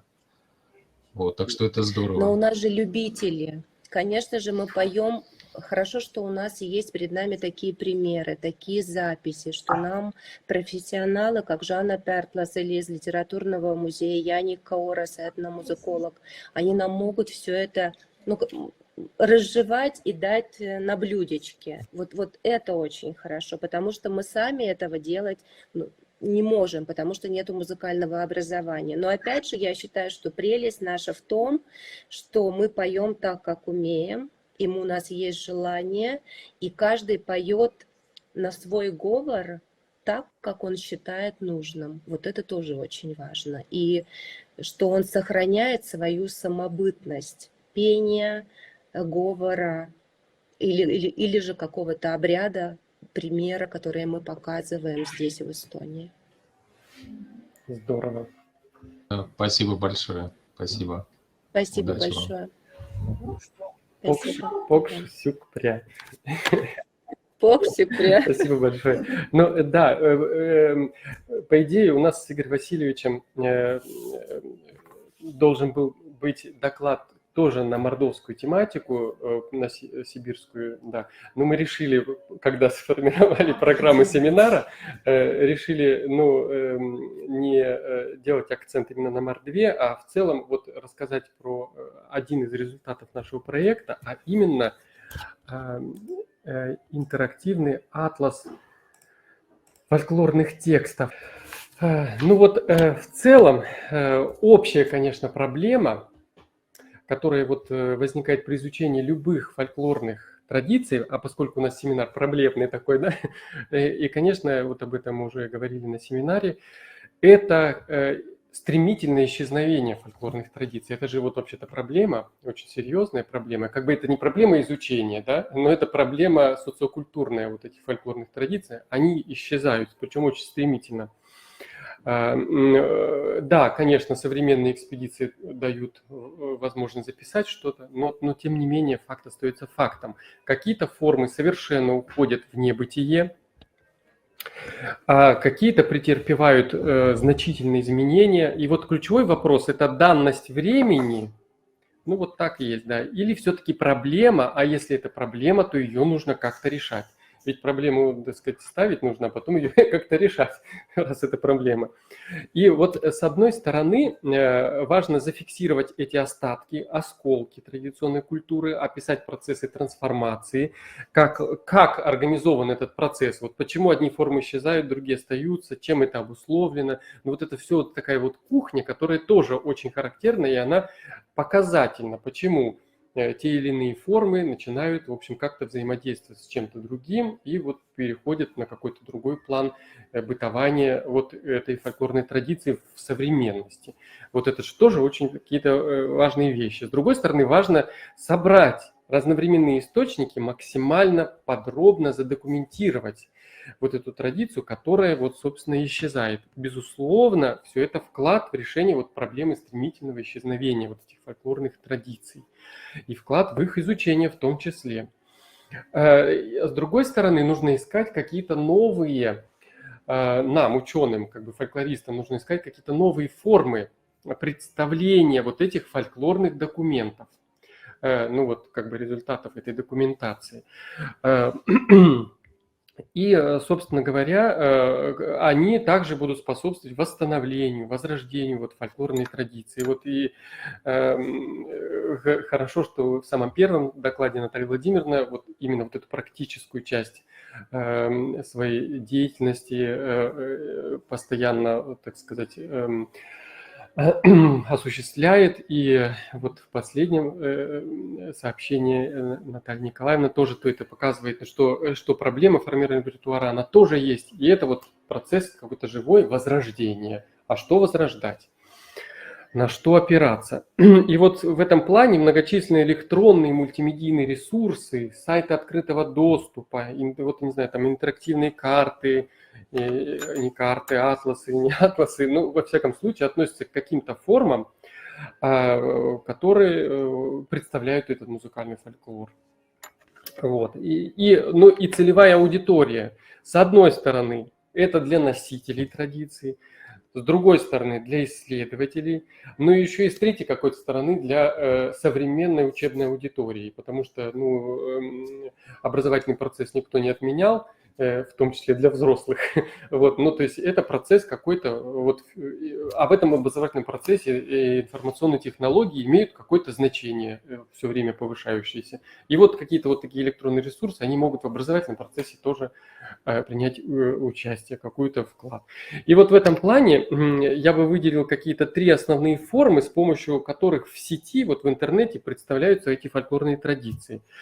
Это, с одной стороны, вот какие-то каталоги, депозитарии на сайтах фольклорных архивов. Ну, тут вот несколько просто, которые приведены, довольно известные все это ресурсы. Они какие-то сделаны и остаются вот ну, так сказать, в том созданном состоянии, в том объеме, другие пополняются, другие развиваются. И вот я имею в виду вот депозитарий Обско-Угорского института прикладных исследований и разработок, он пополняется, действительно, это видно. И вот эти сайты фольклорных архивов создаются с разными целями. От простой какой-то манифестации существования каких-то коллекций там или в тех или иных организациях, каталоги, краткая информация, до размещения полнотекстовых каких-то данных по коллекциям в разных форматах. Где-то есть система поиска, где-то есть инструменты какие-то, да, для широкого круга пользователей, вот, и включая исследователей.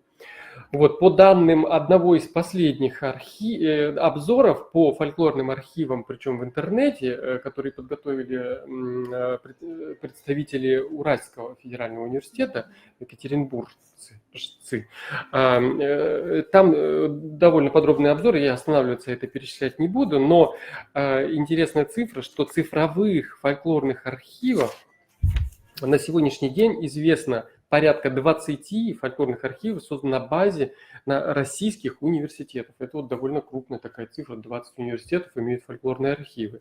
Ну вот какие-то из них цифровые еще имеют вариации или там варианты и так далее, разные формы. В общем, я на этом останавливаться не буду, но тем не менее это вот какой-то обзор. Конечно, одна из таких известных, довольно популярных и развивающихся дальше форм – это объекты нематериального культурного наследия. Вот этот портал «Культура РФ», на котором, в общем-то говоря, он такой замороженный пока состоянии существует, но он есть, он доступен, там более 400, около 450 объектов по 49 этносам, распределенных по 4 тематическим разделам. Новосибирская консерватория очень активно в свое время участвовала в пополнении объектов нематериального культурного наследия этого портала. Вот, кстати, есть цифра, я у коллег интересуюсь, вот сколько объектов от нашей консерватории поступило на этот ресурс. Я вот пытался вспоминать и не мог найти эту цифру. Надо бы пересчитать эти 447 объектов и выявить, сколько Новосибирская консерватория как бы внесла. Там есть и очень хорошие материалы, в общем-то говоря, они там доступны для пользователей. В настоящее время этот ресурс переходит на новую платформу «Русфолк наследие», и этот ресурс пополняется, что приятно. Вот здесь вот скриншот, наверное, двухмесячной давности, 150. Вот я вчера заходил, там уже 165 объектов. То есть данные с портала переходят постепенно сюда, и регулярно, это здорово. И появляются какие-то новые материалы, в том числе записанные в последние годы. Есть также региональные каталоги, на которых я останавливаться не буду. Вот. Третья какая-то форма вот этих ресурсов – это вот какие-то отдельные вот мультимедийные ресурсы, порталы сайта, наименее структурированная какая-то часть этих ресурсов, потому что каждый из них создавался в рамках своих каких-то проектов со своими задачами. Вот. И только лишь просто назову и вот перелистаю несколько проектов. Это мультимедийный ресурс по народным традициям Калужской области, созданный под руководством Натальи Николаевны Гиляровой на базе Московской консерватории. Электронный портал «Фольклор народов Сибири», созданный в нашем институте филологии Сибирского отделения. Там 8 корпусов фольклорных текстов, тоже свободного доступа. И надо назвать все-таки электронную версию оцифрованных томов академической серии «Памятники фольклора народов Сибири и Дальнего Востока», которые сегодня упоминались.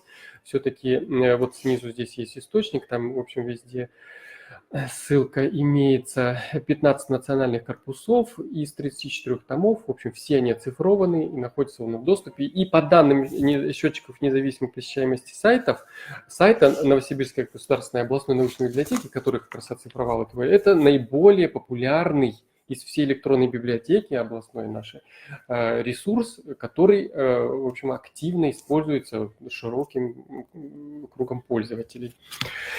И нельзя все-таки не отметить и не назвать часть проекта Екатерины Леонидовны Тирон, наши коллеги, в рамках которого проект Российского научного фонда создается видеоколлекция тувинских народных песен Авюрского кажуна Республики Тува. Вот на конференции, которая была месяц назад, вот она делала замечательное сообщение, но процесс тоже постоянно пополняемый, и сейчас вот за меньше 2 месяцев размещено почти 500 видео. Это небольшие фрагменты, там, по минуте, по 2, там, вот, кстати, какой-то фрагмент 5-минутный, удивительный. Вот, и уже за это время более 2000 просмотров набрал этот ресурс. Он чрезвычайно востребован, в том числе у самих носителей вот этого Авюрского района Республики Тувы и вообще по всей Туве. В общем, замечательный этот ресурс. Тувинские песни сопровождаются титрами на национальном и русском языках с необходимой паспортизацией, то есть там учтены все вот вещи такие необходимые. В коллективной монографии, которую готовят в рамках этого проекта и которая выйдет в этом году, будут опубликованы нотировки всех этих песен, тексты с переводами, каждый из которых будет снабжена QR-кодом на вот конкретно ссылка на эту видеозапись. И это вот такой какой-то интересный еще вариант книжного издания будет. Но это вот такая форма, о которой нельзя не сказать. Есть, конечно, зарубежные замечательные ресурсы, также электронные, в которых представляются фольклорные материалы. Вот я на них, с вашего позволения, не буду останавливаться, а перейду к нашему электронному ресурсу, у которого тоже есть свои какие-то задачи, и это вот интерактивный атлас фольклорных текстов. Он создается в рамках проекта РНФ, в котором проводится параллельное сопоставительное изучение автохтонных и переселенческих народов Поволжья, мордвы, чувашей и удмуртов, поволжского и сибирского бытования. Для этого был сформирован научный коллектив из фольклористов Института филологии Новосибирской консерватории и, самое главное, специалистов из поволжских научных центров Саранска, научно-исследовательского института гуманитарных наук при правительстве Республики Мордовия, Чебоксар, Чувашский государственный институт гуманитарных наук, я их все назову, и Ижевск, Удмуртский институт истории языка и литературы Удмуртского федерального исследовательского центра Уральского отделения Российской академии наук. Это чрезвычайно важно, потому что эти контакты, которые с одной стороны были, с другой стороны увеличились и нарастились, очень важны вот для нашего проекта. Они были просто существенным важности. И одной из задач проекта является сформировать круг вот разновременных источников, архивных и современных полевых записей по исследуемым локальным песенным фольклорным традициям, сибирским и поволжским, связанным с регионами выхода сибирских переселенцев. Я вот это уже повторяю как мантру. Вот, но так оно и есть. Это задача, которая вот в основе лежит.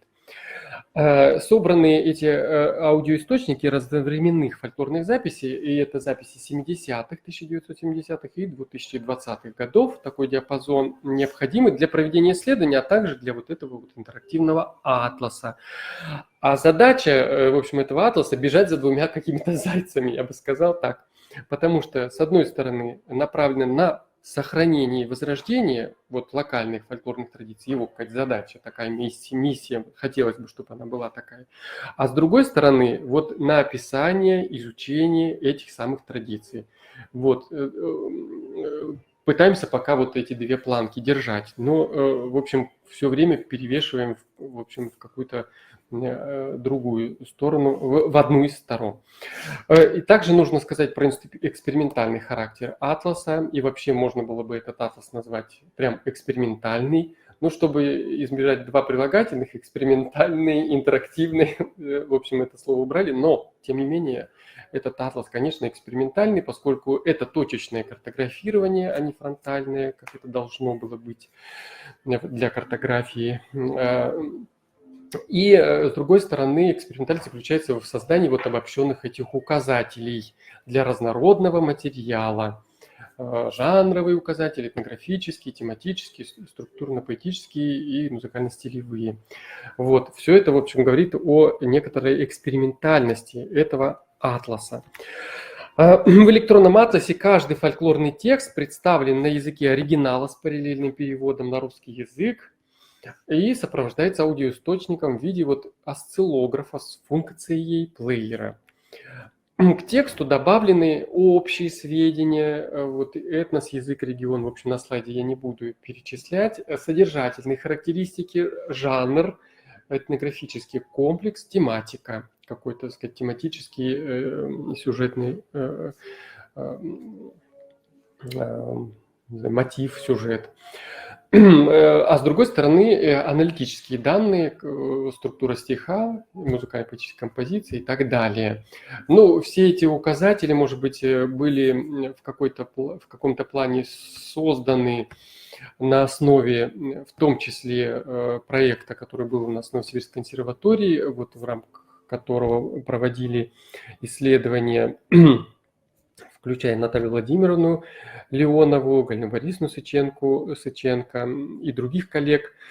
И это было вокруг принципов многоуровневого описания локальных песенных традиций разного, так сказать, этнического предлежания, можно так скажем, да, восточнославянских или тюркских. Вот нужно было тоже, кстати, коллеги ставили такие задачи. Поэтому мы, конечно, основывались и вот создали какой-то вариант, который подходит под наши нужды. Часть параметров, которые вводятся в атласе, они выведены в качестве фильтров в левом поле интерактивной карты. Геометки на карте представляют собой место фиксации этих образцов. Цветом обозначен этнос или субэтнос. Добавлена информация о количестве представленных образцов, если кликнуть на эту геометку. При выборе какого-либо параметра из набора фильтров, а это разные уровни, например, локации, если это Красноярский край, можно выбрать район, можно выбрать населенный пункт конкретно, более локальный. Вот. На карте остается комбинация каких-то меток, вот, которые имеют отношение, вот, собственно говоря, к выбранному параметру. Все довольно просто. Вот, например, в Красноярском крае вот есть чувашские материалы, удмуртские материалы вот здесь на севере, и на юге это вот макшанские материалы. Карта переключается также в списочный формат на верхнем уровне, и можно эти тексты посмотреть вот в таком виде или выбрать более подробно уже какой-то отдельный текст или ряд текстов.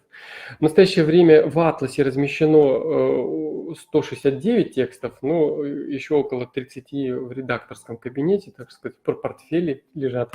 В общем, еще будут пополняться, все-таки проект наш пока еще не завершен. И эти 169 текстов распределены более-менее равномерно между этносами, и из 10 субъектов Российской Федерации, 6 из которых сибирские регионы, 3 национальные республики, Мордовия, Чувашская и Удмуртская республики. 84 текста – это ранние записи 70-х, 90-х годов, 86 текстов 2000-2020 годы, 90 сольных, 80 ансамблевых фольклорных образцов. Вот такие вот параметры тоже были введены не случайно, чтобы ну, вот разным пользователям можно было использовать разные, например, нужны сольные образцы. Ну вот, можно сказать, использовать этот фильтр. Мне кажется, он довольно мог бы быть полезным для того, кто ищет вот сольный какой-то образец, чтобы не связываться с многоголосными, ну и так далее. В этом году нами был создан, разработан и внедрен пока в виде инструмента логарифмический модуль для описания особенностей напевов, представленных в атласе песен. С помощью виртуальной клавиатуры этномузыкологи вводят, в общем-то говоря, логарифмические формулы, группы, периоды и композиции, которые формируют строфу, мелострофу, и это можно пополнять, пока ну, редактор или вот специалист, который будет, ну, не посчитает нужным сказать, что достаточно этих, значит, вариантов, которые описывают ту или иную, ну, вот, конкретный образец. Вот. И после введения этих логарифмических данных, я думаю, что введение непосредственно вот в атлас этих логарифмических материалов, которые уже сделаны на бумаге, мы начнем в начале следующего года. Вот. И после введения этих данных в фильтрах соответствующих появится возможность поиска по тем или иным параметрам, в общем-то, с логарифмического анализа. Вот. Что это даст, тоже будем дальше смотреть и пробовать это. Раз это экспериментальный атлас, будем пробовать. Да. Вот. Таким образом, инструментарий атласа позволяет осуществить поиск по тем или иным критериям, а дальнейшие же интерпретационные какие-то процедуры – это полностью дело вот уже, так сказать, исследователя-пользователя. Ну вот в качестве первого приближения использования инструментария этого атласа, ну, инструментарий-то довольно простой, фильтр сделали, посмотрели, вот, а дальше смотри, что это за тексты, какого это этнического, ну, какие это песни, какого это жанра песни, дальше уже контекст, есть там в этих текстах, нет, вот и дальше уже нужно смотреть конкретные эти тексты. Вот здесь представлен ряд тематических указателей, по которым мы осуществляем эту разметку, так, здесь не все представлены. И вот мы взяли 4 тематических маркера о природе, стихиях, животных и птицах и рассмотрели эти песни, в каком контексте используются те или иные вот, поэтические образы. Это же вот тематический указатель. И вот выяснилось, что, например, топоним «лес» важнейший в ряде чувашских песен. Да, нужно оговориться, что, конечно, чем больше материалов в этом атласе, тем более достоверны материалы, вот и так далее. Вот, поэтому это надо тоже понимать. И выводы, которые, вот, так сказать, появляются, они вот с этой оговоркой должны быть сделаны. Поэтому вот топоним «лес», когда устанавливаешь и смотришь, там вот важнейший он в ряде чувашских песен. Он используется в качестве образного параллелизма при характеристике значительного количества социокультурно значимых явлений вот в этом каком-то образном параллелизме. Но я так полагаю, что это могло быть расширено на другие, значит, традиции локальные, вот, если материал там появился бы. Ну, например, пошли в лес поискать липу, пошел в лес поискать липу, встретил липу рядом с дубом. Пошел на посиделки девушку увидеть, она стояла рядом с парнем. Ну, то есть пошел в лес, пошел на посиделки. Вот параллелизм. Вот, значит, посиделки молодежи как вот такой какой-то феномен социокультурный. Главная улица. Дождь надвигается на лес, игрище приближается на главную улицу. Вот, ну, сказать, вот такой вот параллелизм в чувашских песнях. Родственные отношения. У стола 4 угла, 4 ножки, у леса наши родственники. Ну, то есть вот и так дальше можно продолжать, я это упущу. Вот, ну, все это вот опять же с какими-то оговорками. А вот топонимы луг и поле, вот они больше появляются и имеют значение в мордовских и удмуртских песнях. Ну, то есть вот это вот какая-то такая вот особенность, пока которая вот на таком маленьком, совершенно скромном материале проявляется. Вот, ну, в общем-то говоря, в целом образы природы, птиц, животных выполняют какие-то определенные функции. Вот, если посмотреть на то, какие это тексты и о чем в этих текстах поется. С одной стороны, они помогают очертить, определить границы социальных и культурных явлений. Вот границы именно важно. Вот вода – граница на тот свет. Вот в эрзианском материале, представленном в атласе. Холодная река, болото, чаще всего это какое-то пространство мира хтонических существ в макшанском материале. Вот дикая природа, птицы, животные используются при характеристике паижан в свадебном фольклоре удмуртов как представители другого мира. Вот, ну, то есть дикая природа, дикие птицы, дикие животные. Противопоставление липы и дуб соответствует противопоставлению девушка-парень у чувашей. Ну, вот я вот уже это раньше пример приводил. Противопоставление ворон двух птиц и соловей соответствует дихотомии нелюбимый отец и любимая мать у чувашей тоже. Ну, вот сказать, а вот такая вот метафора срывать спелую ягоду, прощаться с девичеством, это символ окончания молодости у чувашей. Тоже какая-то граница, видите, вот. Ну, вот что это? Ну, вот, наверное, это что-то значимо вот при ну, вот, интерпретации вот поэтического мира, что ли, этнического, да, этнической культуры. Ну, в общем-то говоря, и так дальше. Можно вот как-то продолжать, опять же, вот с какими-то оговорками. Ну, вот. И если использовать другие фильтры в качестве инструмента анализа песенного материала, например, тип фактуры, гетерофония, двухрегистровая, ну вот в частности здесь в атласе она представлена, выскочат только удмуртские материалы Томской области. Да, ну да, да, но нет пока Кряшин Иркутской области, у которых там тоже промелькивали, да, вот двухрегистровая гетерофония. Это, ну и конечно, да, вот, но тем не менее, вот, так сказать, вот возможность такая появляется. Вот в свадебных и лирических песнях это у удмуртов проявляется. Диафония с бурдоном пока только выражена в материале, представленном автохтонной традиции мордвы, эрзи и мокши в колядных и лирических песнях. Но мы уже теперь знаем, потому что на материале в Тюменской области, в которой мы сейчас работаем, там есть этот тип многоголосия, и разместив там материал, соответствующий, маркируя его таким типом многоголосия, мы увидим не только автохтонный, но и сибирский материал. Вот. И музыкально-поэтическая композиция, например, с выделенным зачином, только в рязанских, макшанских, круговых и лирических песнях поволжского бытования. А вот, например, сибирский вариант тех же круговых песен бытует без зачина в строфической двустрочной форме. Ну вот такие вот, как сказать, вот особенности, которые, ну, с одной стороны, констатируют тот или иной факт, с другой стороны, вот, дают возможность как-то, в общем, интерпретировать это. Вот. Вот, и пока экспериментальный характер атласа поддерживается небольшим объемом, о чем я уже сказал,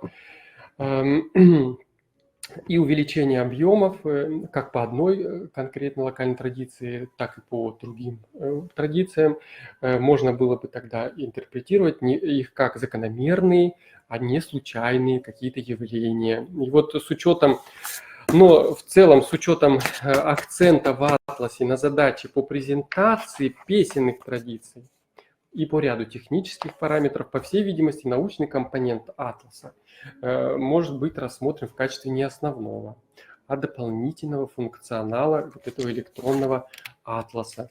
Да, здесь на слайде приведена ссылка на интервью, подготовленное пресс-центром Российского научного фонда о нашем проекте, вот, который подготовлен совместно с коллегами, участниками нашего проекта.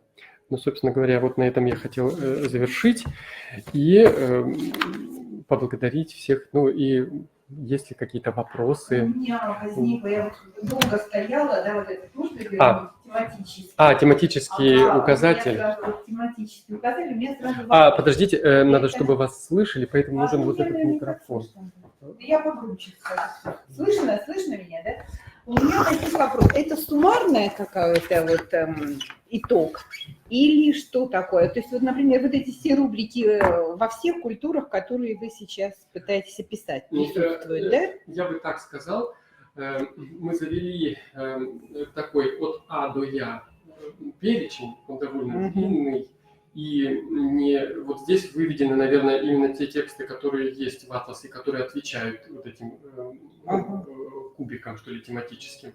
Но в самом атласе, в указателе, там больше, там есть и на А, и на другие буквы, тут которых нет. Да? Вот, там более то есть это универсальные рубрики, которые есть везде, да, то есть получается? Ну, то есть если, например, в тексте встречается там упоминание, это вот как бы вот мы просто маркируем. И это, конечно, немножко, я бы сказал, примитивно, потому что этот маркер ставится не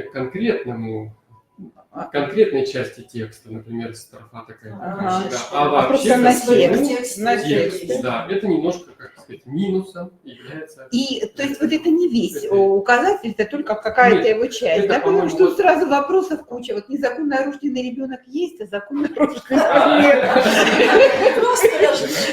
Ну или просто рождение нет. То есть это критический результат получили. Здесь, скорее всего, выведены, не скорее всего, а точно выведены именно те тематические параметры, которые откликнулись на размещенные эти тексты, многочисленные. Там уже про убийство есть. Да, про убийство есть. Убийство, про смерть вообще. Дорогие коллеги. Ну, Бог в помощь, что сказать-то вам? Да, закончите. Замечательно, да. Почему забыть-то? Наоборот надо, чтобы это было. Даже будет, как бы сказать, не обязательно только само содержание этого вашего атласа, да, а просто принципы устройства вот этих вот фильтров и состав, структура этого атласа, да, то есть это тоже может быть востребовано просто-напросто как раз в исследовательской практике. Не конкретный вот материал, который там есть, да, а какие-то идеи.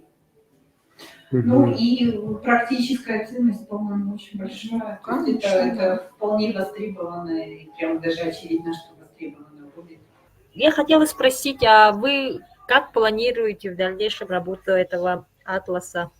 Например, можем ли мы, ну так же, как и на других сайтах, например, по объектам нематериального культурного наследия, потом, когда сайт будет у вас, каталог, когда будет работать, войти и, например, вводить свои объекты?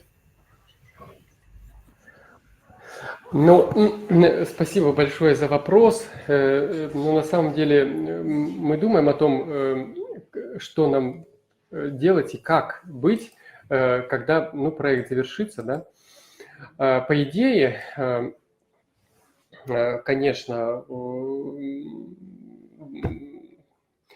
пожалуйста, можно смотреть, предлагать свои какие-то ритмические, например, типы, которые можно там вносить. Они, слава богу, не заданы изначально, не составляют какой-то указатель, они формируются в процессе разметки. Вот это вот еще очень хорошо. А вот какие-то нужно, например, геомаркеры добавить, это, так сказать, можно осуществить, потому что программисты, несмотря на то, что это самая такая дорогостоящая часть сметы проекта нашего, но, тем не менее, мы с ними уговорились, что после завершения его, то есть они раз в полгода, раз в год, они могут вносить те или иные данные для того, чтобы мы продолжали, в общем-то говоря, пополнять этот ресурс. Например, нам понадобится добавление туда тех или иных новых рубрик и так далее. Это можно осуществить. Вот, а в целом реализованы личные кабинеты редакторов, они реализованы, и, в общем, это легко довольно сделать, этот доступ. И этот атлас уже открыт, кстати, да, по ссылке он доступен, и редактор просто попадает в свой личный кабинет и начинает, в общем-то говоря, вносить эти данные. Вот. Там есть поля, которые обязательно должны быть заполнены, типа геолокация, чтобы быть обязательно привязанным к геометке на карте. Ну, то есть там долгота, широта должна быть вписаны. Ну, то есть вот и другие моменты.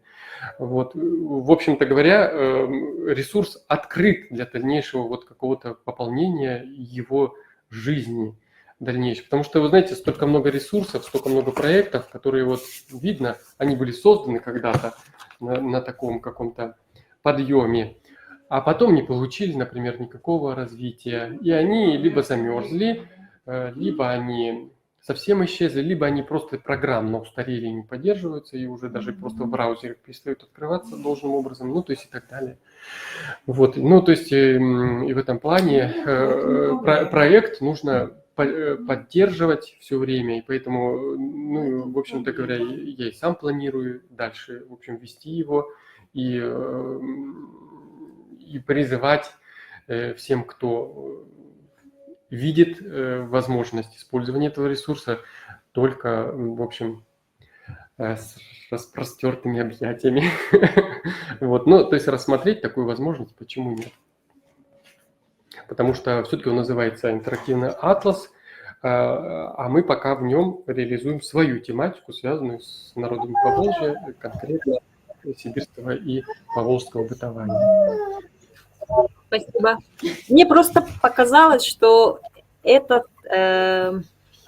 атлас нам может очень помочь разобраться с якутскими песнями, потому что филологи говорят одно, музыковеды говорят другое, И, может быть, вот эта ваша матрица очень помогла бы нам в этой работе. Ну, в общем, это можно обсудить, и только с удовольствием, если она поможет не только нам, вот еще кому-то, в общем. Ну да, это такая задача какого-то пополнения и именно научного освоения. Дорогие коллеги, я должен сказать кое-что. Дело в том, что Галина Евлампиевна Солдатова, ответственный секретарь серии, главный редколлегии серии «Памятники фольклора народов Сибири», оказывается, 28 ноября поздравительный адрес на адрес консерватории направила. А вы видели его? Видела. Раз уже упомянули письмо от серии, то я решила показаться. Еще раз поздравить Наталью Владимировну дорогую с юбилеем замечательным. И, конечно, поздравлять много раз это не стыдно, а очень даже приятно. Пусть будет и от Института филологии в целом подписано письмо нашим директором Игорем Витальевичем Силантьевым, и письмо от главной редколлегии. Наталья Владимировна одна из самых опытных участниц нашего проекта, уже, наверное, более 30 лет. Вот, поэтому, конечно, заслуживает особых слов благодарности. Вот, опыт в этой части был экспедиционный и публикаторский, и, конечно же, участие в семинарах. Мы всегда радостно и прислушиваемся и к Наталье Владимировне, и общаемся тоже не менее радостно. Результат бывает очень приятный, уже много томов вместе мы сделали. Надеюсь, что это еще предстоит. Вот белорусский том у нас еще будет. Надеюсь, в ближайшем будущем. Очень хочется, чтобы это так и было. Вот. Ну да, славянская серия еще не завершена. Это я бы хотел сказать вот еще что. Это привет из Омска. Я выполняю поручение Виктории Юрьевны. Вот она там, я вижу, подключилась. Но она пока что еще не вышла в эфир. Пожалуйста, все, кто находится в чате, пожалуйста, нажмите на правую кнопку сверху. Да, я там вижу выйти в эфир. И тогда Анечку, которая журба у меня здесь исключительно значилась. Сейчас она Щепоткина. Да, и Леночку Терекову вижу. Поэтому мы плавно переходим. Хорошо, еще один раздел семинара. Снова арочкой такой. Вступление было поздравительное и заключение. Понятное. Да, и мы переходим к круглому столу. Благодарим наших всех докладчиков, да, которые вот выступили в этой части с научными докладами. Они немного все организованы были, в общем-то, вокруг атласа, вокруг этнической такой проблематики, да, атласа. Вроде бы как это не совсем моя тема, а с другой стороны, поскольку я этим уже, во-первых, давно занимаюсь, да, бесстрашно, можно сказать, да, и вот с Сашей Татариновой, Халтановой даже вот якутскую диссертацию угораздилось, значит, ею руководить. Поэтому, если знаешь одну фольклорную традицию, это хорошо, если знаешь вторую, третью, четвертую, то дальше уже не страшно, собственно говоря, да. И поэтому я благодарна всех, я все эти доклады с большим удовольствием выслушала, на новых людей посмотрела. Это так здорово, когда появляются новые какие-то такие вот и темы, и идеи, и материал. Это для нас всегда все очень важно. А пока вот тут вот, значит, я тут высказываю благодарности, нижайший, значит, поклон, тут постепенно вот подключают. Да. Так, ну, слово предоставляется Виктории Юрьевне. Дорогая Наталья Владимировна, вы слышите меня, да, сейчас? Слышим, Да. слышим и видим. Я очень рада, что у меня есть такая возможность, ну, мысленно обнять вас, прикоснуться к вам.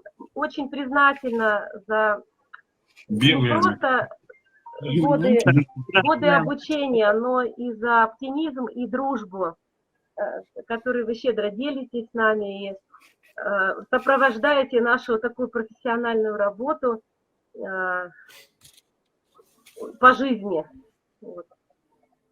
что сказать. Очень интересно было. Я только несколько докладов смогла послушать, не было возможности. К сожалению, не смогла приехать. Вот. Вопрос, ну, два слова, чем занимаюсь. Наверное, это одним словом называется актуализация фольклорных традиций в Центре народного творчества Омской области. Мы, с одной стороны, описываем как объекты нематериального культурного наследия, теперь это называется нематериальное, это культурное достояние региона. Описываем, и я сама, или либо ну, сопровождаю эту деятельность, а дальше мы разрабатываем способы актуализации этих традиций в современности. Один из таких проектов мы назвали «Этнокультурный ландшафт Омского Прииртышья», где на основе объектов каждого муниципального района создается этнокультурный бренд, и он раскручивается на уровне не только региона, но и на уровне России. Вот два из них, даже три этнокультурных бренда было представлено в ноябре на выставке на ВДНХ. Это наши крестьянские ковры ковроткачества, такое челдонское село, где уникальная певческая традиция, костюмы сохранились, и вот восстанавливают традиции ковроткачества. На ВДНХ были и, собственно, показаны ковры восстановленные, которые теперь можно там купить, но еще и был показ мод современного московского дизайнера, бывшей Анички, которая использовала принты ковровые в современной одежде. Это очень успешная была такая представлена коллекция.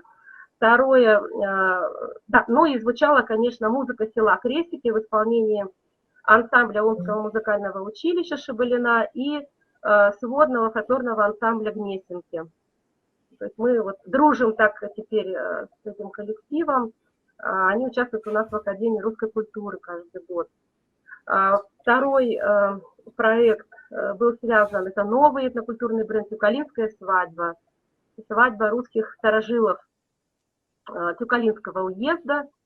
Вот, и игралась настоящая свадьба с заключением бракосочетания проходила, но при этом были элементы вот национального такого обряда. А третий этнокультурный бренд связан с кулинарными традициями. Но везде, на всех трех площадках звучала музыка, уникальные певческие традиции нашего региона. Вот. И по этим этнокультурным брендам мы издаем книги. Вот буквально «Тюкалинская свадьба» буквально вот-вот выйдет из издательства, где представлены 82 расшифровки свадебных обрядовых песен. Ну и есть разные очень интересные штуки, которые можно использовать в современности. Так что вот наша такая работа активная была бы невозможна без Натальи Владимировны. Спасибо большое, Вика, голубчик, и за стильный такой этот самый вот подарок. Павел помог. Да, спасибо. Да. Ну вот хорошо, что ученики друг с другом могут связаться, могут друг другу что-то попросить, это же здорово. Ну вот и мы познакомились, можно сказать. Познакомились. Эту связь времен восстанавливаем. Слово предоставляется Елене Витальевне Тюриковой. Здравствуйте. Здравствуйте. Я хочу поблагодарить Наталью Владимировну за ту основу, которую она вложила в меня, и благодаря которой я дальше пошла по жизни. И аспирантуру закончила, защитилась, и много-много занималась украинской тематикой. Продолжала. К сожалению, сейчас я уже этим не занимаюсь по известным причинам. Ну, не будем об этом.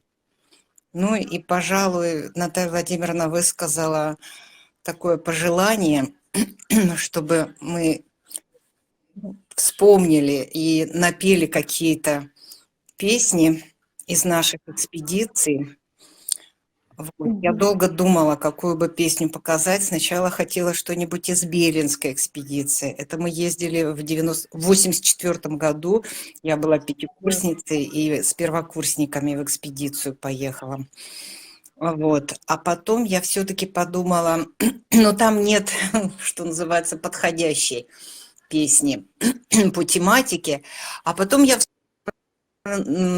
правда, я уже в это село ездила с 84 по 87 год, уже не будучи студенткой консерватории, но я работала на тот момент в Новосибирском педагогическом институте под руководством уже непосредственно начальством Мельникова Михаила Никифоровича. Я думаю, что его тоже все хорошо помнят и знают, новосибирцы, по крайней мере. Вот. И я в 85 году поехала, в 84 году услышала записи, принимала работы студентов по фольклорной практике и услышала записи из села Мариинки. Мне настолько понравились песни, что я решила со студентами сама уже съездить туда. И вот там мы много записали тогда календаря, мы записали даже масленичные хороводы, что меня страшно поразило.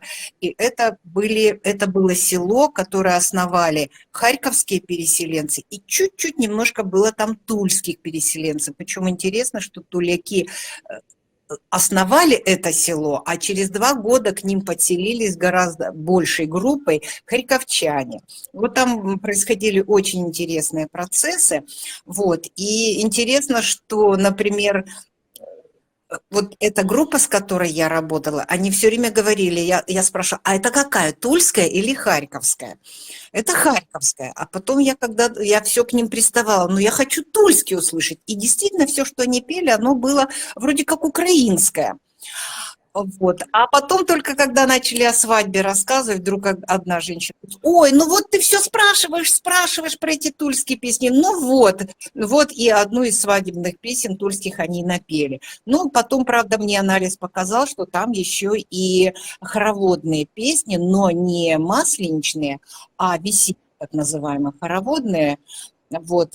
Оказалось, что они их ассимилировали, что называется, взяли в свой репертуар, но не заметили этого и не понимали. И только когда я обнаружила совпадение одной тульской свадебной и напева свадебной тульской и напева хороводной песни, вот, то тогда я говорю, ну вы же смотрите, а никто на это не обращал внимания, смотрите, я вот пою вам эту же мелодию, но с другим текстом. Я думаю, ой, да, конечно же. Ну ладно, извините, что-то меня понесло на эту тему рассуждать. Я все-таки хочу напеть колядку из села Мариинки Венгеровского района Новосибирской области. И я, правда, хочу 2 слова первых слегка поменять. Она начинается «пан господарю», а я все-таки спою «пани господыне». Владимировне. И эта колядка как благожелание ее дому. Ну и понятно, что тому, кто в этом дому. Пане Господине твоему дому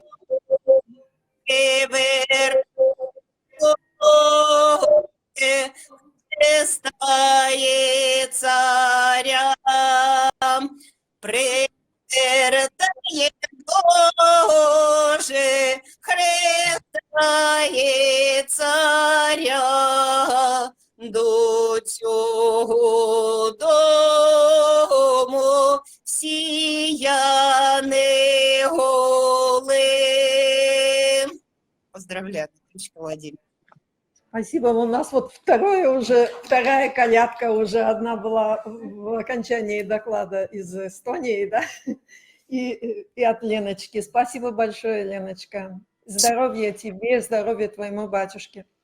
Это он тут заглядывал, да? Да. Еще это самое. Можно вот Сашечка еще? я выступлю? Наталья Владимировна, спасибо большое за вашу школу. ну, сегодня Наталья Владимировна сказала, что даже якутская диссертация была защищена. И попасть в класс Натальи Владимировны мне очень захотелось после того, как мы съездили в экспедицию. И особенно, конечно, запомнилось село Михайловка Прокопьевского района Кемеровской области. И когда, вот я не знаю, это было для меня какое-то чудо, когда Наталья Владимировна от ансамбля чувашского смогла вытащить очень старые песни, старинные песни, которые они даже сами не знали.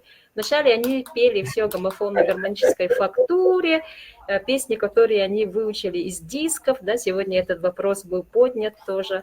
И потом как-то Наталья Владимировна, я не знаю, там какое-то чудо произошло, и бабушки, которым было за 70, за 80, вдруг они спели какие-то очень модальные песни, которые, вот, например, женщины, кому было среднего возраста, они не знали, и все так удивились, что, оказывается, есть такие замечательные старинные песни в их селе. Вот. И, надеюсь, они потом эти песни ввели в свой репертуар. А по поводу нынешней своей работы, ну, я пока сижу по уходу за ребенком, у меня так получилось. Первый, потом... Хорошее сидение. Да, хорошее, да. Хорошее. Но все равно, да, стараюсь о науке не забывать, потому что в этом году наш якутский круговой танец «Асохай» провозглашен объектом нематериального культурного наследия Российской Федерации. Вот, и поэтому у нас работы очень много, и как раз в рамках этой работы я сейчас вплотную начала работать с преподавателями Якутского музыкального колледжа. Вот, ну, они и так фигурировали в нашей диссертации, вот это Варвара Степанова, вот, мы ее материал, например, ну, ее «Асохай» разбирали. И вот сейчас мы с ней работаем по возрождению старинного лада, раскрывающийся лад, который вот, Эдуард Ефимович и Анна Семеновна много исследовали. Вот, и в прошлом году я выступила с, ну, как мне показалось, достаточно удачным докладом, как раз вот в круглом столе, который вот в связи с этим событием Институт гуманитарных исследований организовал. Вот, и я там в диахроническом аспекте посмотрела записи от Сергея Афанасьевича Зверева, о котором так мечтали, но так и не удалось полностью получить от национальной вещательной компании образцы, но, по крайней мере, что-то смогли, называется.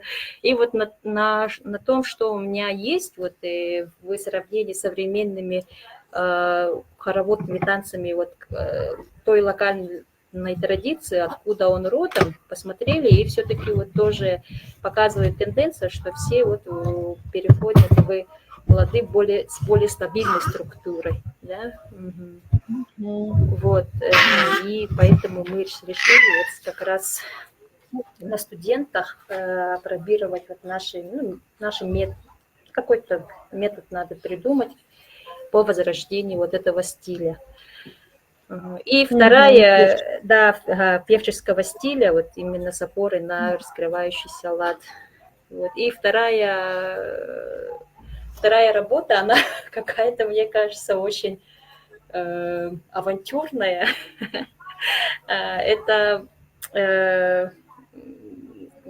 ну, я поддалась, можно так сказать, очень сейчас модному влиянию в Якутске в связи с работой Арктического института. Это звуковой ландшафт или поющий ландшафт. И, в общем, начала рассматривать музыку, возможно, якутских переводов. И как раз здесь, ну, слово «дагерин», он же до сих пор в быту используется еще в связи с ритмом лошади, шага лошади. Вот. Горысью. И оказывается, коневоды про себя очень много поют. И потом я посмотрела якутские песни вот, в стиле Дегерен. Там очень много вот как раз образа человека верхом на коне. Там есть какой-то символ. И вот в связи с этим тоже пока на дистанционном уровне с подругой, с мужем своей подруги, с мужем своей родной тети, у которых есть своя вот такая коневодческое хозяйство. Я пока вот на уровне WhatsApp с ними вот сижу и разговариваю, и, возможно, что-то вот потом путное получится из этой работы. И, ну, расширится, конечно, информантов надо расширять. И тоже вот от Натальи Владимировны школа рассматривать не только образцы от певцов, ну, высококлассных, так скажем, да, у нас есть такая, ну, это, наверное, с одной стороны хорошо, потому что традиция у нас живая все-таки, да, по сравнению с другими фольклорными традициями, но у нас есть так, очень сильно развито вот как раз фольклоризм, да, это, возможно, даже это уже не фольклор, а фольклоризм, когда вот люди с профессиональным образованием, с музыкальным образованием на очень хорошем уровне, но все-таки поют некоторые вещи, которые, возможно, даже уже отошли, можно сказать, от традиционного мышления. Вот, и сейчас вот наоборот, как будто такую, ну, не то что простую, да, вот бытовую среду, вот, чтобы посмотреть тоже вот с этой точки зрения, что сейчас происходит с Дегерен. Со стилем. Спасибо. Спасибо. Где там твоя воительница? Моя воительница Диана. Диана, покажись, пожалуйста. Покажи Дианочку. Вот это наша воительница. Это большая, да. Большая Диана. Большая, какая уже большая девочка. Диана ходит в детский садик, и вот мой второй человечек, это уже человек мудрость.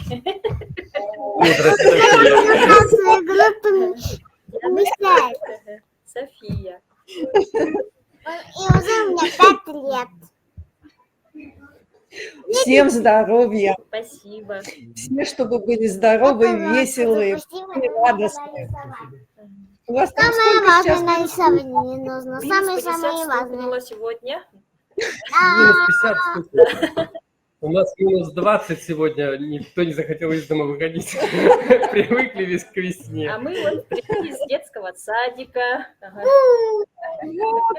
Минус 50. А минус 50. Это бытовой момент. Новосибирская фирма Синар начал выпускать для Якутии пуховики. И вот мы теперь в такой одежде ходим до минус 45. Новосибирский? Новосибирский Синар, да, они выпустили... Синар? Синар, ага. Здорово, здорово. Связи-то какие у да, нас, вот оказывается, даже на таком бытовом европейском уровне связь держим с Новосибирском. Ладно. Здорово. Слово представляется Татьяне Владимировне Дайнеко, одной из последних защитившихся. Я не знаю, все ли знают, на всякий случай скажу, что я в 2021 году защитила диссертацию по календарным песням белорусов Сибири. И Наталья Владимировна, конечно, вот была моим научным руководителем. А сейчас я хотела просто вот кратко поделиться такой радостью, что недавно пришло известие, что поддержали наш проект для малой отдельной научной группы в составе 4 человек. И мы будем заниматься летними обрядами и песнями белорусов-переселенцев в Западной Сибири, в будем изучать их комплексно, в сравнительно-сопоставительном аспекте. Это будет такое вот сравнительно-сопоставительное исследование. Здесь я хочу отметить, что вот, в числе основных исполнителей буду я, как музыковед, и Софья Анатольевна Мясникова. Это наша хорошо известная, наверное, фольклористам коллега из Омска. Она ученица Натальи Константиновны Козловой и уже много лет тоже занимается изучением календарного фольклора белорусов-переселенцев как филолог. И вот мы будем, значит, с разных сторон подходить к этой проблеме, изучать комплексно вербальные тексты, музыкальный текст, будем, конечно же, обрядовый, акциональный аспект тоже рассматривать. И хотим посмотреть, что происходит в Новосибирской области, вот с летними обрядами и песнями, что в Омской области, есть ли сходство, есть ли различия. И, конечно, будем сравнивать все это с материнской исходной традицией. Вот такая у нас задумка. И помогать нам будут молодые исследователи, в том числе вот Александра Яковлева, которая здесь присутствует, и еще одна девушка, Ксения Жданова, из Института филологии. Она филолог. То есть таким образом у нас получается вот 2 филолога, 2 музыковеда. Вот. Из них 2 ученицы Натальи Владимировны. И одна, которой я оппонировала на защите ее филологической диссертации в Москве. Соня. Да, Соня так что прекрасная со мной специалист, связана, да. И тоже она связана с Натальей Владимировной. Ну, вот такие вот планы. Немножко хотелось поделиться такой радостью. Это, конечно, очень волнительно, потому что я никогда не руководила проектами и не очень представляю, как это делается, но все когда-то происходит первый раз. Будем учиться. Павел Сергеевич, надеюсь, меня проконсультирует. Там в секторе много людей, которые уже с опытом руководства проектами. Ну вот и надеюсь, потом вот на каких-то конференциях поделимся результатами. Спасибо всем, что собрались.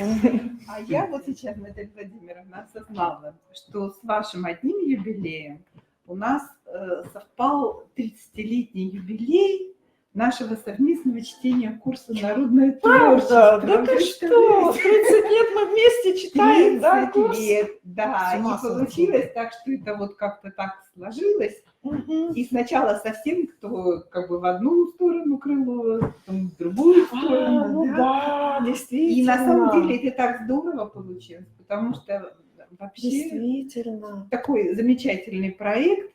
И надо сказать, что я вообще очень благодарна Наталье Владимировне, потому что вот это сотрудничество такое, вот не только при чтении курса, да, а еще и то есть работа на кафедре, когда Наталья Владимировна у нас просто совершенно великолепный рецензент, и всегда можно вот припасть, попросить, и ты уже знаешь, что все там блохи будут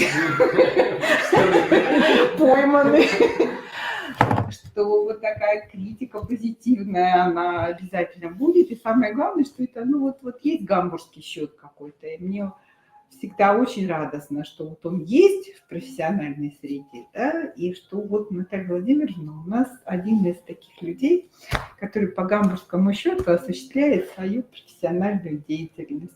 Вот. Ой, спасибо. Да. Да. Вот отдельный подарок от тебя, что ты пришла. Да, невзирая на сложности, мы в Новосибирске. Вот. Так что, спасибо. Спасибо большое. Наталья Михайловна, так получается, это наш курс был первый, кому вы читали совместно? Потому что я вас уже слушала вдвоем. Да. Ну, видимо, да. Наверное, да. Видимо, да. Да, и, наверное... Кто вам давал задание по практике? Я у вас проходила фольклорную практику. У меня проходили, да.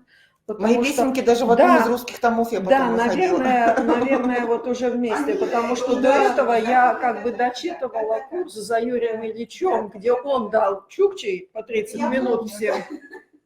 Не-не-не, я что-то славянский Да, расшифровала. я помню, что это самое, что... Да. Да, вот вы первый были. А про то, что Наталья Владимировна дала нам всем какие-то очень важные вещи, которые вот, так сказать, каждый развивает в меру своих там способностей, особенностей, не знаю, своей какой-то области. Вот. И вот в этом плане я хочу сказать, что вот вы вот дали, вот, да, вот, как сказать, открыли двери, да, если параллель эту проводить с открытыми дверьми, с открытыми окнами, понимаете, вот окна. Мы все, вот понимаете, вот как эти сидим и вот из своих окошек смотрим. Вы научили нас смотреть, потому что вот, знаете, вот это же надо, так сказать, научиться видеть вещи, вот, или называть эти вещи, вот. Поэтому вот у нас такой вот есть всеобщий маленький подарок. От учеников. Да, от учеников. Вот, он тут вот в такой коробке лежит, вот, в такой коробке, вот, в такой коробке. Вот, а в этой коробке, еще одна коробка, нет, а в этой коробке вот такая вот штука, вот, такая штука. Вот, это, Теперь понятно, при чем здесь окна. Да. И вот в этих окошках вот сидят вот эти вот... Ой, а я не знаю, кто там сидит в окошечках-то во всех. Ну, короче, тут мы немножко попортили, конечно, вам подарок своими моськами. Вот, но тем не менее, в общем, это такой вот... Их на самом деле можно при желании открутнуть и помыть, она глянцевая. Вот, и увидеть, что же там все-таки на самом деле. Вот, но тем не менее, вот такая вот вещь, и мне кажется, что она такая символичная. Вот, потому что окна мы смотрим не просто там куда-то, а мы вот смотрим на тот предмет, которым мы интересуемся. А в экспедициях мы постоянно что делаем? Наличники фотографируем. Я думаю, что такую книгу можно было бы вам самим составить, ну, какую-нибудь небольшую брошюру там каких-то вот этнографических реалий, связанных там с окнами, с чем-то таким интересным. Но интересный этот автор, ну вот потом, конечно, вот все это вы будете читать, смотреть, он интересный дядька, он, в общем-то говоря, ездит по всей России и фотографирует именно наличники. У него там целая инфраструктура развивается, ну, многие знают, оказывается, я сам не знал, а оказывается, многие знают его. И вот мы с ним списались, вот это первая его книга, она называется «Центральная Россия», через 3 года будет «Поволжье». Я говорю, когда Сибирь, Дальний Восток? Он говорит, через лет 10-15 будет Сибирь, Дальний Восток. Ну, на самом деле он думает, что может быть Сибирь с Уралом будет, а Поволжье с Приуральем. Ну, короче говоря, у него там всякие идеи. Это такая энциклопедия, она по районам, и там очень много устных рассказов носителей этих, вот кто там в окнах сидит. Но не наши истории. Наши истории вы знаете. Вот. А тут, в общем, много сведений вот самих жителей из этих домиков, которые есть вот с этими наличниками. Вот, поэтому вот изучайте. Минуты отдыхом так да. Что интересненько почитать. Вот, да. Кто трудился, вклеивал. Ну, это моя. Твоя работа. Вот там кого-то некачественно. Но у меня ПВА уже закончился. Хорошо, у меня ПВА есть. Фотографию с книжечкой. Я как раз в чат учеников отправлю. Ой, книжечка. Книжечка какая. Она очень тяжелая на самом деле. Книжечка. Ничего так себе. Мне кажется, килограмма 4. С половиной. 4,5, да? Так, сейчас еще раз давайте с улыбкой. Вот, и, в общем, знаете, что еще сказать? Эта книга издана из пожертвований. Да, краудфандинг да, объявлял. На planeta.ru 925. Я, кстати, участвовала. Серьезно? Значит, твоя фамилия там есть. Там перечислены все 925 человек. Я что-то совсем чуть-чуть отправлял. Это, можно оставить. Оставить, конечно. Там 925, надо посмотреть, если там внесены все, кто вносил. Это вот он, да? Да. И у него, смотрите, это самая футболка, или там, как это, не футболка, но тоже вся в наличниках. Ну, в общем, у него на самом деле там целая индустрия. Вот, на эту тему. Ой, нет, ну это здорово, конечно. А, да, ну там есть одно свободное окошко для будущих учеников. Я забыл сказать. Вот, поэтому мы должны завершать наш семинар. Наконец-то. Да, поэтому спасибо большое.